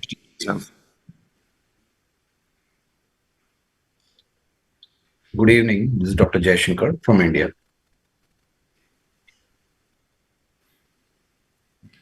So, Oscar, do you want to start?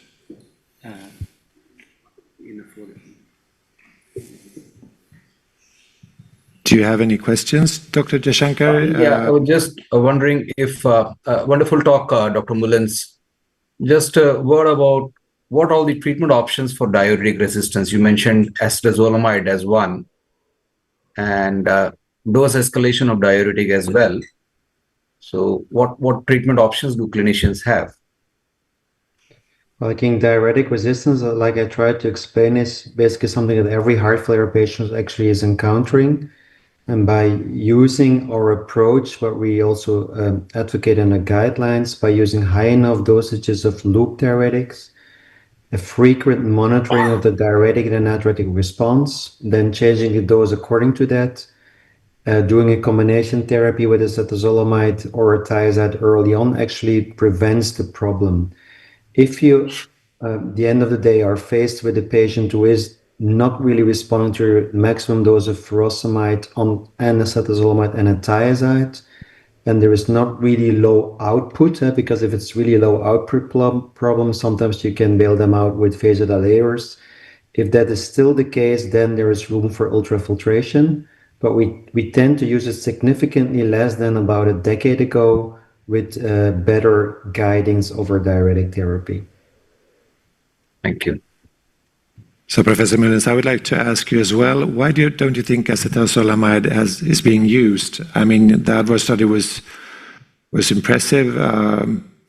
You touched upon it during your talk, yeah. Well, I can only get, in some countries it's not available intravenously, because we've done the trial with the intravenous formularium, but there are several smaller trials now with the oral formularium in Spain, Poland, Brazil, Indonesia. That also seems to work. So then you can give twice per day 250 milligrams orally. Yeah, people are still using a lot of thiazides, although the data, to be really honest, the data that we have, prospective randomized trials, is only Croatic, and it wasn't such a positive trial.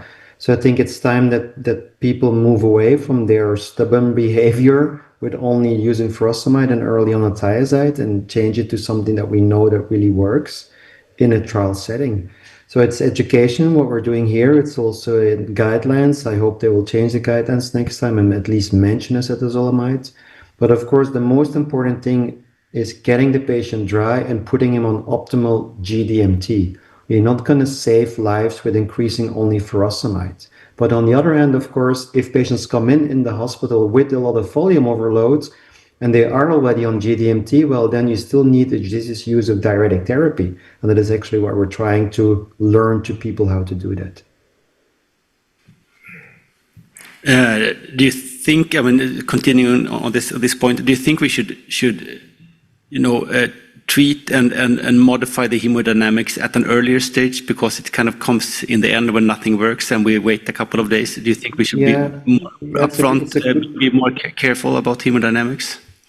I think it's a good question, but most of the times it's not the cardiac output which is the problem. Even in HFpEF, the flow to the kidneys most of the time is sufficient, but it's the efferent flow, the blood leaving the kidney, which is the problem. So having an elevated central venous pressure does more harm to the kidney than having a little bit, let's say normal cardiac output.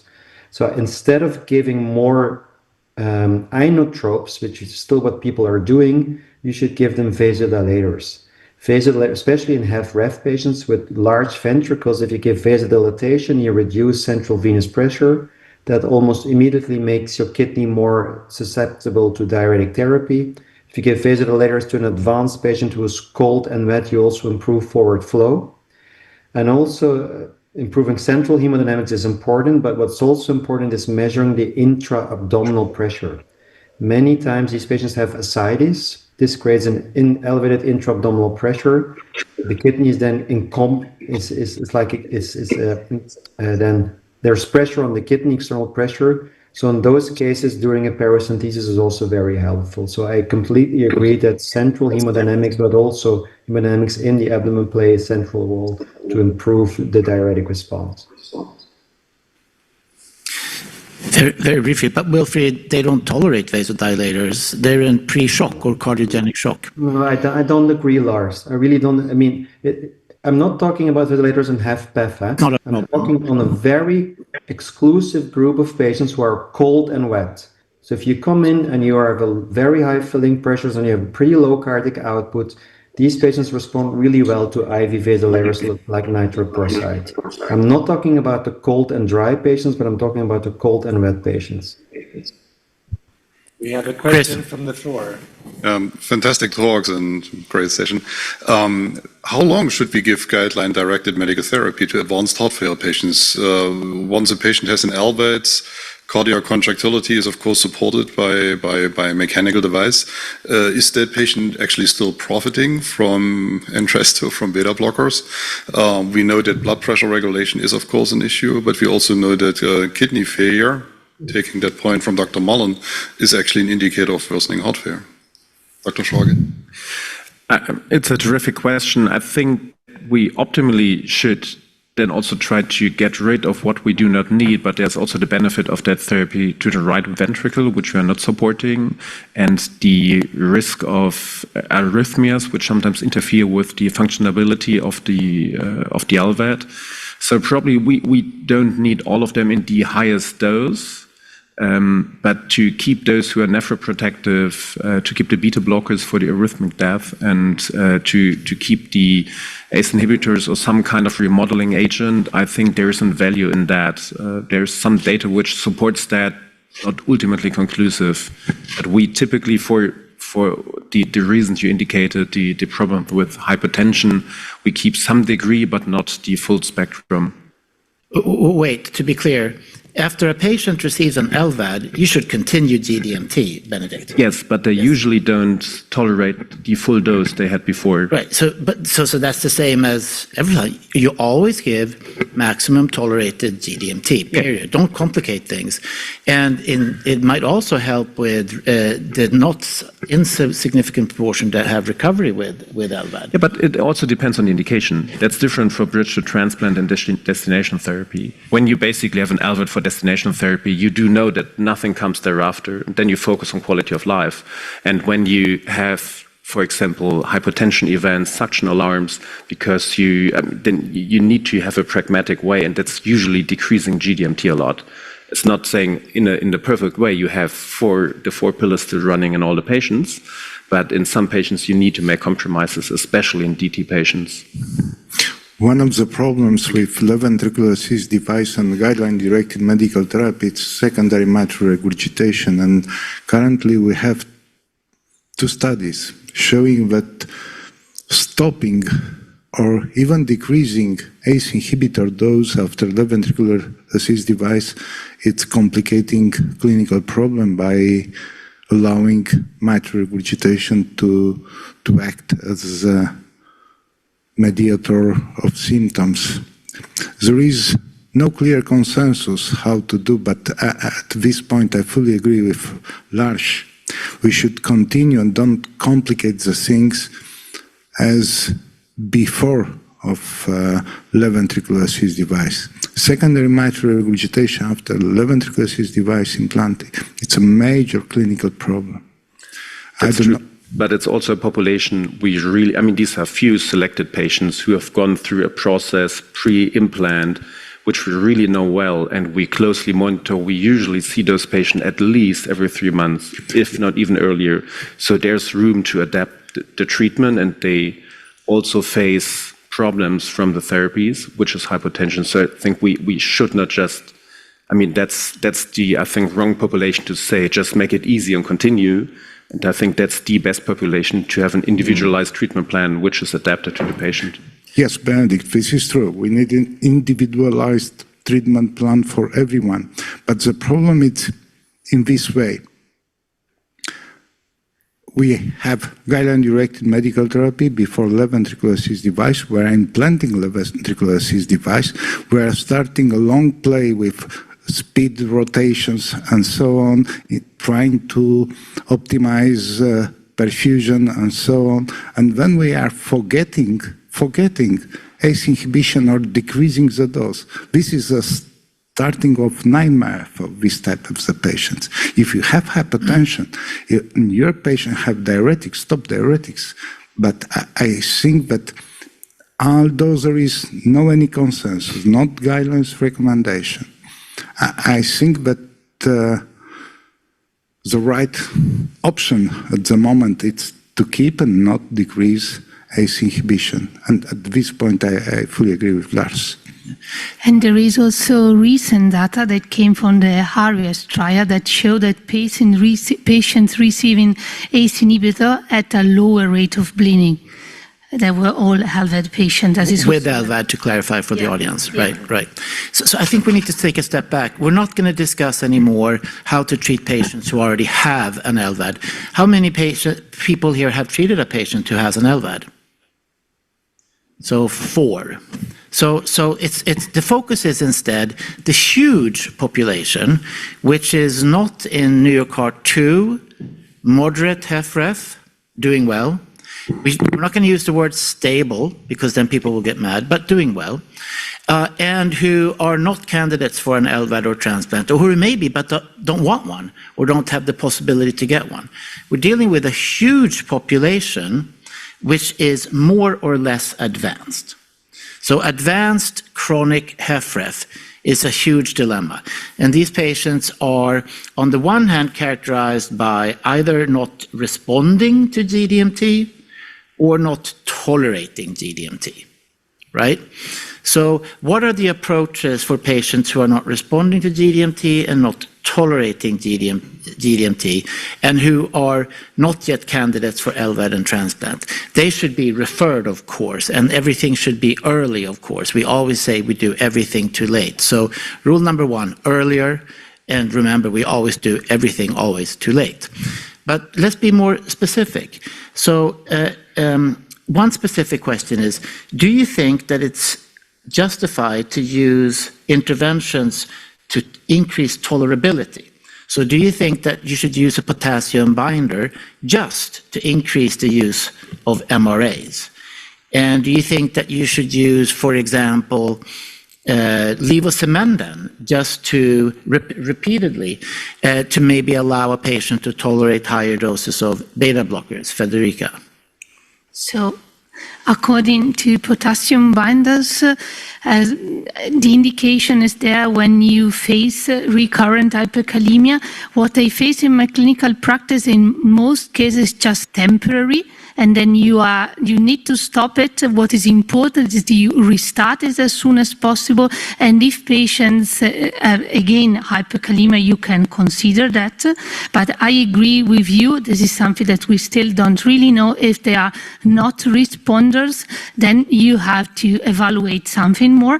According to inotropes and the use of levosimendan intravenously in the outpatient setting, we have no data that show improvement in terms of outcomes. We don't do that in Switzerland. I know that many other centers, Oscar is also doing that in his clinic, but we are talking about a palliative care setting or just a strategy to stabilize patients waiting for heart transplantation if they are not LVAD candidate. So that means that for patients who are progressing despite or not tolerating or not responding to GDMT, there is nothing until transplant, LVAD, or palliation. Is that right? Does anybody have any nuance to that statement? Can that statement be modified? I would have a slight nuance. Okay. That palliative care is not only the part at the end. I think we totally need to refer those patients and evaluate them early, and we should not diminish that statement, because only if we see those patients early, we can make an individualized treatment plan and present them the options. Unfortunately, we still oftentimes see patients which come to the ICU like a Intermex 1 or 2, who are then first presented, or their families are presented because they're not conscious. They're presented with the options of LVAD and transplant. If we discuss this earlier, then palliative care becomes a lifelong plan. Sure. I agree that palliative care, everything should always be addressed earlier. I agree. But the question was not earlier or later. The question was before, whenever that may be. Does anybody have any suggestions about what to do in a patient with progressing HFrEF or advanced HFrEF that is not palliation, transplant, or LVAD? I mean, it depends on the patient. There is a multitude of things you can do. Let's hear it. Like what? I mean, there is a potential valvular interventions in symptomatic patients. There's but if they don't have, obviously, right. So if they have an indication for CRT, if they have an indication for MitraClip, of course. But if there is no indication for a specific intervention, then what? Shelley. We heard some data yesterday about the DIGIT-HF trial, which right. So vericiguat and vericiguat. Right. That's not nothing. Right. That's something. That's GDMT. It may not be 1A, and we don't know what's going to happen next year. I wouldn't consider. I mean, I think calling vericiguat and digoxin GDMT, it's not our pillars of therapy. I guess it's totally GDMT. I guess it's in the guidelines. Sure. Yeah, it's in the guidelines. But it's not pillars of therapy, so it's thinking a little bit outside the box. And I do think that there is a role for device optimization with MitraClip and tricuspid clip in the right population. I think there's a disconnect between interventionalists and heart failure doctors. They've gone way beyond what we're aware. We still think in the COAPT MITRA FR version of clinical trials. They've gone way beyond that for who they're doing in real world practice. So I think, exploring every opportunity, but I wouldn't say there's nothing. No. I mean, obviously. Provocative? No, what I'm saying is, obviously, if you have big MR, then there's an indication for MR. There's a lot of things.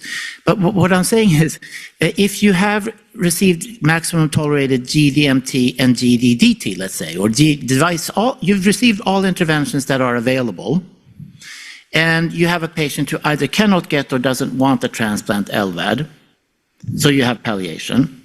And is there anything else? Does anybody do something that is off-label? Does anybody in those patients use inotropes? I know that you do. I mean, sometimes we use levosimendan as a palliative measure for if we see a good clinical response. I mean, it's not for prognostic purposes. Yeah, I mean, just I've for sent people palliation. home on inotropes in one rare instance. Other programs do this routinely. Exactly. Well, especially Very good. in the US. So many North American centers routinely use home milrinone drips. What else? Is there anything else? This is a big unmet need, clearly, but we need to get think clinically oriented here. What would you actually do? Is there a role of, for example, evaluating diuretics, maybe reassessing additional diuretics, Wilfried, for example? Maybe we think they have maximum tolerated GDMT, but maybe we haven't looked carefully enough. Maybe there's something we can do. I think it fits into what Benedict was saying, Lars. I mean, in those patients, you need to do a proper hemodynamic assessment, making sure that your patient is dry, having almost normal filling pressures.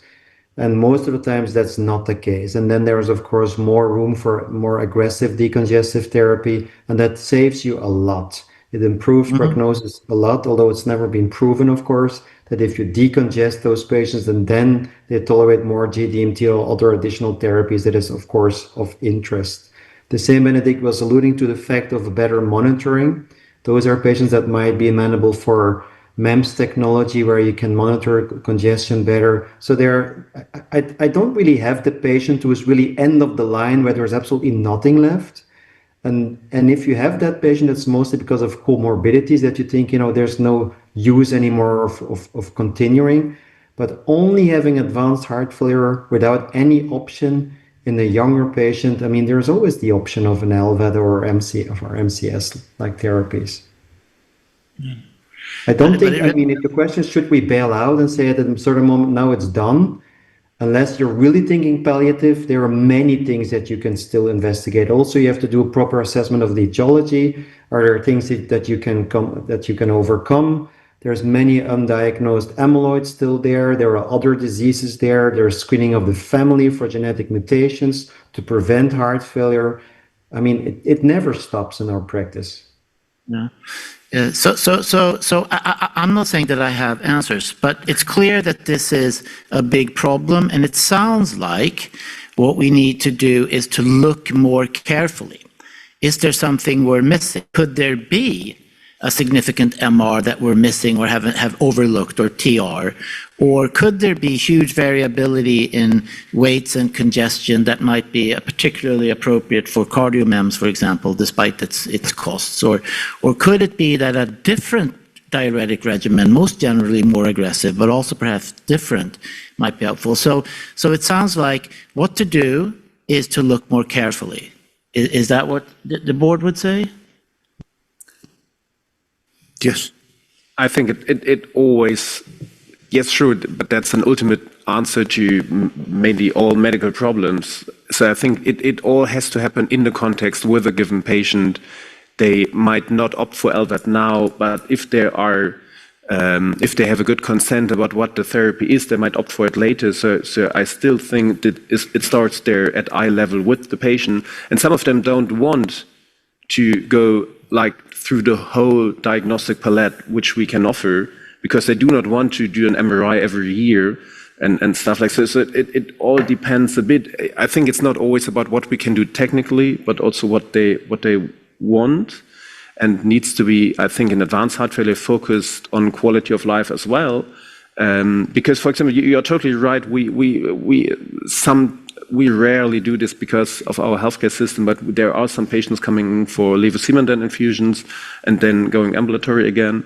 But some don't want that. They don't want to go to the hospital every 2 weeks. They rather have a slightly lower functional status. I think what we can always do anything, but what we do needs to be discussed at eye level with the patient. But I think we all can agree that there is a need for something bridging between these types of patients and when you give LVADs for transplantation. Yeah, that's true. So, I mean, we need new drugs. Yeah, it's interesting. If patients come to you, they most generally accept an LVAD. But if you screen and come to the patient and says, it looks like you would benefit from an LVAD, most say no. Or they say no immediately, and then you spend time. And then they come, yeah. Exactly. Yeah. And also probably what we need in this setting is not only drugs to bridge this decision time, but also new, better devices with lower risk that can you implant with a lower Intermax class. Right, that's a good question. A greater Intermax class. Yeah. So Ovidio, what do you, or anyone, so leaving what we can do today, what do you think is on the horizon? What's the next advance in this group? What will we be doing in 5 years? Is it novel drugs, novel devices, improved monitoring? Lars, I think all of this. First of all, I'm coming back what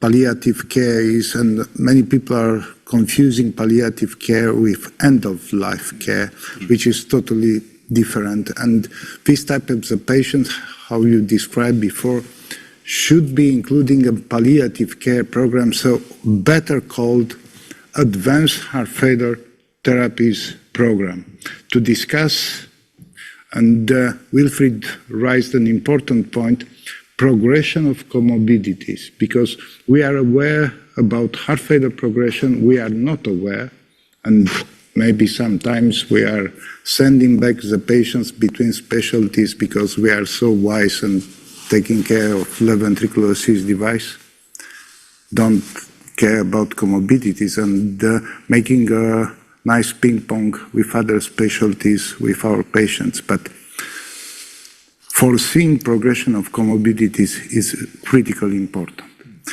We have some drugs. I will mention istaroxime. Istaroxime, it's a new digoxin with action on SERCA, so improving both inotropy and relaxation. It's proven to be positive in terms of end diastolic pressure in Horizon 1 and 2 trials 10 years ago, and now in seismic B and C trials in patients with precardiogenic shock. We don't know if we can change levosimendan infusion, as shown in Lionheart, with iterative istaroxime infusion in patients with precardiogenic shock or severe advanced heart failure, poorly tolerant or maybe intolerant of guideline-directed medical therapies. There are other new compounds addressing phospholamban pathway. There are 2 phase 2 clinical trials on the horizon. We will see what's happened. And beyond this new molecules, one of these istaroxime, which has at the moment 4 positive clinical trials, and the positive in terms of clinical benefit in the exploratory analysis. I think that treating of comorbidities, it's crucially important in this type of the patients, because one legitimate question for this type of the patient, as Lars described before, how common are these patients? Because from acute heart failure registries, only 5 to 6% of these patients are progressing at 2 years to advanced heart failure. From chronic heart failure registries, only 2 to 3% of these patients are progressing to advanced heart failure. So, first impression would be not so common to deserve a special attention, but actually these patients are accumulating.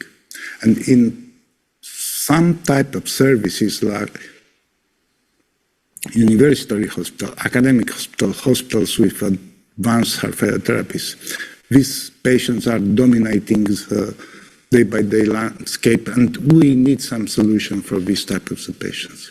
Levosimendan started very nice, but 2 negative clinical trials, completely unuseful, and with warning signals for weaning from ECMO. So maybe it's not the right way to proceed for this type of the patients in ICU and ICCU. Dobutamine and milrinone, it's using its protocol in some hospitals in Europe and in Israel for this type of the patients.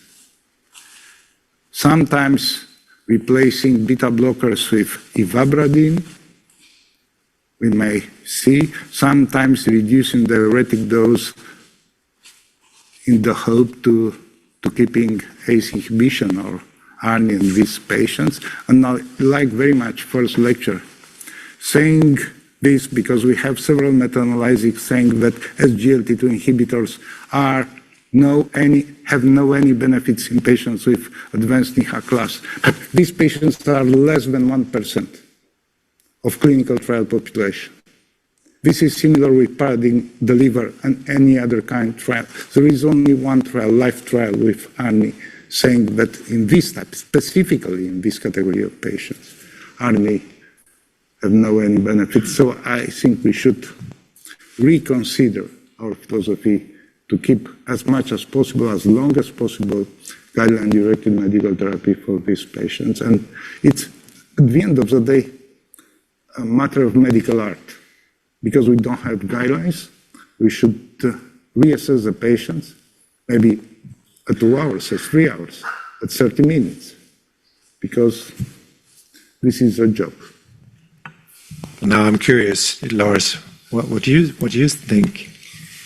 Right. So for the future, I look for novel drugs, novel devices, and novel strategies. And strategies are related to different aspects of monitoring. So hemodynamic monitoring, but also logistical types of strong HF, close contacts, frequent follow-up. So drugs, devices, and monitoring. And I do think we are in a new era where there are, Ovidio mentioned a few, some exciting drugs that are qualitatively and fundamentally different from the incremental steps we've been taking for a few years. The drugs that we use now, they do improve outcomes, but they don't improve contractility. I think in 5 years, there will be drugs that safely improve contractility. That would be nice. Yeah.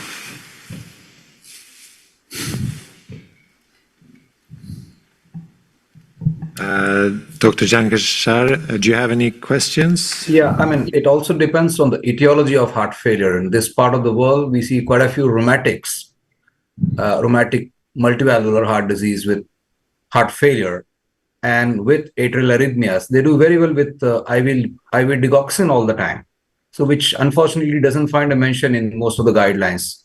It may not improve, it may not have a mortality benefit, but then the patients do feel good. So we use this digoxin quite a lot in our practice, and the patients seem to do well. Any comments from the chair? Did you say digoxin? Yeah. So digoxin does have, it's GDMT. It is in the guidelines. It doesn't have a 1A recommendation. It's class 2 or class 2A or 2B. But Right. then if the etiology is rheumatic, it seems to work all the time. Sure. So digoxin is helpful in all patients with heart failure, and especially in patients with rheumatic heart disease. Very good. So any questions from the audience?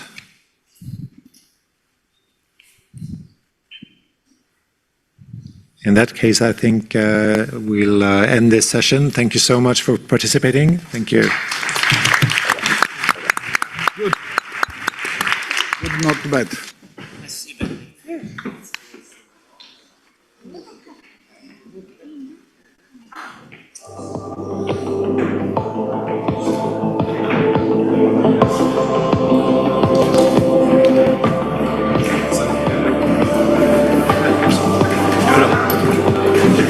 Jag hade samma.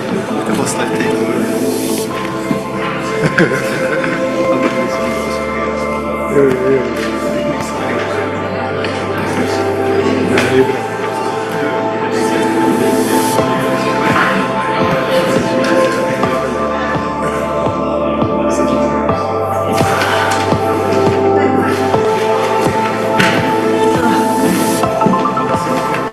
Sorry? Yeah. Good. Introduce yourself. Antonio Canas. See you here at this meeting, for sure, and at each of the... We share this Indian sensitivities in EJ. Yeah. Oh, right, yeah.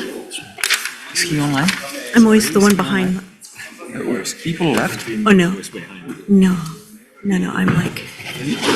There's no way you can... You should start. 2 minutes. No. Not at all. Not at all.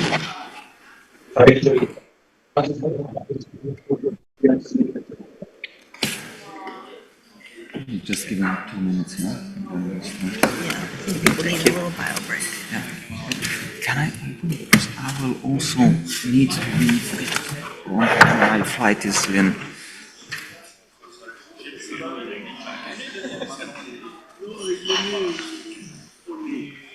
Sen då att vi då hade i det här fallet rådgivarby där vi har en patientlista och sen har vi en mallar som är fram i studien då. Då kan man då bara klicka i vilken mall patienten passar för. Då kommer det upp rådgivarby som är går här och skickar ut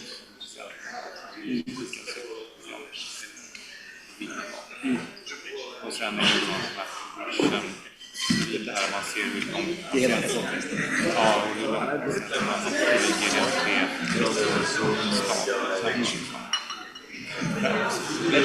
det skulle man ju kunna, men man kan ju göra det liksom. Nej, precis. Jag tänker, har du kollat? Nej.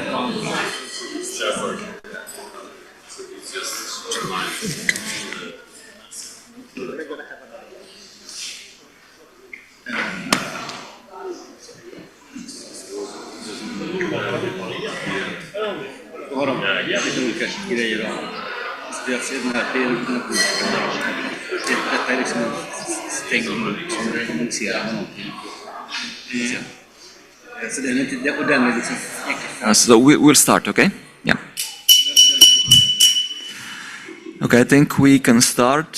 Some of the people are still in the room and the rest is in the room next door, but you can hear us. So this is the last session of the day. It's about hypertrophic cardiomyopathy. My name is Mitja Lenščák and I'm from Slovenia. We'll co-chair this with Dr. Zirot from Canada and Dr. Bhatia from India, who is joining us online. There is a slight change in the program because second speaker, Professor Schulze, needs to catch the same plane as I do, but he needs to leave a bit earlier. So we'll have Professor Schulze presenting on treating hypertrophic cardiomyopathy yesterday, today, and tomorrow. So the floor is yours. Okay, thank you very much. Yeah, thanks for the slides. Good. So yes, my topic is going to be the different treatment options for hypertrophic cardiomyopathy yesterday, today, and tomorrow. These are my conflicts of interest, and relevant for this talk is that I'm on the steering committee for several studies with aficamten with the company Cytokinetics. Yeah, the obstructive hypertrophic cardiomyopathy is by itself in hypercontractile left ventricle. It's characterized by hypertrophy and left ventricular outflow obstruction, and that results in exercise-limiting symptoms and in reduced exercise capacity. You see an example here on these slides. On top, the echocardiography with near LV cavity obstruction, and then on the bottom, a patient who unfortunately died with a huge left ventricular concentric hypertrophy and clear evidence of outflow tract obstruction. Our pharmacologic treatment options are still limited. There's beta blockade and calcium antagonism. And then for the last 1.5 years, cardiac myosin inhibitors have been introduced after several studies that I will introduce to you, and they result in reduction of myocardial hypercontractility, an increase in exercise capacity, a reduction in symptoms, and a reduction of patients who are actually patients for and septal reduction therapy, and also an improvement of cardiac biomarkers. Well, here is the current guideline recommended assessment of patients. In patients with left ventricular outflow obstruction that is more than 50 millimeters mercury and symptoms, that's very important. All patients in our studies are symptomatic patients. These patients should be first introduced to a beta blockade. If they are still symptomatic, it is recommended to test verapamil or diltiazem. And then if patients are still symptomatic, disopyramide, or then with a class 2A recommendation, mavacamten, which is the first cardiac myosin inhibitor. And only then, after a failure of these medical therapies, patients are candidates for an septal reduction therapy, which is TASH or myectomy. Well, so it's very important to just remember that a beta blockade is for a long time already one of the I have to say pillars or cornerstones of hypertrophic cardiomyopathy treatment. And this is actually based on an assessment from 1968 by Dr. Cohen and Dr. Brownwald, actually from New York. And they showed in a very small patient population that patients with an hypertrophic cardiomyopathy and left ventricular outflow tract obstruction, that they have with an old beta blocker, propranolol, an improvement of their symptoms and better quality of life. And this is basically the foundation of how we treat patients in the European guidelines and 1B recommendation for beta blockers, and the ACC and AHA guidelines and 1B as well recommendation for patients with obstructive hypertrophic cardiomyopathy and symptoms. We do not have any recommendations for patients with hypertrophic cardiomyopathy without symptoms, which is actually nearly 50% of the patient population. And these are preferably all the young patients who come to our office with a positive family history. So most recently, the cardiac myosin inhibitors have been developed. They all were derived from a large group of investigators, and then several subgroups of these myosin inhibitors have been developed into different drugs. The first was mavacamten, as I mentioned. The second drug is aficamten, which probably enters the market next year. They are structurally relatively close, but they have different binding site on myosin, so there is some form of protein specificity. The very first study that tested the impact of mavacamten in this group, patients with symptomatic hypertrophic cardiomyopathy with a left ventricular outflow tract obstruction of more than 50 millimeters mercury, was the Explorer HCM trial. And the primary outcome is noted here on top, and that was a change in peak oxygen consumption. We know that these patients have a very low mortality, and therefore all these quality of life markers have been introduced. And the most objective quality of life marker, according to the FDA, in this case was the cardiopulmonary exercise test. Mavacamten was successful in a patient population of 251 patients and increased peak oxygen consumption by 1.4 milliliter per kilogram per minute.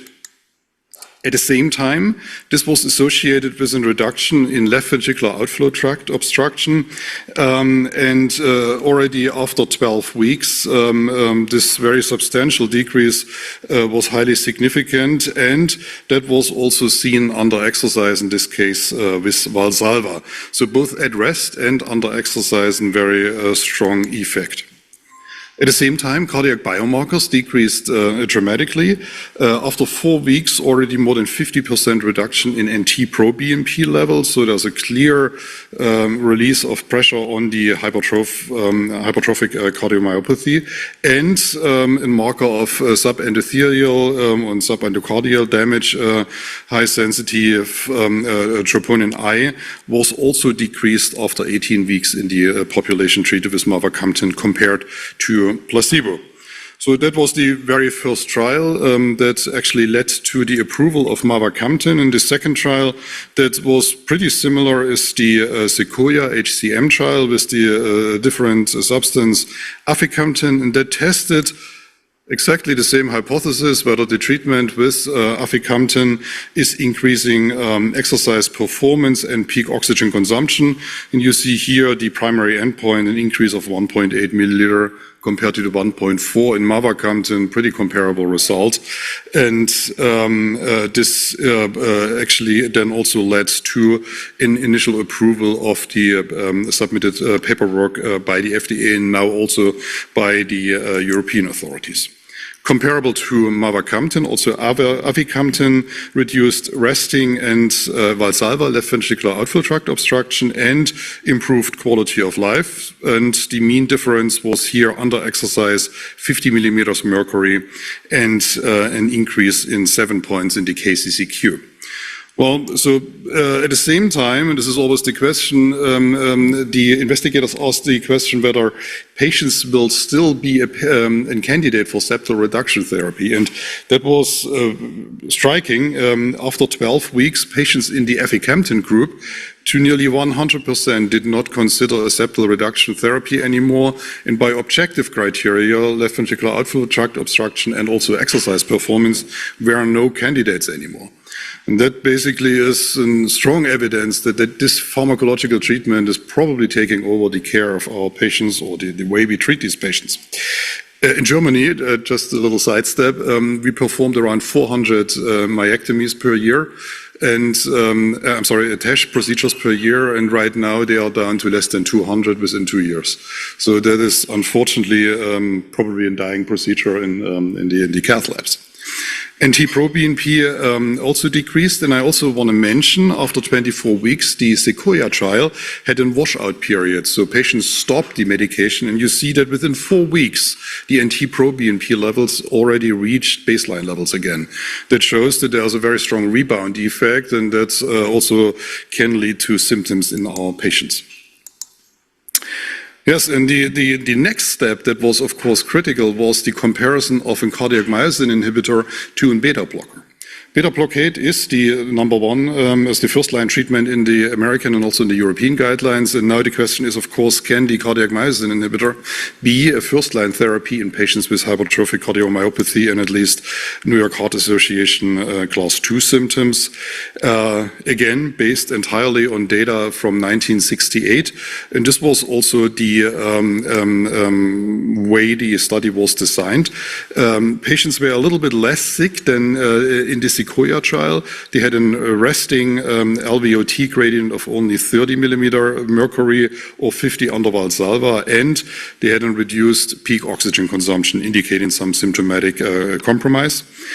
It was a relatively small study, only 90 patients in both arms, and the study design was again 24 weeks on drug and then 4 weeks off drug. That led to the following patient characteristics. We had a patient population with a typical age around 55 years, and the patients had not as high levels as in the other trials, NT-proBNP levels of around 500. The peak oxygen consumption was 19 versus 20, and the resting gradients were around 50 and under Valsalva around 70 millimeter mercury. And patients had hypertension to a certain degree. Now, the two patient populations were titrated over several steps. In particular, this was important for the metoprolol group. 62% of the patients received 150 or 200 milligram doses. This is quite substantial, and it's a clear therapeutic effect. What, however, was also notable was that 10 patients in the metoprolol group did not tolerate the medication, and only one patient in the aficamten group did not tolerate the medication. And in regard to bradycardia, that was a concern with these high doses of metoprolol. The goal was to keep patients actually in a certain range of their heart rate, and metoprolol had only a mean decrease of 6 beats per minute compared to the aficamten group that actually had no change in the beats per minute. So actually, the hemodynamic effect is probably not very strong.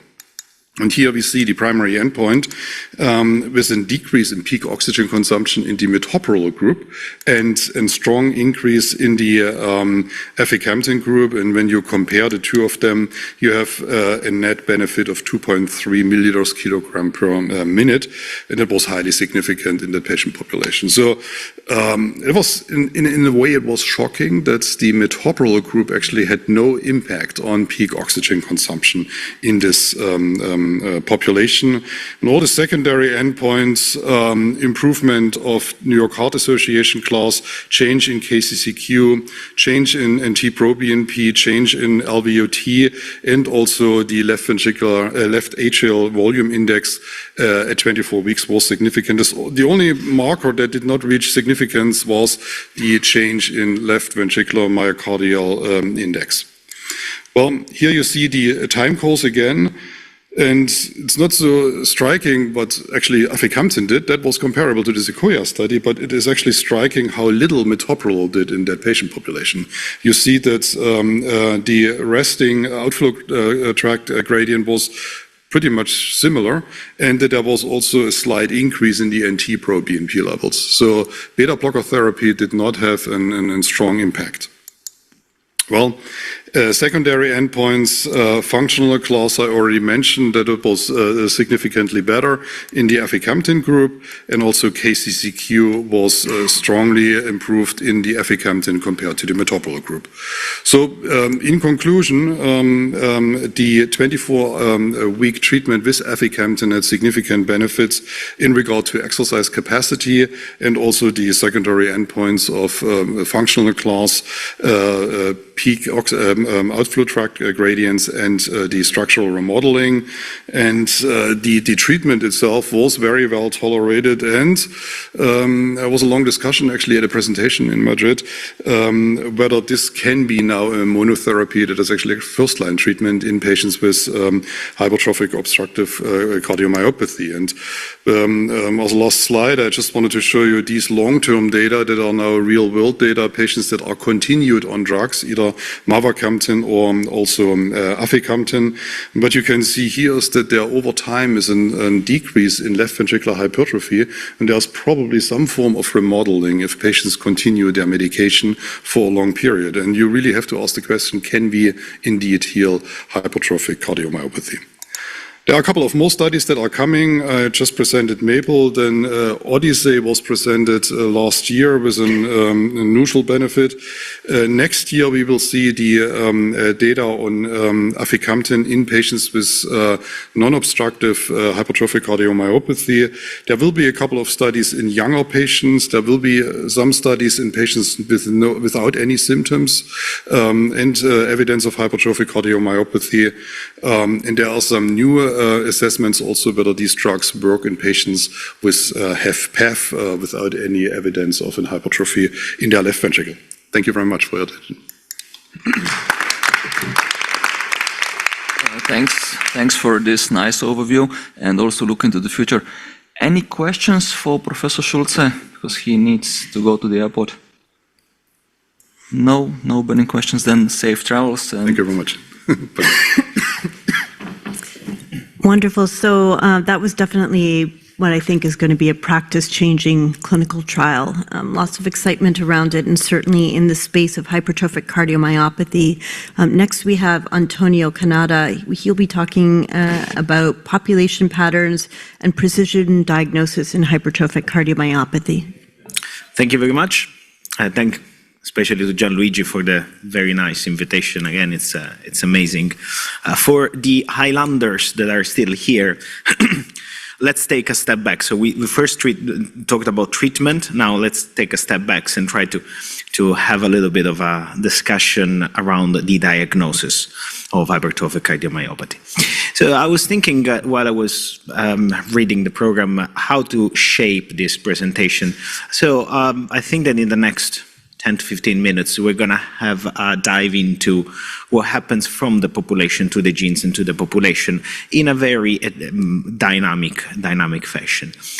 First of all, let me start with the classification of cardiomyopathies. I think if we look back in time, both sides of the Atlantic, they defined the cardiomyopathies in 2006 and 2007, taking a similar approach into what it was more a phenotypic approach in the European approach, more a genetic and family type of diagnostic approach in the Americans. But overall, the interaction between what we see and what it's underneath in terms of the inherited genes that we carry on were heavily suggestive of our diagnostic approach. However, I would like to point out the dates because it doesn't seem to be that far away, but we're talking about 2006 and 2007. Now, if I ask you what were you doing when this classification is published, now I know exactly what I was doing on the 9th of July 2006. That was the last time Italy won the World Cup. So I remember exactly that date, but it was a completely different world. George W. Bush was the president of the United States when Stefani was singing The Sweet Escape, and the United Kingdom was still part of the European Union. Now the world has completely changed. Yet, the 2023 guidelines for the management of cardiomyopathies from the European Society of Cardiology still take the approach of defining cardiomyopathies based on a phenotypic approach. And today we're going to just focus a little bit on the hypertrophy, so when the heart is chunky. The most important things to highlight is it's the same as the culture. Culture is what remains when we've forgotten everything. So cardiomyopathies is basically what remains when we have excluded everything else. So to have a diagnosis of cardiomyopathy, we have to exclude that there is an ischemic heart disease underneath. We have to exclude that the abnormal loading condition can explain the phenotype. So we have to exclude valvular heart disease.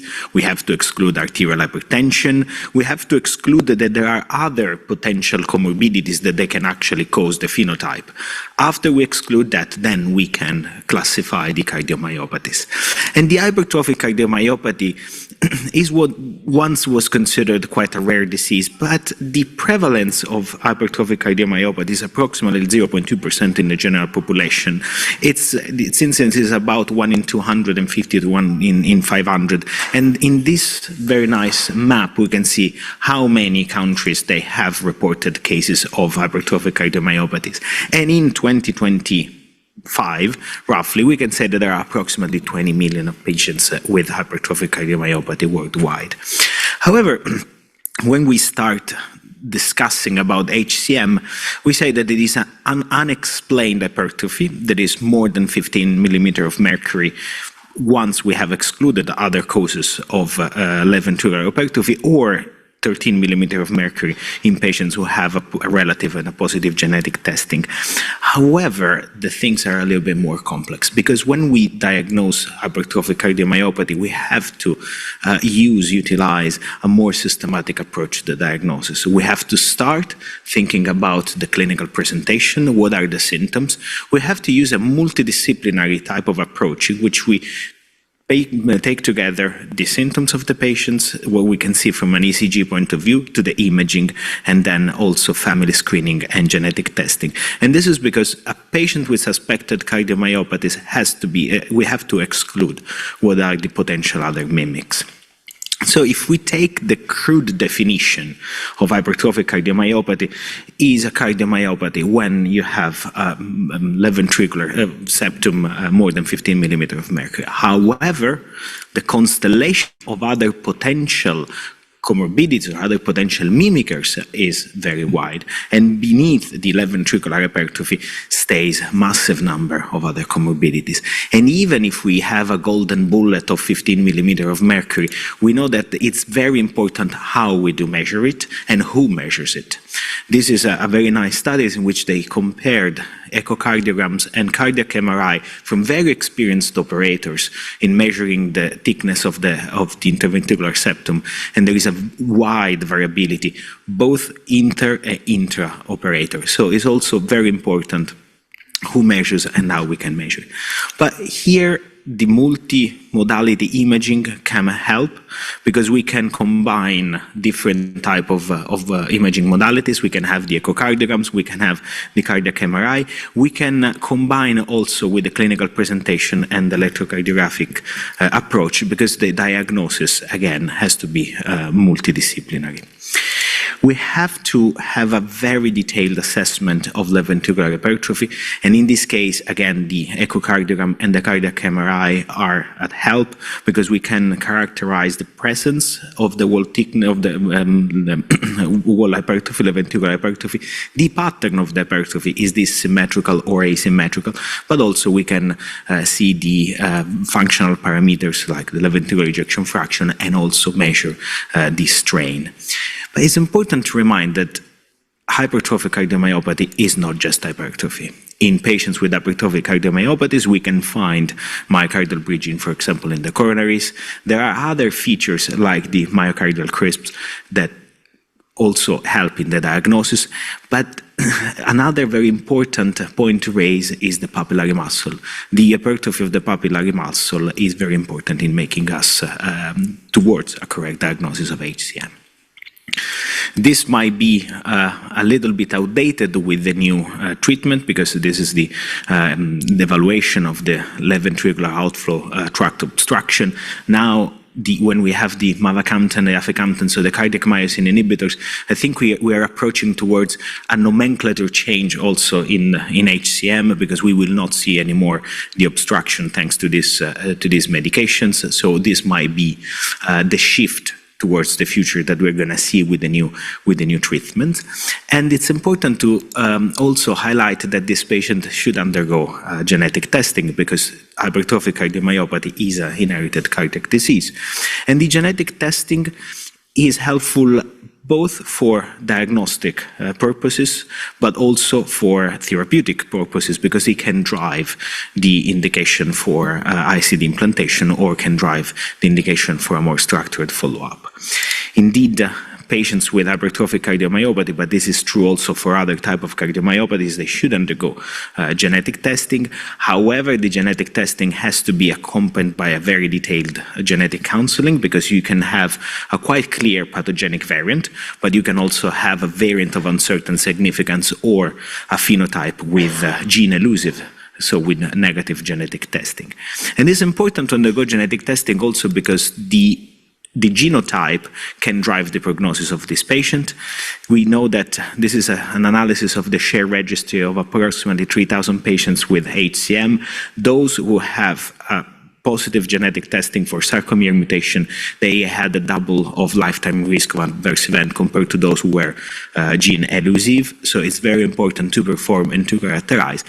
However, we also have to remember that also in this setting, knowledge is not always power. So when we increase the screening, when we increase the depth of our genetic testing, we also have to accompany with a very detailed genetic counseling, because otherwise what might happen is that we have our results that we don't know how to interpret, and this might misguide the diagnosis and then further the treatment of this patient.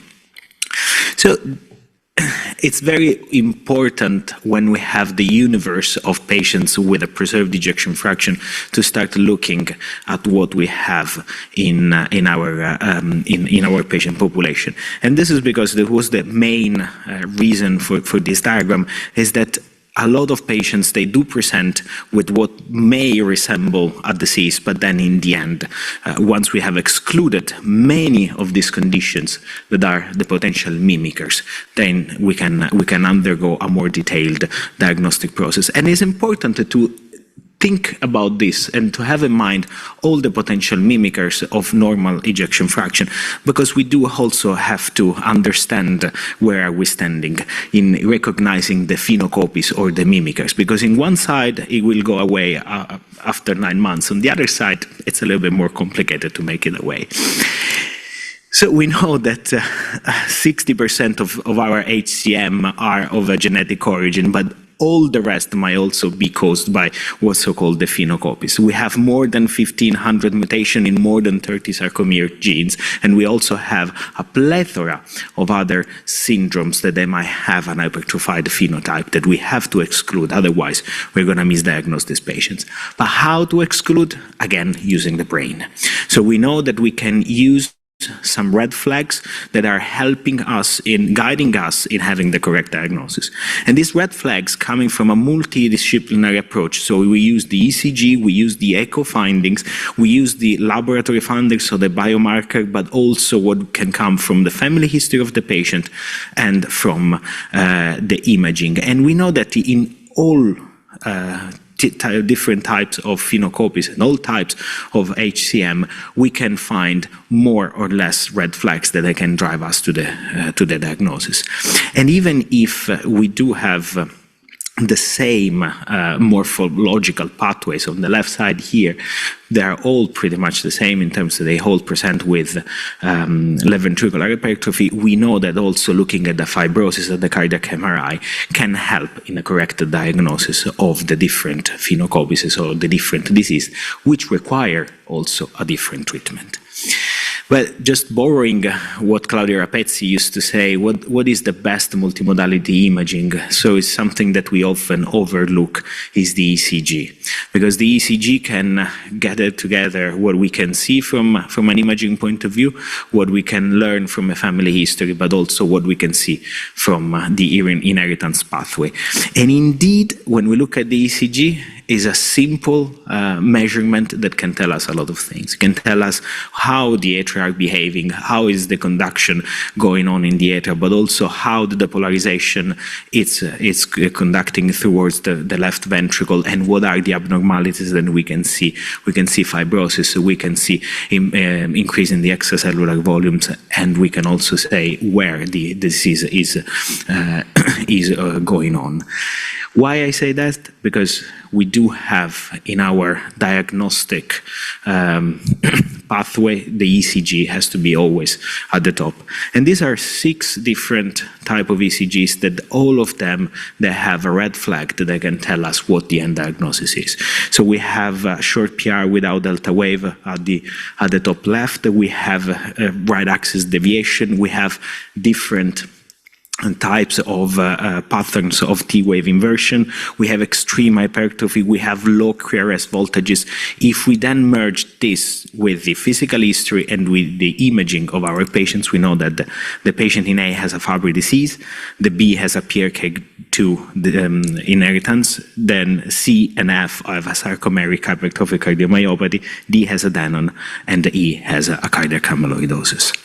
And now just just briefly mentioning that also when we talk about hypertrophic cardiomyopathy, we should never forget that this is also a disease of the kids. So it's a disease that can happen in the infantile, so in the young patients, and we do have to have a systematic approach to these patients, but also most importantly, we also have to accompany these patients toward the transition from the pediatric cardiology to the adult cardiology.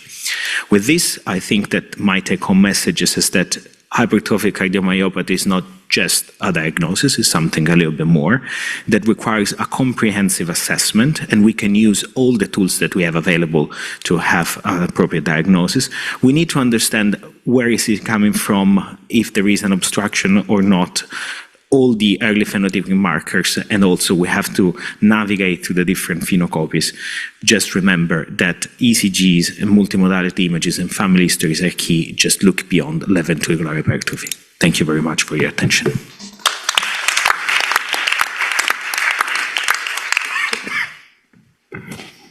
So we just want to see if Dr. Bhatia, online from India, has any comments or questions.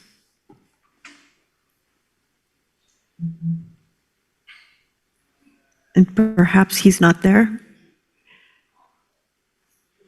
Is there anybody online? Okay, so not online currently. Okay, wonderful. So any questions from the audience at all? Great. So Antonio, I just wanted to ask you, have you noticed any challenges even with diagnosing the obstruction in hypertrophic cardiomyopathy? I know it's been a bit of a challenge in our echo lab, and there really is an urgency to get this maneuver right. I totally agree. It's very challenging. Depends when you do it, how you do it, who does it. So you can have a lot of variability around the diagnosis of the obstruction. So it is quite challenging in getting it right. Definitely experienced operators are much better in having an accurate diagnosis of the obstruction. It's important to think also about what the obstruction means, rather than just a single number, what it means in the disease trajectory of the patient, because we can also see changes according to the loading condition and according to the patient status. But also it's important when we think about the risk score.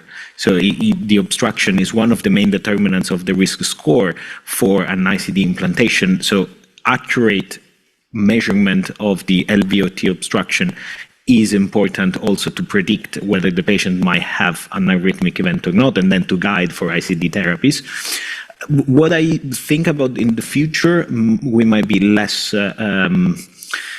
frantic about the obstruction, because now with the cardiac myosin inhibitors, we won't see that much of obstruction anymore. So we have to rethink also about how do we risk stratify these patients for arrhythmias, because this is one of the biggest challenge in the future. So let's see. Great point. Dr. Bhatia, thank you for joining us. Any questions or comments? Yeah, so that was an excellent talk. I really like the way you approached, especially the sequential way of analyzing. So just as a continuing the discussion about risk stratification, how do you feel that cardiac MRI especially would change that approach? Well, yeah, the cardiac MRI has changed the approach to many of our diseases. So definitely we are much better diagnosing, we're much better classifying and phenotyping patients with cardiomyopathy. We do have also the tissue characterization and the strain that are coming up. So cardiac MRI will always be at the top of the chain in diagnosing cardiomyopathies, not just the hypertrophic, but all type of cardiomyopathies, and even in unexplained or in the first presentation of heart failure. What I think is also we have to consider is the cost and the availability of cardiac MRI, because an echo you can get it quite quickly. A cardiac MRI in some places it's going to be more complicated to have. So we do have also to think about the sustainability of the system. And but this is something that is above my pay grade, I say. Particularly for HCM mimics, means I think cardiac MRI has got a very peculiar role in excluding the HCM mimics, because on the echo we just go ahead and just make a diagnosis rather than that having cardiac MRI to rule out cardiac amyloidosis or maybe other Fabry's disease and other. I think so it's very good.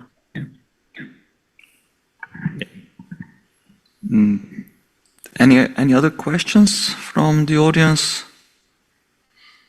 No, I would still like to use the opportunity to ask Antonio how to maybe do a bit more epidemiological approach. So the first presentation still can be fatal. Yeah? That still is a possibility. Now, if you are doing some screening in younger people, adolescents, then the noise from other disease should be less. In Slovenia, we have about 20,000 births per year. And there are a couple of time points when we do some medical screening. And it's the 7th grade, that is around, I think, 12 or 13 years, when we have a blood draw to do the lipids. Now, would it make sense to do NT-proBNP at that time? Because still, if we have 20,000 births, that is 50 to 100 cases, anticipated cases. Would it make sense to do that, or to do ECG and artificial intelligence reading?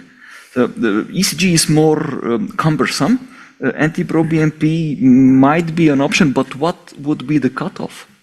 Is there any information about that? Is any country doing that?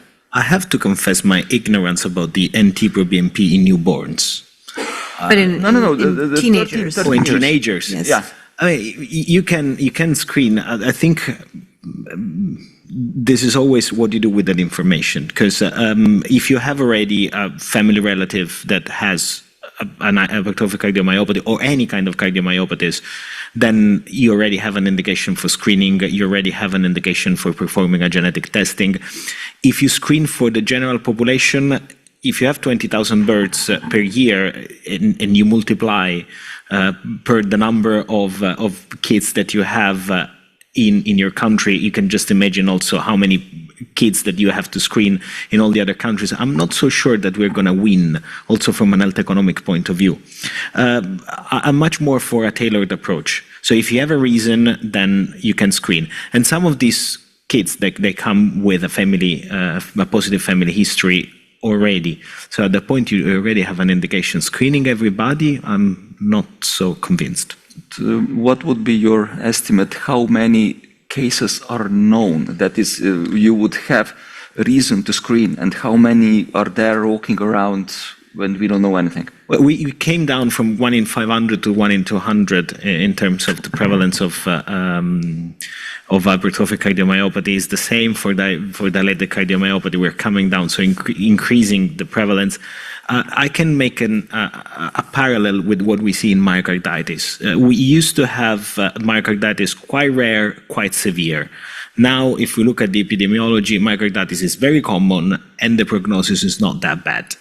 So we could get a shift in the diagnosis. If we look for everything, there would be a significant increase in the prevalence even of hypertrophic cardiomyopathy. The consequences, we still don't know.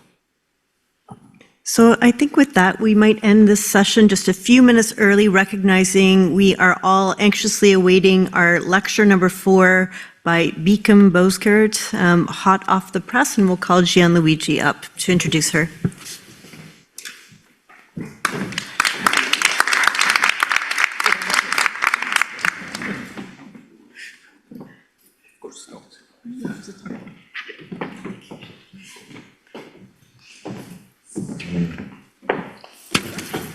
So we are here for the last session of the meeting. It's about hot of the press and upcoming evidence. It's my pleasure to introduce dear friend and colleague, Professor Boskert from Baylor in US. She is editor-in-chief of JACC Heart Failure. She has been chair of the American Guidelines for Heart Failure, so really leading colleague in the field of the heart failure worldwide. So thank you so much, Beacon, for joining us.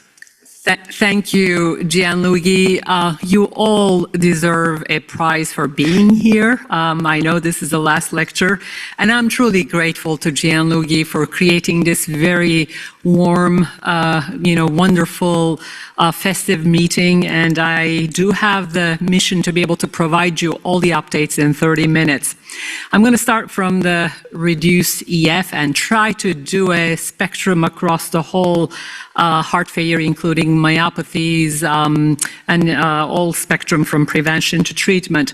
Where we are seeing newer data is on the add-on therapies, and specifically with vericiguat. A couple of months ago, we heard the results of the VICTOR trial, which created a little bit of a discussion or controversy about what to do with vericiguat. In the VICTOR trial, for those who remember, which included less sick patients than Victoria, excluding patients that were recently hospitalized. Therefore, Victoria and VICTOR trials are a sort of exclusive of each other's populations. In this trial, not meeting the primary endpoint of cardiovascular death and heart failure hospitalizations, but surprisingly showing a significant reduction in cardiovascular death, sudden cardiac death, and thus having for the first time a signal like the ICDs of reducing sudden cardiac death, but not the combined endpoint, and also not meeting the endpoint for heart failure hospitalizations. How did this happen? If we look at the foundational therapies, the concordance of what we see across the endpoints, cardiovascular death combined with heart failure hospitalization or cardiovascular death or all-cause mortality or heart failure hospitalization has been the framework. In the little bracket that is in the second column, VICTOR is sort of an exception. It does meet the combined endpoint, but not usually what we perceive as the change in trajectory by reducing hospitalizations. And of course, the VICTOR investigators have told us because the profile of the patients are changing, it's mostly the outpatient augmentation of therapy that changes. Partly true, because what we're seeing in the clinical trials, this is a recent publication, the proportion of patients that meet the endpoint for worsening of heart failure is becoming less and less hospitalization and more maybe oral intensification in an outpatient setting. Be it as it may, it's a lesser sick population, and though is still associated with mortality rates. The other interesting thing that came out from the VICTOR is the pooled analysis of Victoria and VICTOR. We may debate whether they can be pooled, even though they're in the opposite direction in terms of populations. In their meta-analyses, there was no heterogeneity, and thus it's kosher methodologically to pool this. Interesting, though, pattern that I see over there is when do we see the separation of the curves in cardiovascular death versus heart failure hospitalization? Heart failure hospitalization seen on the far right panel started separating somewhat early, modest effect, but in the pooled analysis achieved a significance. Remember, in the initial analysis, it didn't. In the pooled, when you combine Victoria and VICTOR, it did. So maybe truly the pattern is a benefit with change in heart failure profile, i.e. reduction in hospitalizations and then subsequently death. The problem with VICTOR or Victoria is there appears to be a ceiling in terms of the sickness with the NT-proBNP subgroup analyses. Those in the highest quartile in the Victoria trial did not benefit. When you do the pooled analysis, those with an NT-proBNP over 6,000 does not benefit. So currently we are a little bit perplexed as to what kind of a patient phenotype we need. And also, this is also very perplexing, the lower the NT-proBNP was, the higher the magnitude was. So currently we don't know whether we are to say helpful in sicker patients like Victoria, or shall we now expand it saying those with or without recent worsening of heart failure as long as the NT-proBNP is low. But I think the concept is going to be we may need a little bit more data and clarity on what to do with Victor. So far, it resides in the sicker patient population in the guidelines as a class 2B prior to the Victor. In terms of preserved EF, we have seen the data with SGLT2 inhibition and nonsteroidal MRA. The thing that is new recently is I'm going to be showing a variety of analyses that comes from Fine Arts. This is a pooled analysis of Fidelio, Figaro, Fine Arts. The panel in the lower part is interesting. The benefit or efficacy across the spectrum of EGFR, UACR, hemoglobin A1C is very concordant and or significant, and thus there doesn't seem to be any difference, or the benefit not being limited to the abnormal UACR. There's this perception of, oh, this only works in individuals with albuminuria. Where we are in the prediction of guidelines currently probably is not totally clear whether the MRA is going to be approached as a class with the combination of the TopCat and Fine Arts versus separate for nonsteroidal MRA or MRA. The thing I'm showing on the left side with the psychedelic colors around the MRA bracket is to demonstrate that we don't know exactly where this recommendation will go. In the US guidelines in HFpEF, MRA was to B. Right now, to be or not to be, we don't know where it would go, but probably we will wait for further data, and I'll show those trials in a minute. Currently, this concept, the unanswered questions are being addressed in a variety of papers. And then the other thing that's coming into the recognition is we're going to get more data with both steroidal MRA, 2 trials in HFpEF, SPIRIT trials, as well as nonsteroidal MRA, both in HFrEF, as well as HFpEF in hospitalized as well as concomitant with SGLT2. That's going to inform us, but we're also seeing a lot of data with other ALDO antagonism and other agents. Another interesting subgroup analysis that came out from Fine Arts was the individuals who developed hypotension. The ones who developed hypotension were the ones who actually had lower blood pressure at baseline. And though the treatment effect in the individuals who developed hypertension was attenuated, those who remain on the therapy still benefited. We have seen similar results with ARNI, and thus this concept of, yes, the blood pressure can be lower with nonsteroidal needs to be kept in mind. Now, ALDO antagonism or MRA, as you know, straddle the concept of heart failure prevention. This is going to be an era where we're going to be seeing a lot of prevention of CKD, prevention of heart failure, along with treatment. They stand to overlap. And whatever works actually in prevention of heart failure seems to be working for HFpEF, and whatever is working for heart failure seems to be working for prevention of progression of CKD. So maybe our therapies are going to be very similar. We just heard a session on HCM. Just to solidify what you have heard, practice-changing trial, single trial, MAPLE-HCM, which demonstrated first-line therapy with cardiac myosin inhibitors compared to beta blockers in a randomized manner resulted in better outcomes, the usual outcomes that we see in HCM trials, exercise performance, health status, and as well as the NT-proBNP. This is a very much of a practice-changing study. Odyssey HCM in non-obstructive HCM, we just heard there's an overlap with HFpEF. HFpEF and non-obstructive HCM are almost hand in hand.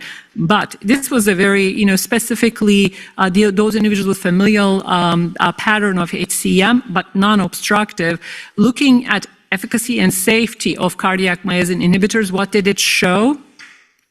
No efficacy, but 1 in 5 developed decline in EF.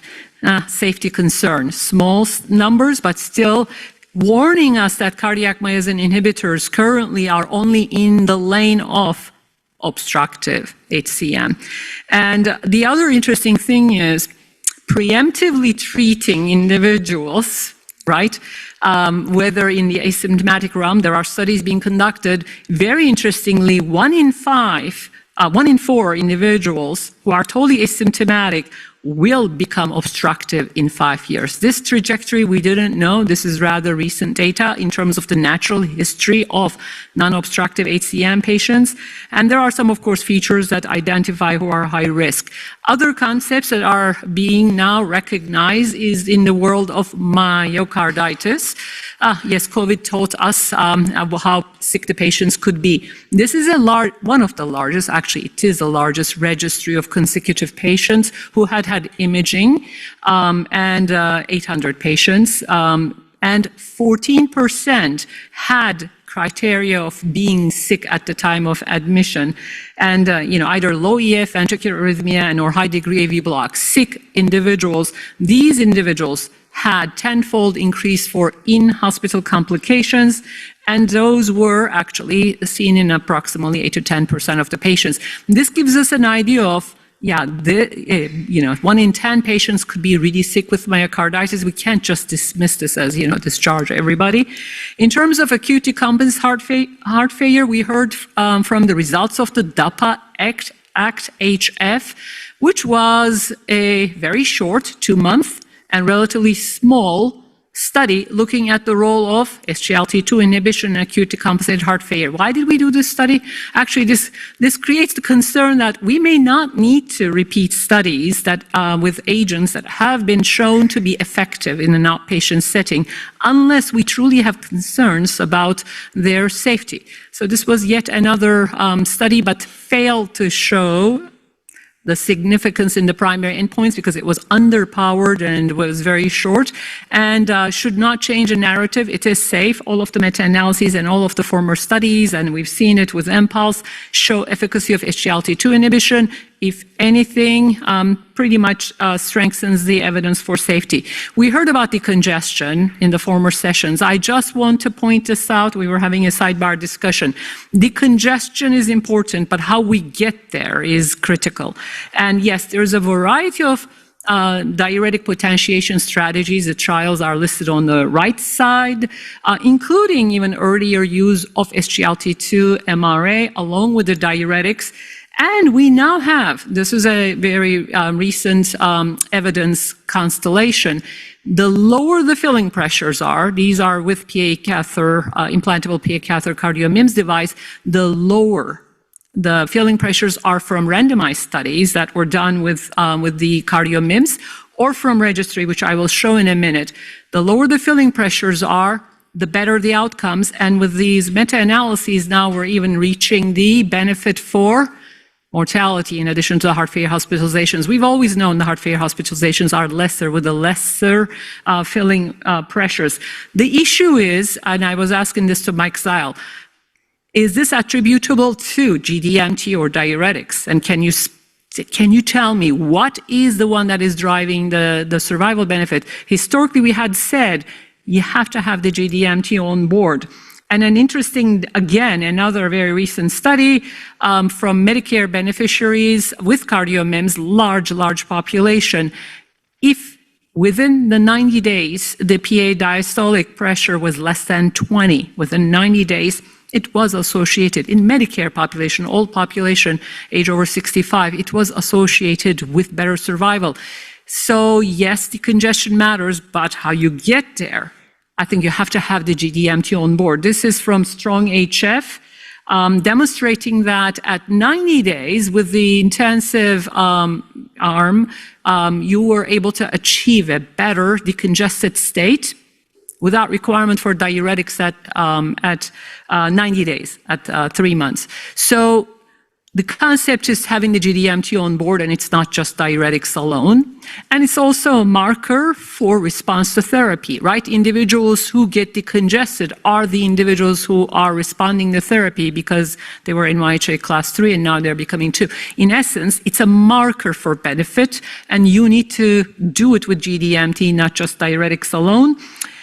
Other strategies that are evolving in the acute decompensated is these, shall we use imaging and or handheld to look at, with ultrasound to guide the intensity of diuretics. We published this in JACC-HF, looking at inferior vena cava, Unfortunately, this study didn't achieve any significance in ultrasound-guided, IVC measurement-guided decongestion or diuretic therapy. There were no differences in the intensity of diuretics, neither the level of NT-proBNP, which was the endpoint, or the hemoconcentration.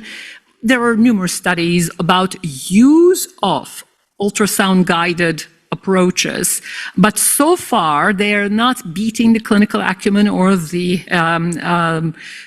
they're incremental in the event that you don't know. In an individual whom you don't know whether the patient is wet or dry, they could help in differentiate. It's almost like the role of the BNP. Remember the breathing not properly trial that was conducted years ago in the ER when you didn't know whether the dyspnea was due to heart failure or lung problems. It becomes a discriminator. But when you know the patient is congested and you see the neck veins and the RALs, then it is unable to beat the clinical acumen. So concept is probably this may help an ER physician who's not heart failure trained or AI or something of that sort. Another concept is urine sodium levels. We have heard recently, of course, targeting urine sodium, of course, in clinical trials also is, borderline and has not achieved significance in beating the clinical acumen in achieving successful decongestion. This is interesting. Longitudinal urinary sodium being low is associated with worse outcomes. It's actually probably a marker of diuretic resistance and individuals who are unable to achieve the full decongested state and has right now with a validation a good reliability with worse outcomes. This is important. Oral intensification being accepted as a endpoint or as a marker. And this expanded definition in comparison to the historical. So shall we agree whether the oral intensification is associated with worse outcomes? This is actually doing a comparison to IV diuretics as an inpatient alone, urgent care, IV diuretics in the ER, or oral intensification, which is the level 3. As you can see, either of these, either IV in the hospital or in the ER or oral intensification has a worse outcome for all-cause death as well as KCCQ, pretty much solidifying the reliability of oral intensification as a measure. In terms of CRT, ICD, we right now have strategized increased awareness for devices, CRT and ICD, to be part of guideline-directed therapies, and for these not to be delayed in high-risk individuals, such as individuals with arrhythmogenic cardiomyopathy, individuals with a huge scar burden and low EF, where you may wait a long time and lose a patient to sudden cardiac death. And CRT is a disease-modifying therapy that needs to be employed early on, not waiting too long in the setting of a left bundle and a white QRS, and also with the recognition that the individuals with left bundle at baseline with white QRS do not actually respond as much to drugs, oral medications. And this is a big debate as to what is the true prevalence of sudden cardiac death. This is a recent review about looking at the differences of what we have as rates, 100 patient a year rates in clinical trials. There's this perception that it's going down, but if you were to look at the most recent studies, there is actually quite a variability in sudden cardiac death risk. Of course, it relies on the population that is being studied and the severity of the illness, but it's very interesting. This is data from Gianluigi's group from Sweden, showing that if CRT is delayed beyond 3 months, and he looked at 3 categories, those individuals that were delayed beyond 3 months had increased mortality compared to those who had the CRT within the first 3 months. And this concept of delaying the therapy, unfortunately, is resulting in worse outcomes. We in the United States have very concerning trends in heart failure mortality rates, which is steadily increasing since 2012. There are a variety of reasons we could debate forever, But not delaying the device therapies is important in addition to the guideline-directed therapies. I lost the control on the slides. If you could advance the slide for me, maybe the battery died at the end of the sessions. Next slide. Okay, let's see whether I can do it with this. Okay. Another important study that was published a year and a half ago was the Budapest, upgrading those individuals who are RV PACE with a pacer. More than 20% of the time are associated with better outcomes. And in this study that was published last year, demonstrated improvement in NYHA functional class as well as reduction in natriuretic peptides. We heard about this in the earlier valve session. The indications for TEER, mitral valve TEER, in the aftermath of this study called EXPANDED, is expanding into moderate MR. And this is individuals with moderate MR, moderate secondary functional MR, when treated with TEER, had improvement in their symptoms and quality of life, very similar to those individuals or the delta changes we saw with severe MR. And this is actually another potentially practice-changing concept, and I think will need to be validated in a prospective manner in a randomized study, but is very much of an important concept. Of course, we're seeing the increase in recognition of tricuspid regurgitation in heart failure management. We have two open label RCTs, TRILUMINATE and the TRISCEND-2, both of which the positivity of the results are relying on improvement in quality of life and functional status. And yes, of course, they're demonstrating improvement in symptoms and quality of life. We have not seen a significant change in heart failure hospitalizations and mortality with tricuspid trials. So far, it's a feel-good intervention, but keep in mind, these are open label, and thus the concept of how much of this is over placebo is highly debated, but still showing the safety and potential efficacy. And yes, there are many different types of regurgitations, and we heard about the atrial contribution to the tricuspid as well as mitral, and this is a review that is going over both device lead-related TR as well as ventricular and atrial tricuspid regurgitation by Rebecca on what to do. This is another very controversial topic and hot topic. RELIEVE HF upended actually our understanding of what we thought the interatrial shunts were to target as a phenotype. Historically, most of the prior interatrial shunts targeted HFpEF populations. In the aftermath of REDUCE LAPTOP 2, we eventually said this is a responder, the individuals with lower PVR but elevated filling pressures, especially with exercise. Elevation with exercise, but not bad enough to have high PVR. That's the framework of what has been being worked on, and actually after the reduced LAP HF2, as shown on the right, there's a trial that is ongoing called the Responder HF in HFpEF. Now, let's go back to the RELIEVE trial. RELIEVE trial failed to show any efficacy in the primary endpoint, which was a combined endpoint shown on the top. But in the subgroup analysis, there was harm in HFpEF, benefit in HFrEF. Heterogeneity, sensitivity analysis significant. We're like, whoa, what happened here in HFpEF? Why did they actually have harm? And these individuals did not require entry exercise, and the overall, and they did not require actually a right heart catheterization, and thus the filling pressures were a little bit lower and did not necessarily probably identify the patients who may have benefited in terms of the HFpEF, and may have resulted in perhaps a shunt situation that may have been associated with worse outcomes. There are a variety of other studies going on.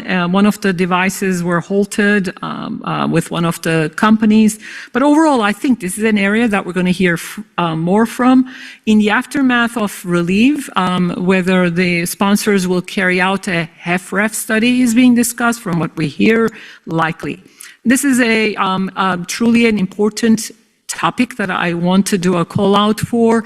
We have a large, I guess, bucket for stage C symptomatic heart failure, but I don't think we've done a good job in identifying the individuals who are not getting better. And we just pretty much say, treat everybody the same. Yes, quadruple therapy in HFrEF, but there's a group of individuals who are sick, and we know them because they come back to the hospital. So these are individuals with daily symptoms, reduced functional capacity, despite GDMT, or may not even tolerate GDMT. These are the patients that are not actually with the VAD and transplant. We get that, and these are the individuals who are actually declining and worsening. And what to call them is, though they're ambulatory, and we see these patients, and those are the repeated hospitalizations. This is an NIH, NHLBI initiated work group definition led by Shannon Downey and Lynn Warner Stevenson, a concept called stage C to D. We just want to identify that trajectory, stage C moving on towards D. And the way I formulate this is after we do the quadruple therapy, which I call induction therapy, the patients, 2/3 will improve. In the improvement bucket on the right side, some may even become asymptomatic and improve their EF. You could call that remission. The others are improved. The ones that are persistent are like active cancer patients. The ones who are worsening, another hospitalization is worsening. NYHA class 3B is not a trajectory that is getting better. Those individuals likely will need to be categorized as stage C to D. How many patients have C to D? Busy slide, but you don't need to read this, is the concept that 10% of the overall stage C dies in 1 year. 25% if you're looking at class 3. Okay, if we're looking at class 4, stage C, 50% will die in 1 year. So the concept is, minimum 10%. So in US, 6 million people have symptomatic heart failure. And if you were to look at 10% of them as a trajectory, and majority of the death is due to pump failure and progressive heart failure, not sudden cardiac death. And thus, this concept of how many people are in this domain are the individuals that are in the hospital. GDMT, if tolerated in these patients, would work if tolerated. So this is revival, almost stage D. They're individuals with EF less than 35, a lot of risk features. If tolerating GDMT, they actually, looking at this, mean EF was 21%. 63% of the patients enrolled were able to be maintained on GDMT. This is pretty much the 2/3 at 2 months. And if they are on GDMT, they actually live and they don't require as many hospitalizations. So the lucky ones who are able to tolerate, which actually is a response marker, if they're able to tolerate, that they tell you that they are not as sick as the ones who don't tolerate. So the first concept is to start the GDMT, but what else?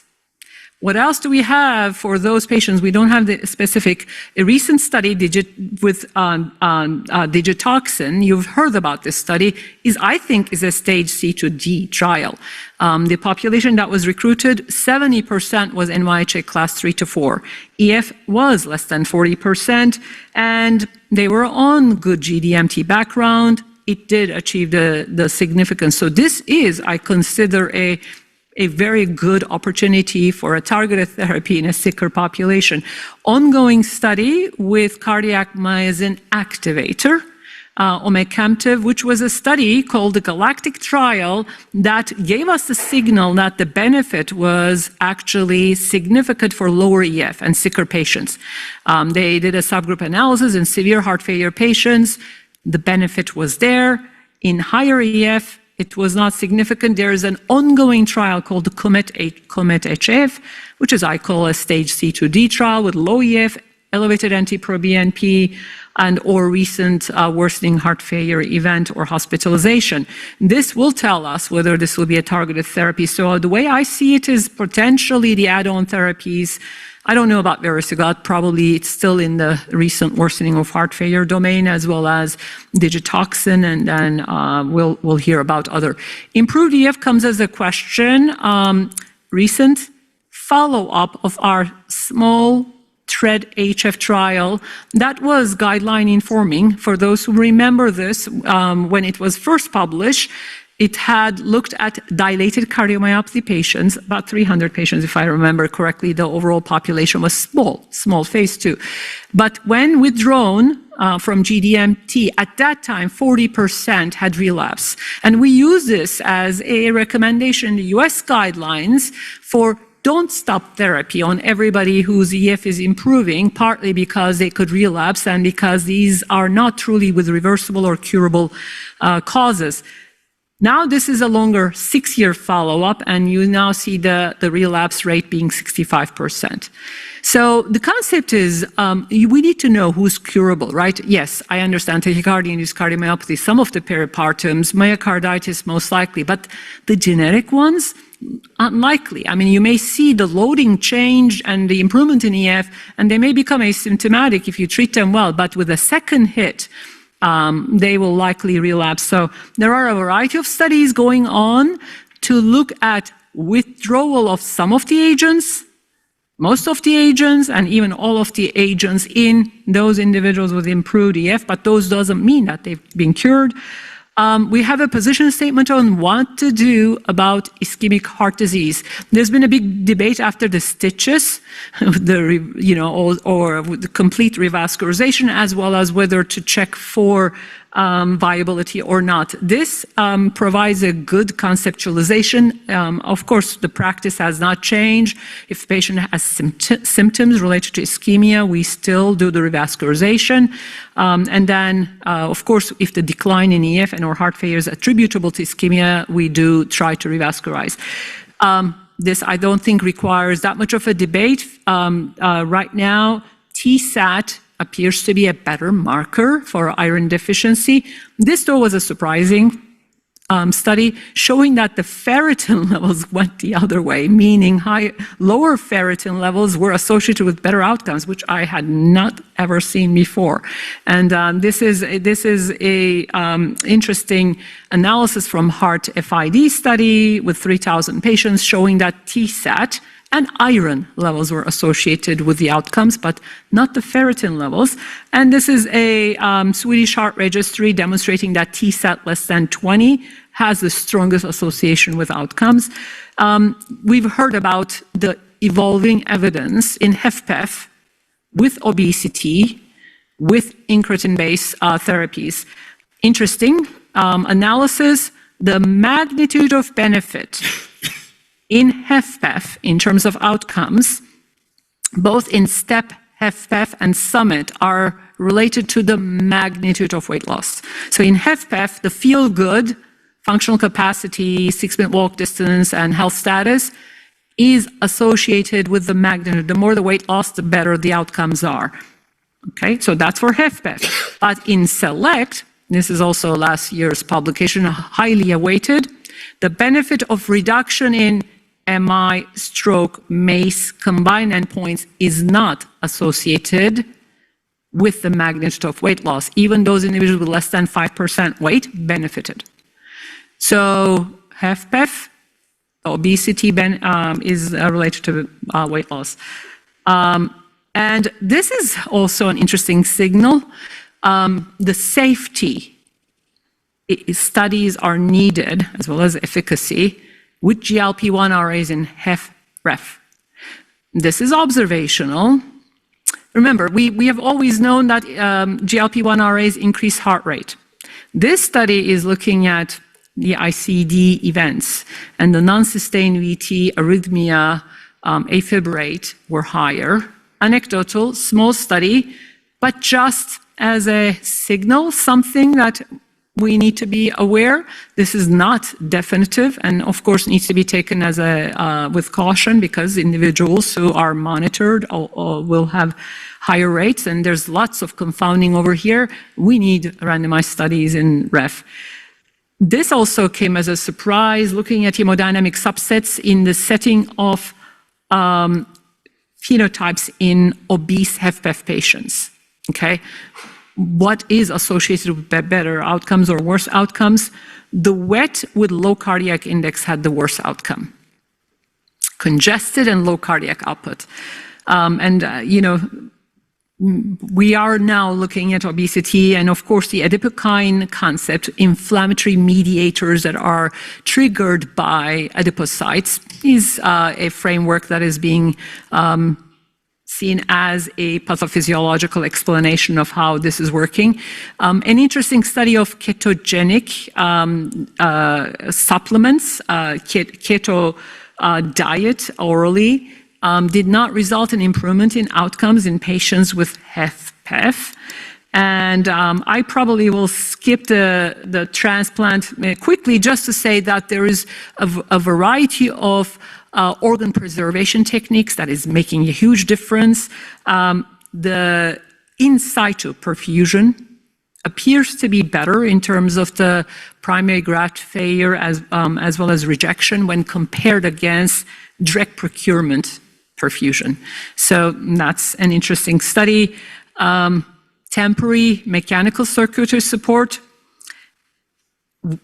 as a bridge to durable LVAD now is associated with better outcomes, but there are a variety of other confounding as to why people are put on temporary mechanical circulatory support in the US in terms of their listability in transplant. And then interestingly, individuals who had durable VAD before transplant had increased risk of primary graft failure, which is interesting. But they were able to tolerate the complications. We're now seeing more data in a randomized manner with use of GDMT in patients supported by VAD. Because what are we going to do? Because VAD, are we going to be destination? Are we going to wean it off? And GDMT, either into temporary or durable mechanical circulatory support, is very interesting. And this is looking at ARNI. They tolerated it, no difference in the outcomes. I will finally state that this is the era of prevention. And I think we are seeing similar therapies in prevention of heart failure, prevention of chronic kidney disease, treatment of HFpEF, treatment of CKD, and therefore our treatment armamentarium is widening. And I think all of us are recognizing that maybe we're going to be treating different patients with different diagnoses that they come to us with similar meds. So with that, I will stop. Thank you. Thank you so much, Beacon, for the wonderful overview of this year in heart failure. Is there any question from the audience? Yep, we have one.